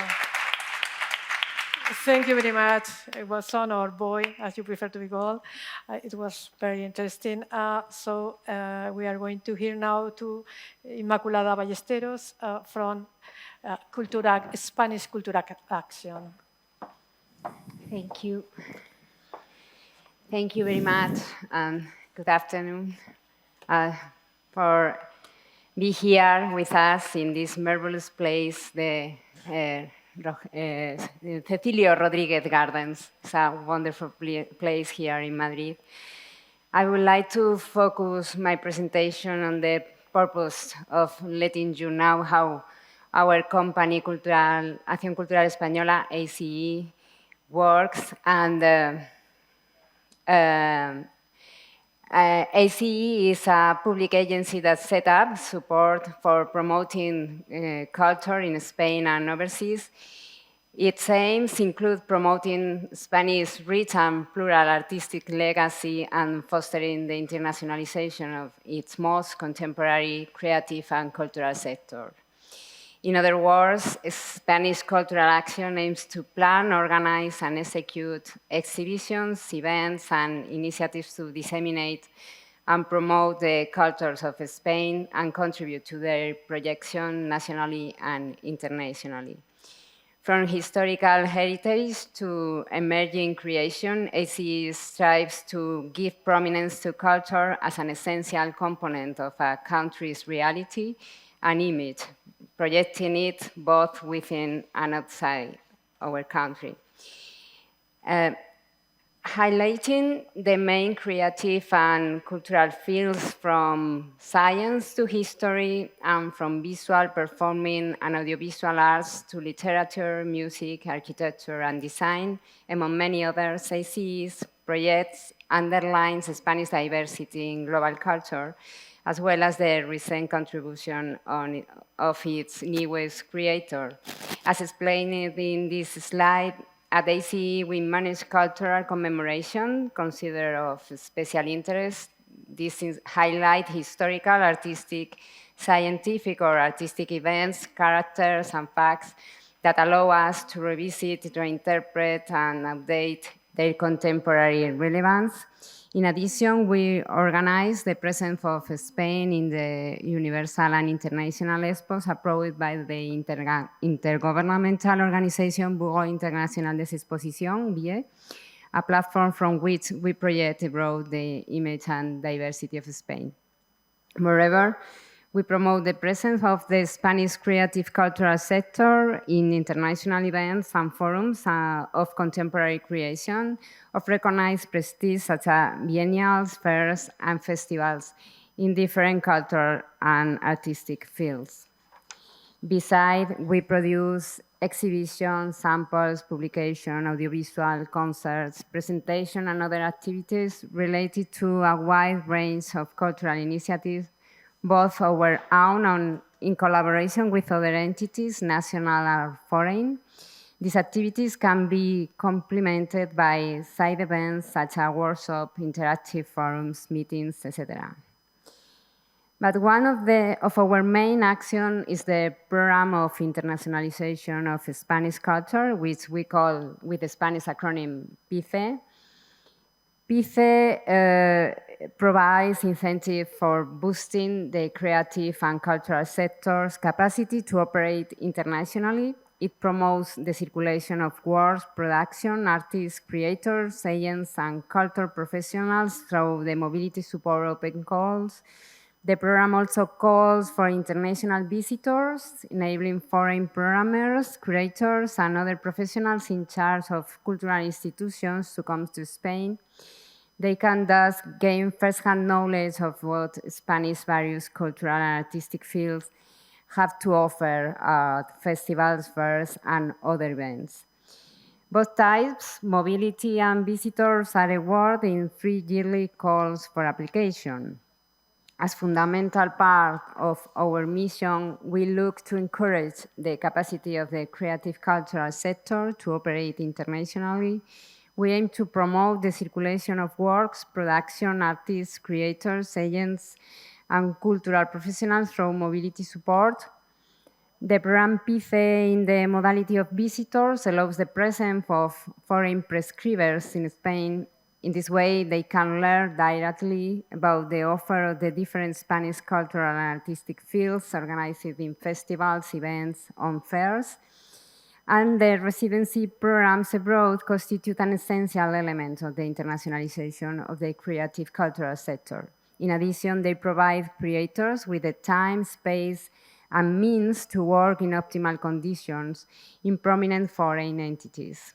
It's important to say also that the residency programs are designed to facilitate participants' maximum professionalization through stays at center of excellence or especially relevant to their creative development, as well as by equipping them with professional contacts in their particular field to further their creative careers.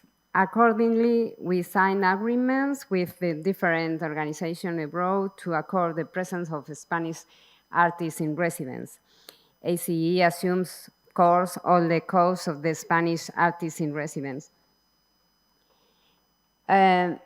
ACE's frame of work is the Cultural Action Program Abroad, PACE, which is articulated around sectoral strategies which define the Ministry of Culture, and regional ones which mainly determine the Foreign Affairs Ministry. Other partners in that strategy are the Cervantes Institute, the Spanish Cooperation Agency, and the Spanish Agency of Trade and Investments. As an example of big-scale projects, we have the Osaka World Expo, in which we are building the pavilion and designing the cultural program during the 6 months of the Expo. Another big-scale compromise is the presence of honored guests in the International Fair Book of Guadalajara, Mexico. Our mission there is to the construction of the pavilion and the design of the cultural program. In this case, we are programming 9 concerts, 2 exhibitions, 3 children's theater performances, and a film festival. And specifically with Thailand, for instance, we are supporting Spanish presence, the company Teatro Los Claveles, at the Harmony World Puppet Innovation Festival this year. And we have also visitors from Thailand. The director of Big Festival, Ajima Napatalung, is coming to the International Fair of Performing Arts, FETEN, this year. And this is broadly the work we do. If you have any question, don't hesitate to ask me. Thank you very much.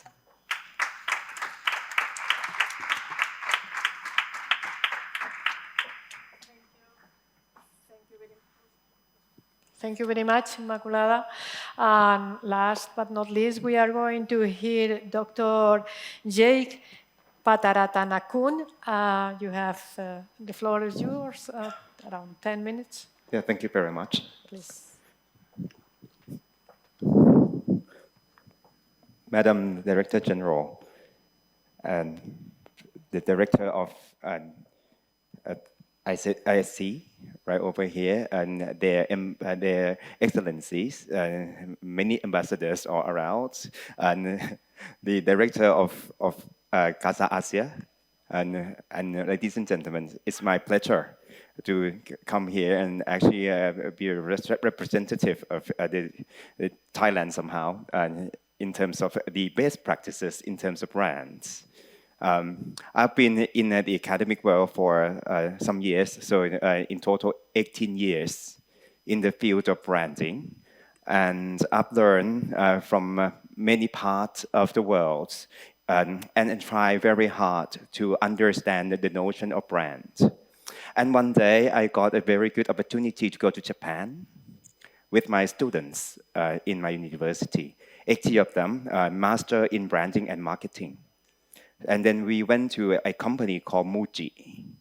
I think Muji is huge here in Spain as well, and in Thailand as well. Then we asked Muji company if it is possible for us to meet with any executives of Muji. And then the reply, so that the chairman of Muji will come. Then we met the chairman of Muji himself. So he came, then he gave a talk in Japanese, of course, with his translator. Then we got one student asking question. Mr. President, why don't Muji have brand? Muji got no brand. Why doesn't Muji have brand? That's the question. And the answer was, Sumimasen. Sorry. That's misunderstanding somehow. Muji got brands. Muji got no logos. Mu in Japanese means no, and Ji means logo. So Muji, no logo. But Muji got the brands, and he said Muji got 3 important elements. Simplicity, so simple. Harmony, and natural. So anything in the world of Muji should be simple, harmony, natural. And that's the brand of Muji, and that's the reason why Muji got no logos. Because having logo is not natural. And then I learned right away that, of course, logo is just one element of the brand, and you might not need logos to actually advance and build your brand. But you need to make something very clear in terms of directions to get what we call brands, in a sense. Therefore, that's what I would like to talk about. So once you think about Spain and Thailand, for example, Thailand, you might think of many things, right? Thai food, of course, Thai people, Thai ambassadors, right? Thai friends, right? Thai massage, Thai fabric. And before you know it, you get confused. And then we got no differentiation. And then we learn from product brands all around the world that to come up with good brands, you need to make it very clear. And that's the point. And once we have a big country, both Spain and Thailand, then we have lots of things to talk about. But before you know it, then it's confusing. I think that's the point that I like to make. And what happened with the clear direction, we can add value into many things, right? That's brand. So for me, brand is easy in terms of definition. So brand should be the directions that create values. Directions that create values, right? But the way to build a brand is very, very difficult. It's not easy, right? So we need to combine everything in the country and make it very clear in terms of the directions to come up with the brand. In Thailand, we got one brand that turned to be successful. It was in 1998, when the Tourism Authority of Thailand coined the term Amazing Thailand. Just like what happened with Muji. We got simplicity, harmony, natural, and Thailand combined, then amazing, right? And then that campaign won the best tourism campaign in the world by United Nations, World Tourism Organization. So that's what happened. So interestingly, in terms of brand, we need to make it very clear.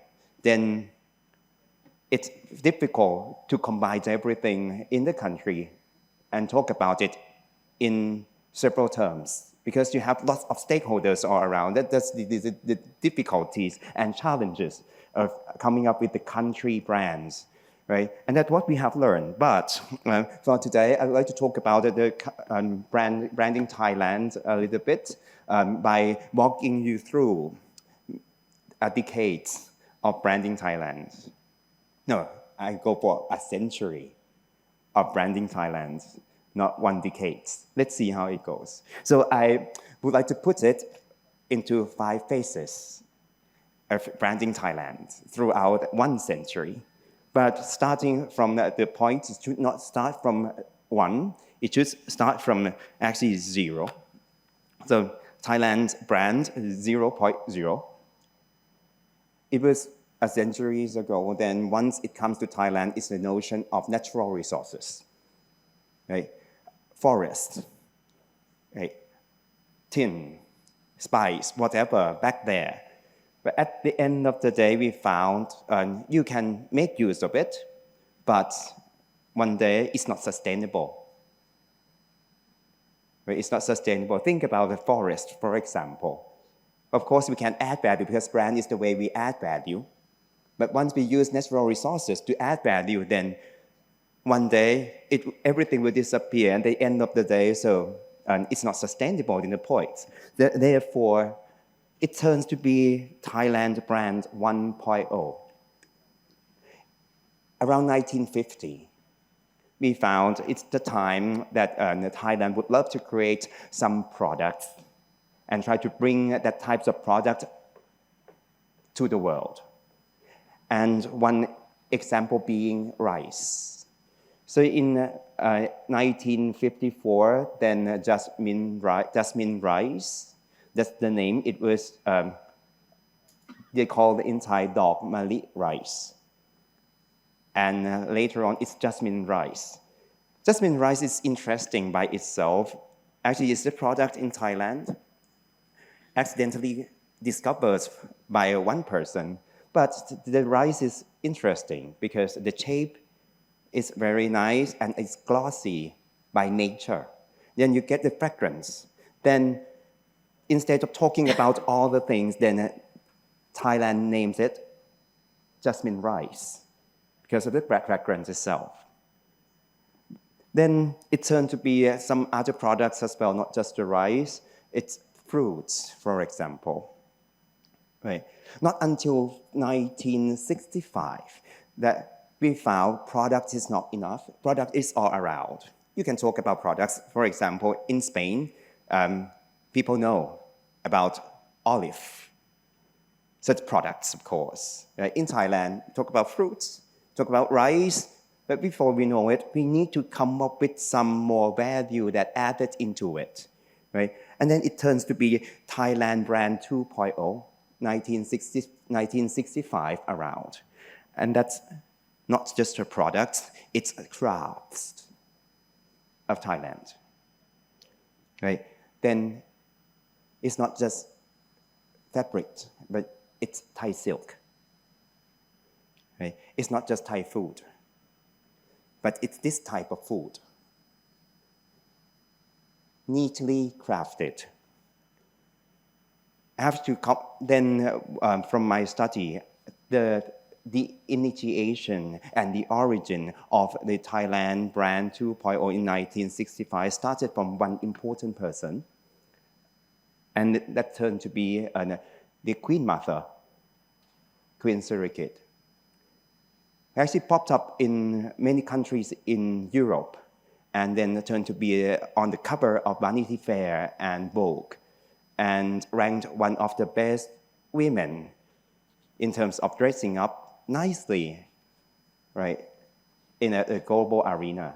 And then once you get that kind of media in place, then it turns to be something interesting in terms of reputation and value, right? So it's not just the products, it's the craft.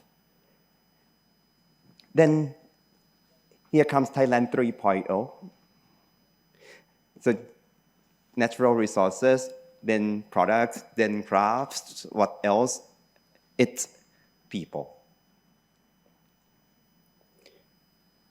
We have lots of campaign later on about 1980s, and then we talk about Thailand as a land of smile. So it's not products or crafts anymore, it's more about people, right, and way of life. I love the fact that Spain as well, you talk a lot about way of life, and people learn a lot about way of life. I love to, and many people ask me how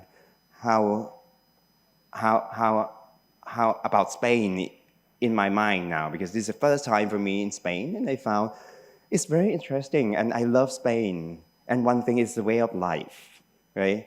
Because people happen to have what we call in Thailand sabai, so relaxed, right? Lots of fun. Talk to other people in a very easy way, whatever, and siesta during daytime. So in Thailand, we got the pride of the brand in 1980 something, and it's not just outside of the country. They need to promote from within, and that's land of smile, right? And in terms of the land of smile, then we put it in the notion of economics and business matters. And one vehicle being the emerge of the brand Thai Airways. So, of course, Thai Airways turned to be all around for many years, but they tried to go for their brands and branding system in 1980-something. Then Thailand and Thai Smile turned to be what they tried to do, and then it turns Smile into hospitality. But not just the brand from the business world like Thai Airways in Thailand, but the reputable brands in the other countries too. Once it's hospitality, then you have airlines, but also hotels all around, right?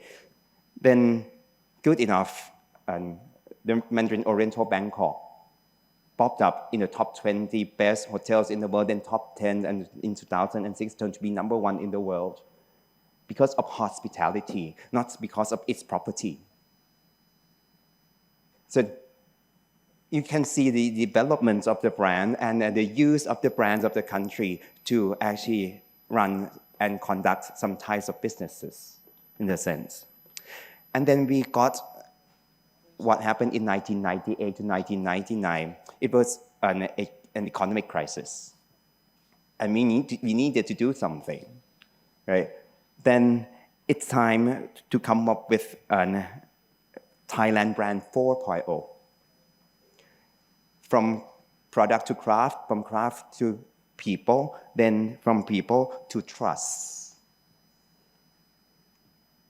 Then we got many things actually popped up in 1998 to 1999, and the notion of amazing Thailand popped up in 1998. So this is the first time that we combined everything in terms of tourism, tourism industry in the country into one word, right? Lots of arguments all around. Amazing can be negative, for example. Amazingly dirty. Amazingly angry, whatever. So it can be negative. But at the end of the day, we needed to choose. And then we chose amazing Thailand and turned it to be quite positive, right? Then on the product side, we got Thai Select for food. We got the quality certification for rice. For trading, we got Think Thailand. Interestingly, for manufacturing, we got Thailand Trust Mark in 1998.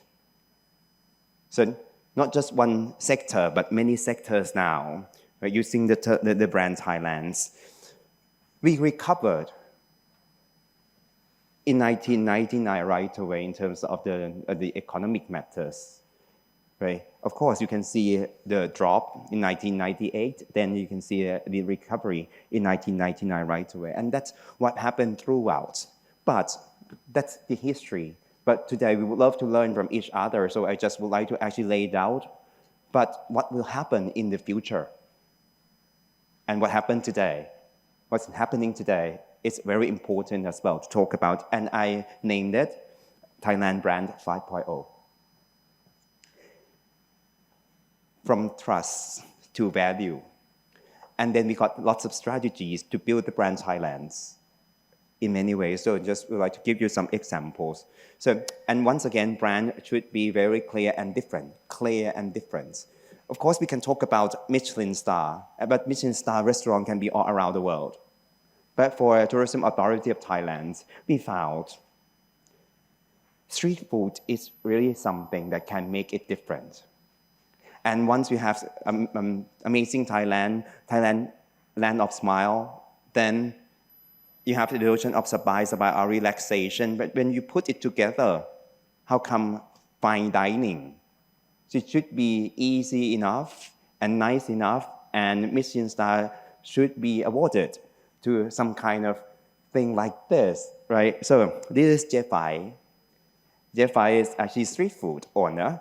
This is her restaurant, and she has got a Michelin star for 7 years in a row.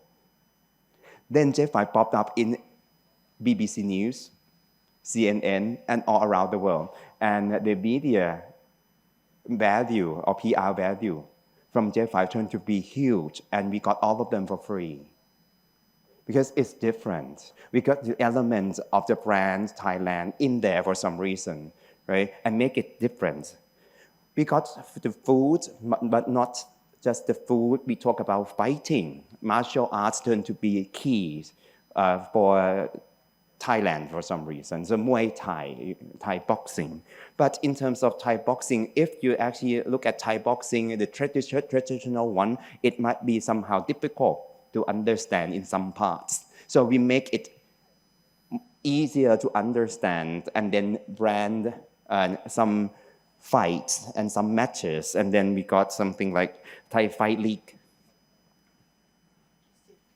One championship. Right? We talk about Thai herbs, then we turn it to be something very scientific, put it on the global media channels, and then there are many other things that I actually can talk about.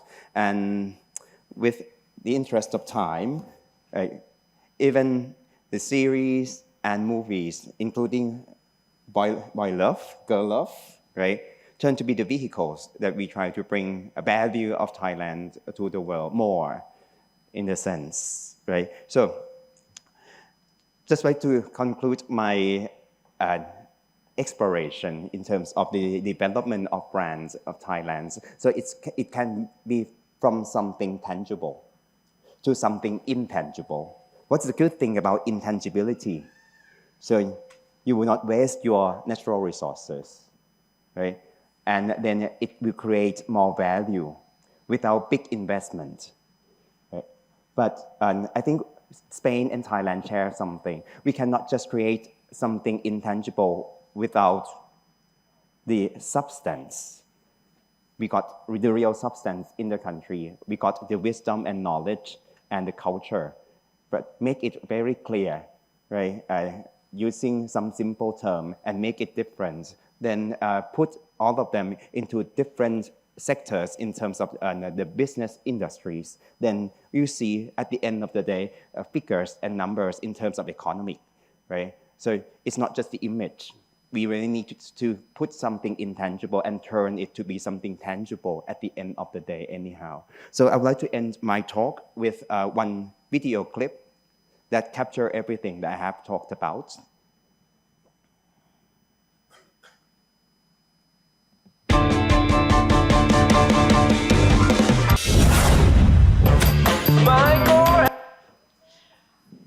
So no, it was not seen there. No. Okay, so what we can do is maybe to send the video to those who are interested on it. Okay? Yeah, let's do it. Because it will take some time, and we are already behind in our schedule. So thank you very much, Jake, for this. We have still some minutes, and I would like to pose some questions to all of you.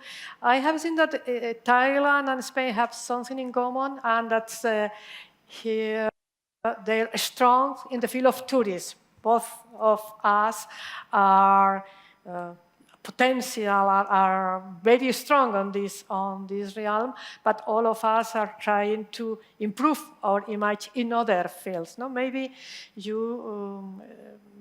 Any of you could reflect on that, and also on the needed cooperation between private and public sector to take away all these initiatives. And also, I would like to ask Boy, and I apologize again for asking you to end your presentation.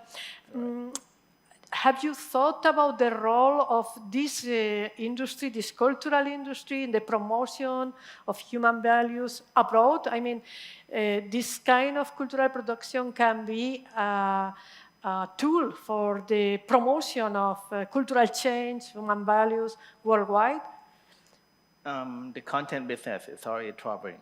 It already does, because we got Netflix, we got YouTube.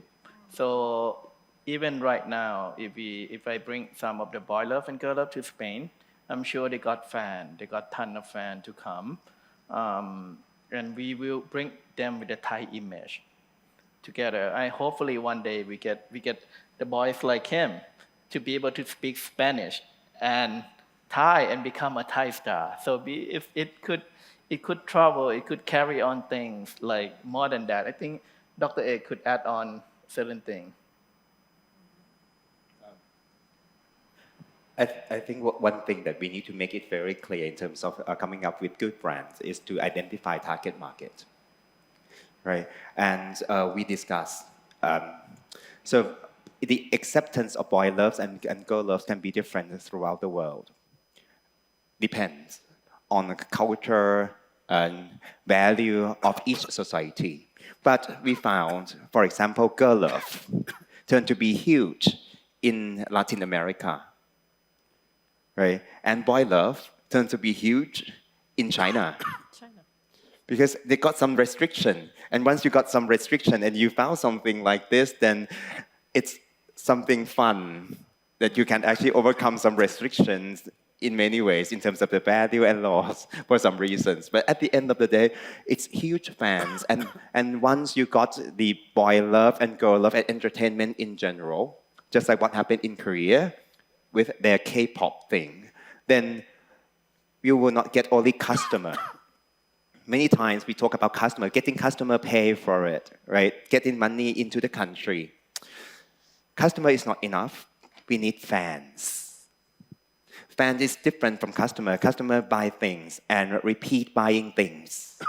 But fans buy, repeat, right? Tell others and protect. And the last bit is very important. So anyone at all, just like what happened in Thailand now, we got a big group of fans for K-pop. If you talk about some negative things in terms of Korea, then the new generation might actually come and protect Korea, and they are Thais. So that's fans. And what we need at the end of the day in terms of building up brands is to create fans to protect the brand. So Pablo, please.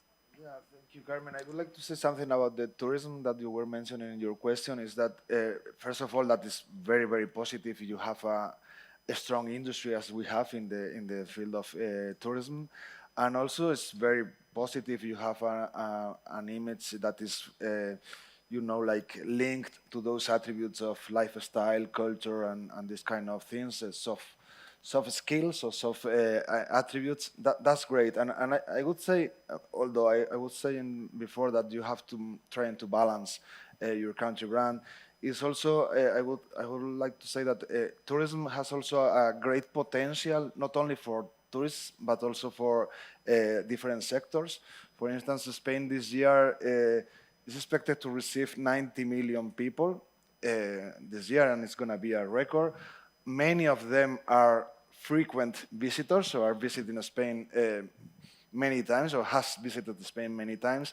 And that's a great opportunity not only for the tourism sector, but also for other sectors like food and drinks, or fashion, or many other industries, that they can,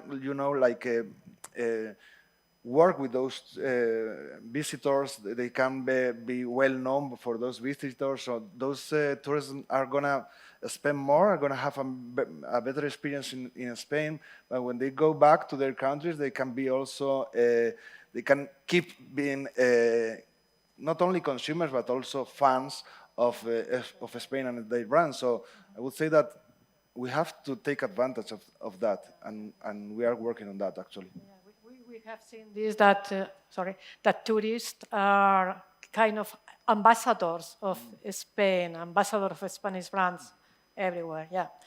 Yeah, but I want to add something else, because I think it's quite important not only think in tourists, but think also in citizens in the country. I don't know, in Spanish people, if you try to connect, or you connect the Spanish people with our culture, our heritage, and why we can send our message to the world, I think it's better to us to have our own ambassador also, even if the tourists are also a very good ones. I think it's it's very important to work on our citizenship also to protect all our countries, our natural resources, our cultural heritage, and to connect this way of life with the visitors that come from abroad. And I don't know. I think we need to take into account all of the climate problems that we have also, and the situation in our touristical industry. So and we need to reflect about also on that. That's true. May I add something into it?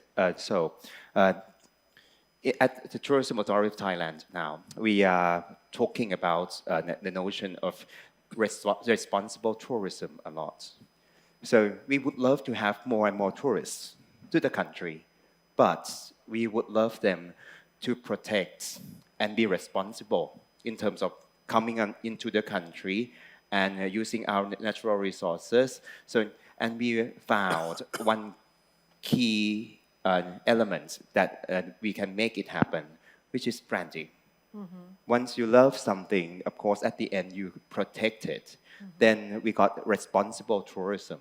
So we cannot come up with lots of signage, right? And ask them to stop doing something. They do it anyway. But once they loved it, then they'll protect it, right? That's the real thing at the end of the day. Completely agree. Yeah. So we have 5 minutes left. If somebody wants to pose a question, there is a micro.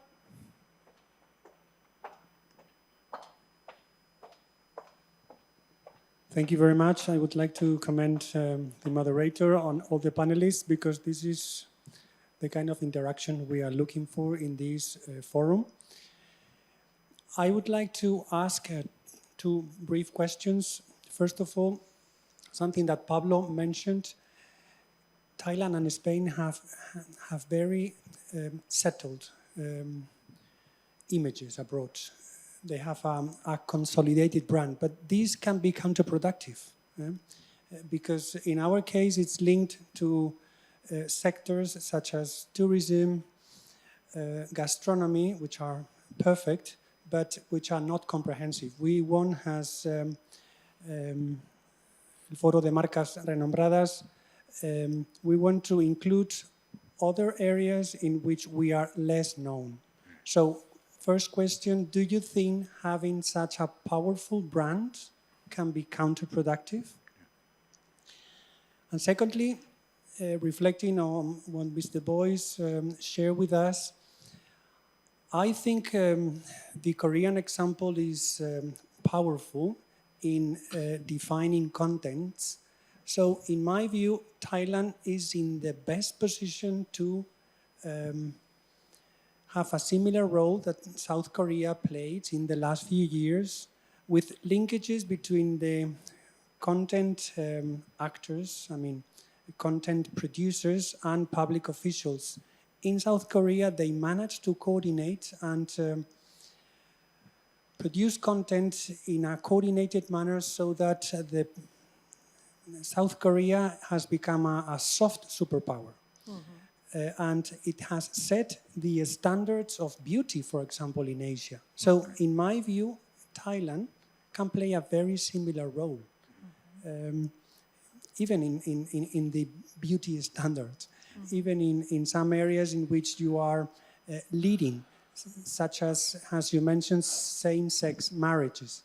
So just a question, is there any coordination between content producers and public officials in Thailand so that you follow a similar path than the South Korea? I know Miguel Angel, who is doing the concluding remarks, is already here. I don't want to extend this dialogue, but this is an example of if we approach Thailand from a different perspective, such as we did here, we don't get so much support. We link Thailand to tourism, we link Thailand with certain sectors, but when we talk about, like this morning, renewable energies or now country branding, there is, people don't link the country so that those areas, so it's difficult for us to get attention and audience. But I was very satisfied with the dialogue this afternoon, and thank you so much. Thank you very much for the question. We'll have time just for another question. I think that somebody has... No? Okay, just one question.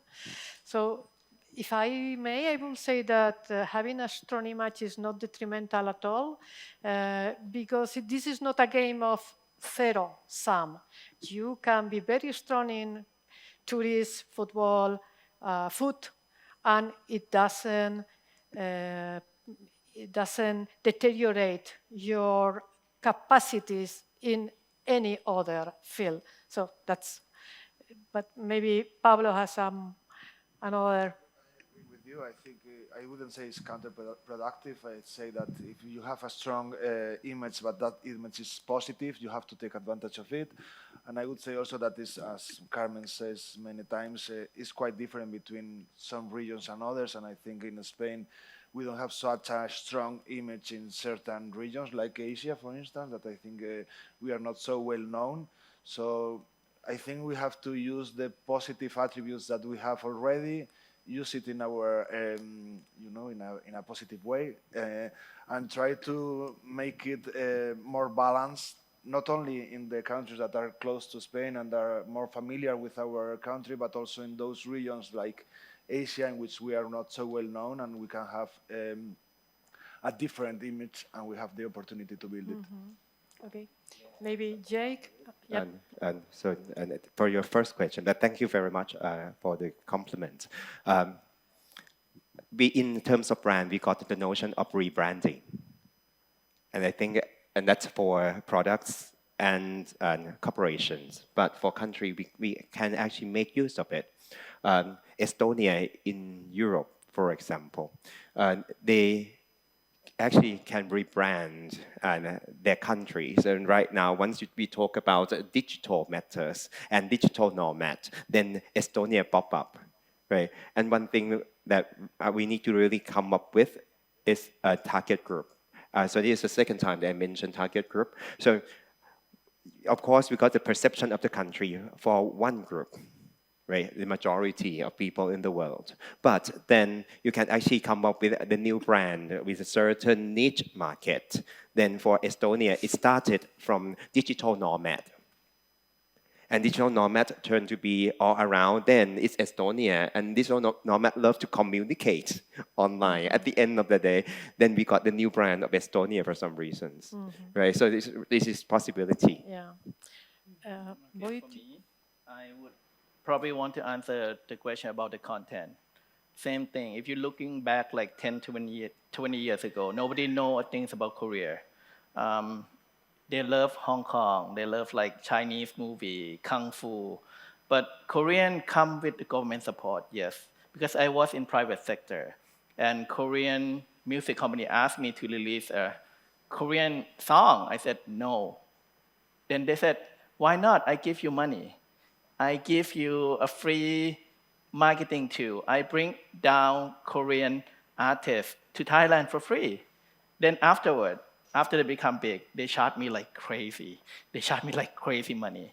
And the result of getting Korean to Thailand, now we have like Korean restaurants popping up like crazy, like Korean barbecue. So Thailand with the government support right now, I think we are getting government support. We're having a TACA, which are including like getting people together and promoting soft power. Okay. There is, sorry, the micro is where?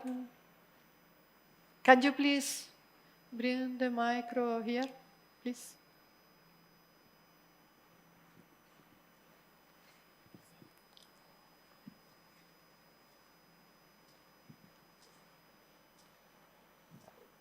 Here, in the first. Yeah. Sorry, I don't want to prolong this, the proceeding, but I just want to add one thought. Because I think when we talk about content and all that, it's good. But what I think is also important is that the message sent out has to be something that is universal. Because otherwise you cannot, I mean, people in other culture may not understand. So for example, if it's the boy love thing, if it's just entertainment, it may not be understood in some culture. So I think the underlying message or the value behind that is like tolerance and all these kinds of things. It has to be, it has to come to the front. So people will say, Thai people are tolerant people. And I think that is important for the branding. The same with food products, hospitality and all that. It's the same thing. That it's the nature of Thai people. We like other people, So it is this kind of message that has to be that sends out. The message is concerning values, and I think we need to understand these values to make this branding work. That's in my view. Thank you. Okay, thank you very much for your comment. You want to answer that? So I think we share the same thoughts, and that's the reason why I got one request. You remember my video clip, right? Yeah. So it's 3 minutes long. I cannot distribute to all of you because it's still in the process. Okay. Therefore, we only need to actually watch it. Okay. So it may take you 3 minutes of your time, but that's something that the ambassador just mentioned. So at the end of the day, we need to go for something intangible, and it's the spirit. One thing is universal, but for me, universal plus authenticity. I have already mentioned that Thailand turned to be something like smile and happiness and relaxation and everything. But at the end of the day, that once we combine everything, then you can actually take a look and watch it, and then you see we can use the feeling and the emotion and the spirit of what we talk about, and then we can actually go for business, traveling, right, products, service, whatever, right? So let me take your 3 minutes of your time. I just want to clarify on the boy love thing. It's like creating a fan. So they're not in the movie. It's actually they think one guy is a female, one guy. We're not encouraging people to do to be like same sexual, loving each other, not like that. But it's actually come from, it's called in Thailand called series Y. Y is from Yayo, which is mean the cartoon in Japan. So people think cartoon in Japan they look very similar. Even the boy look like a girl. So that's why Thai people took the Japanese character and developed into a boy love TV series. But we just happen to be the first, and people are follow. PP and Bilgin, they got like huge number in China. They fill up stadium like Korea. But luckily, Chinese, they have problem with Korea. So they go crazy for Thai star, especially boy love. And yes, we will include some Thai culture into every single one. So go ahead.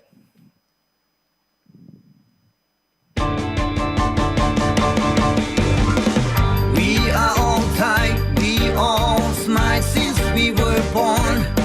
Happiness is everywhere. Happiness we can share is loving care through our smile. Since we grow up with tempos, it's typical we have peace of mind. We like making merit, oh yes indeed, that is worthwhile. As simple as we can, humble life we plan. We make our land of smiles. We share our love with family. We are a big tree under sunshine. Uncle helps grandma, nephew takes care of grandpa, father teaches grandson, so everyone looks so fine. Our food is plenty, not just curries, but recipes of all kinds. We cook with our heart, and we taste it with our smile. Michael everywhere, sitting here and there, fantastic vibe.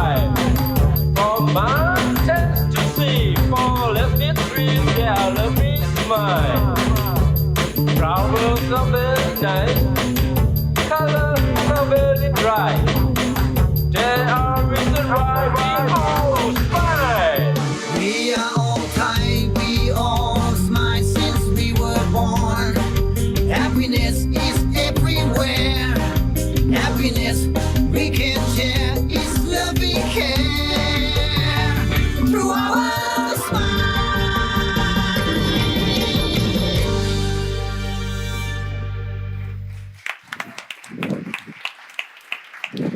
Yeah. Well, that was something really, very nice, very nice. Well, with that video, we put an end to our session. Thank you very much for all your presence here, for the speakers, the questions, and well, I think this is the time for the, sorry? Okay. ก่อนจบเวทีเสวนาสเปนครั้งที่2ในวันนี้ผมขอกราบเรียนเชิญท่านประธานเจ้าหน้าที่บริหารของสำนักงานข้าว EF señor Miguel Ángel Oliver ขึ้นกล่าวบนเวทีด้วยครับ Para finalizar esta segunda edición del Foro España-Tailandia damos paso a la intervención del presidente ejecutivo de la agencia F señor Miguel Ángel Oliver. Presidente, adelante, por favor.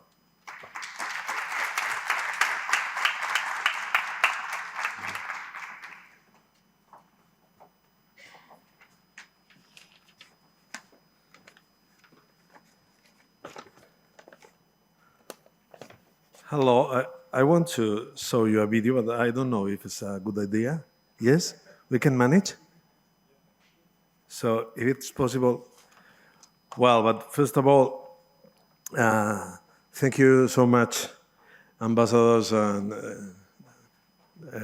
director of Casa Asia, Javier Parrondo, ladies and gentlemen. I have to look for, yes, yeah, okay.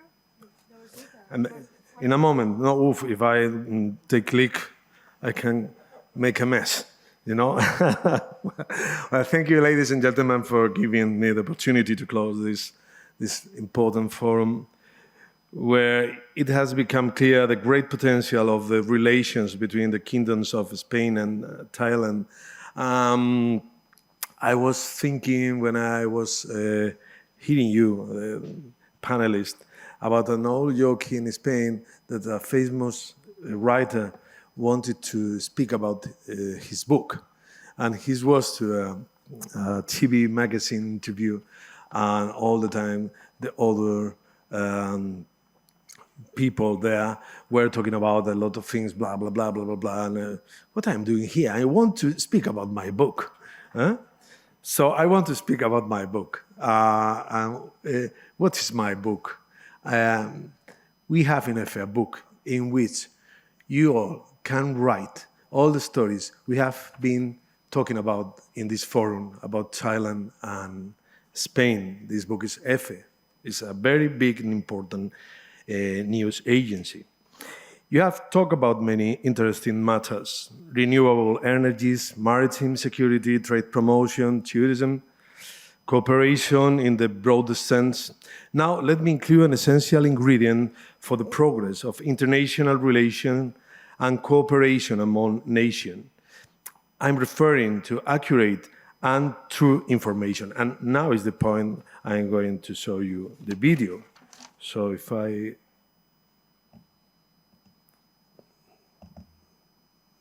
Okay.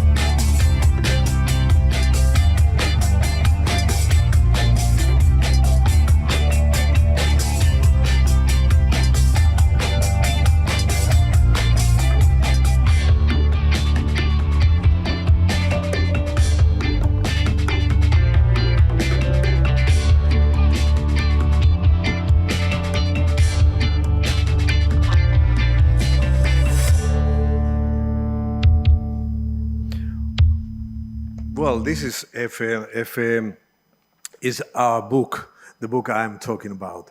A book, in fact, is like a river in which all the stories we are interested in are flowing. It's a tool for you and for us, for Thailand and for Spain. It's a river in which clean information, reliable, contrasted, and well-documented information is flown precisely because all the hallmarks of our news agency are pointing your interest, our common interest. As you certainly know, Este is considered the fourth most influential international news agency in the world.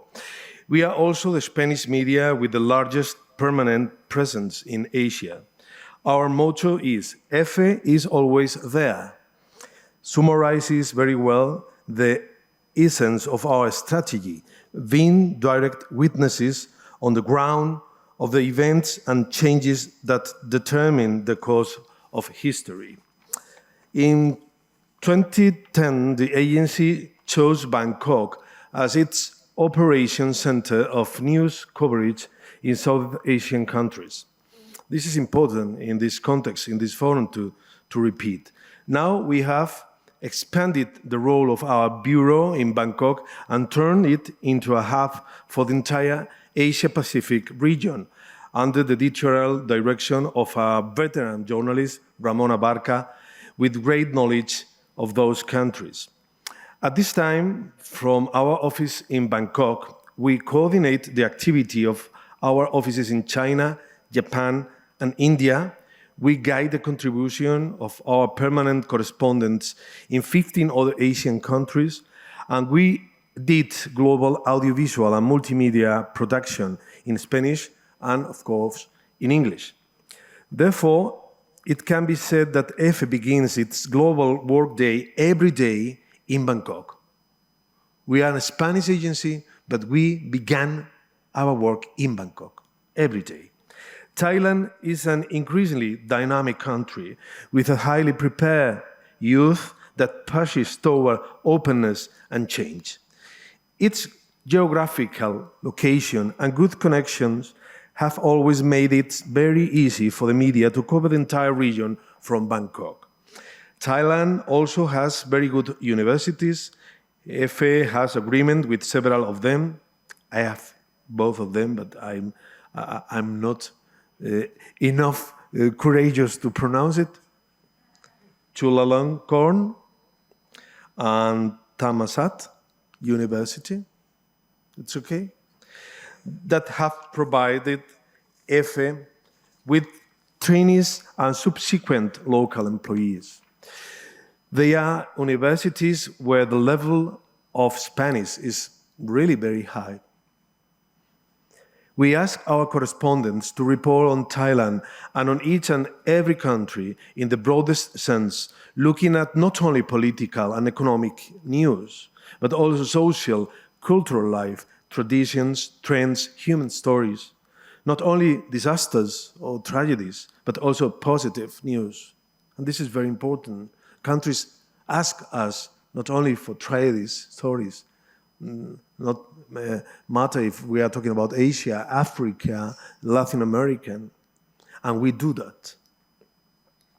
This week, we have an excellent example of positive news.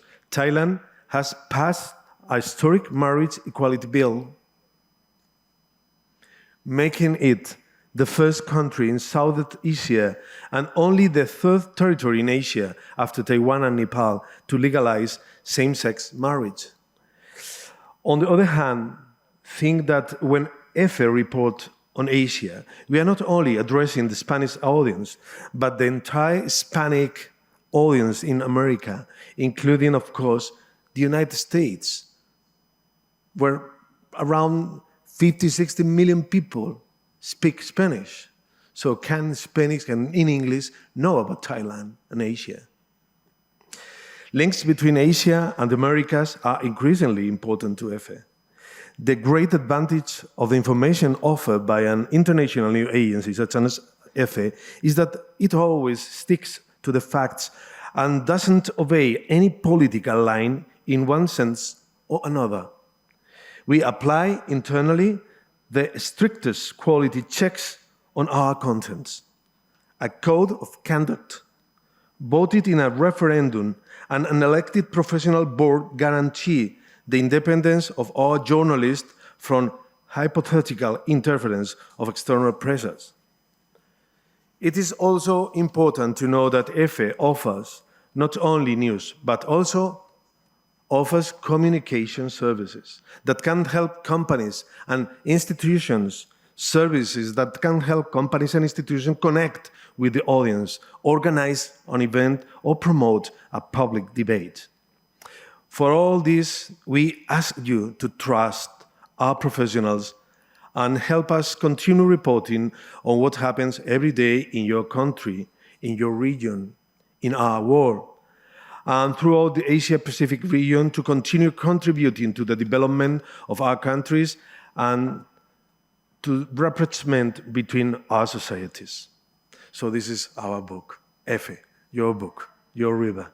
Thank you very much.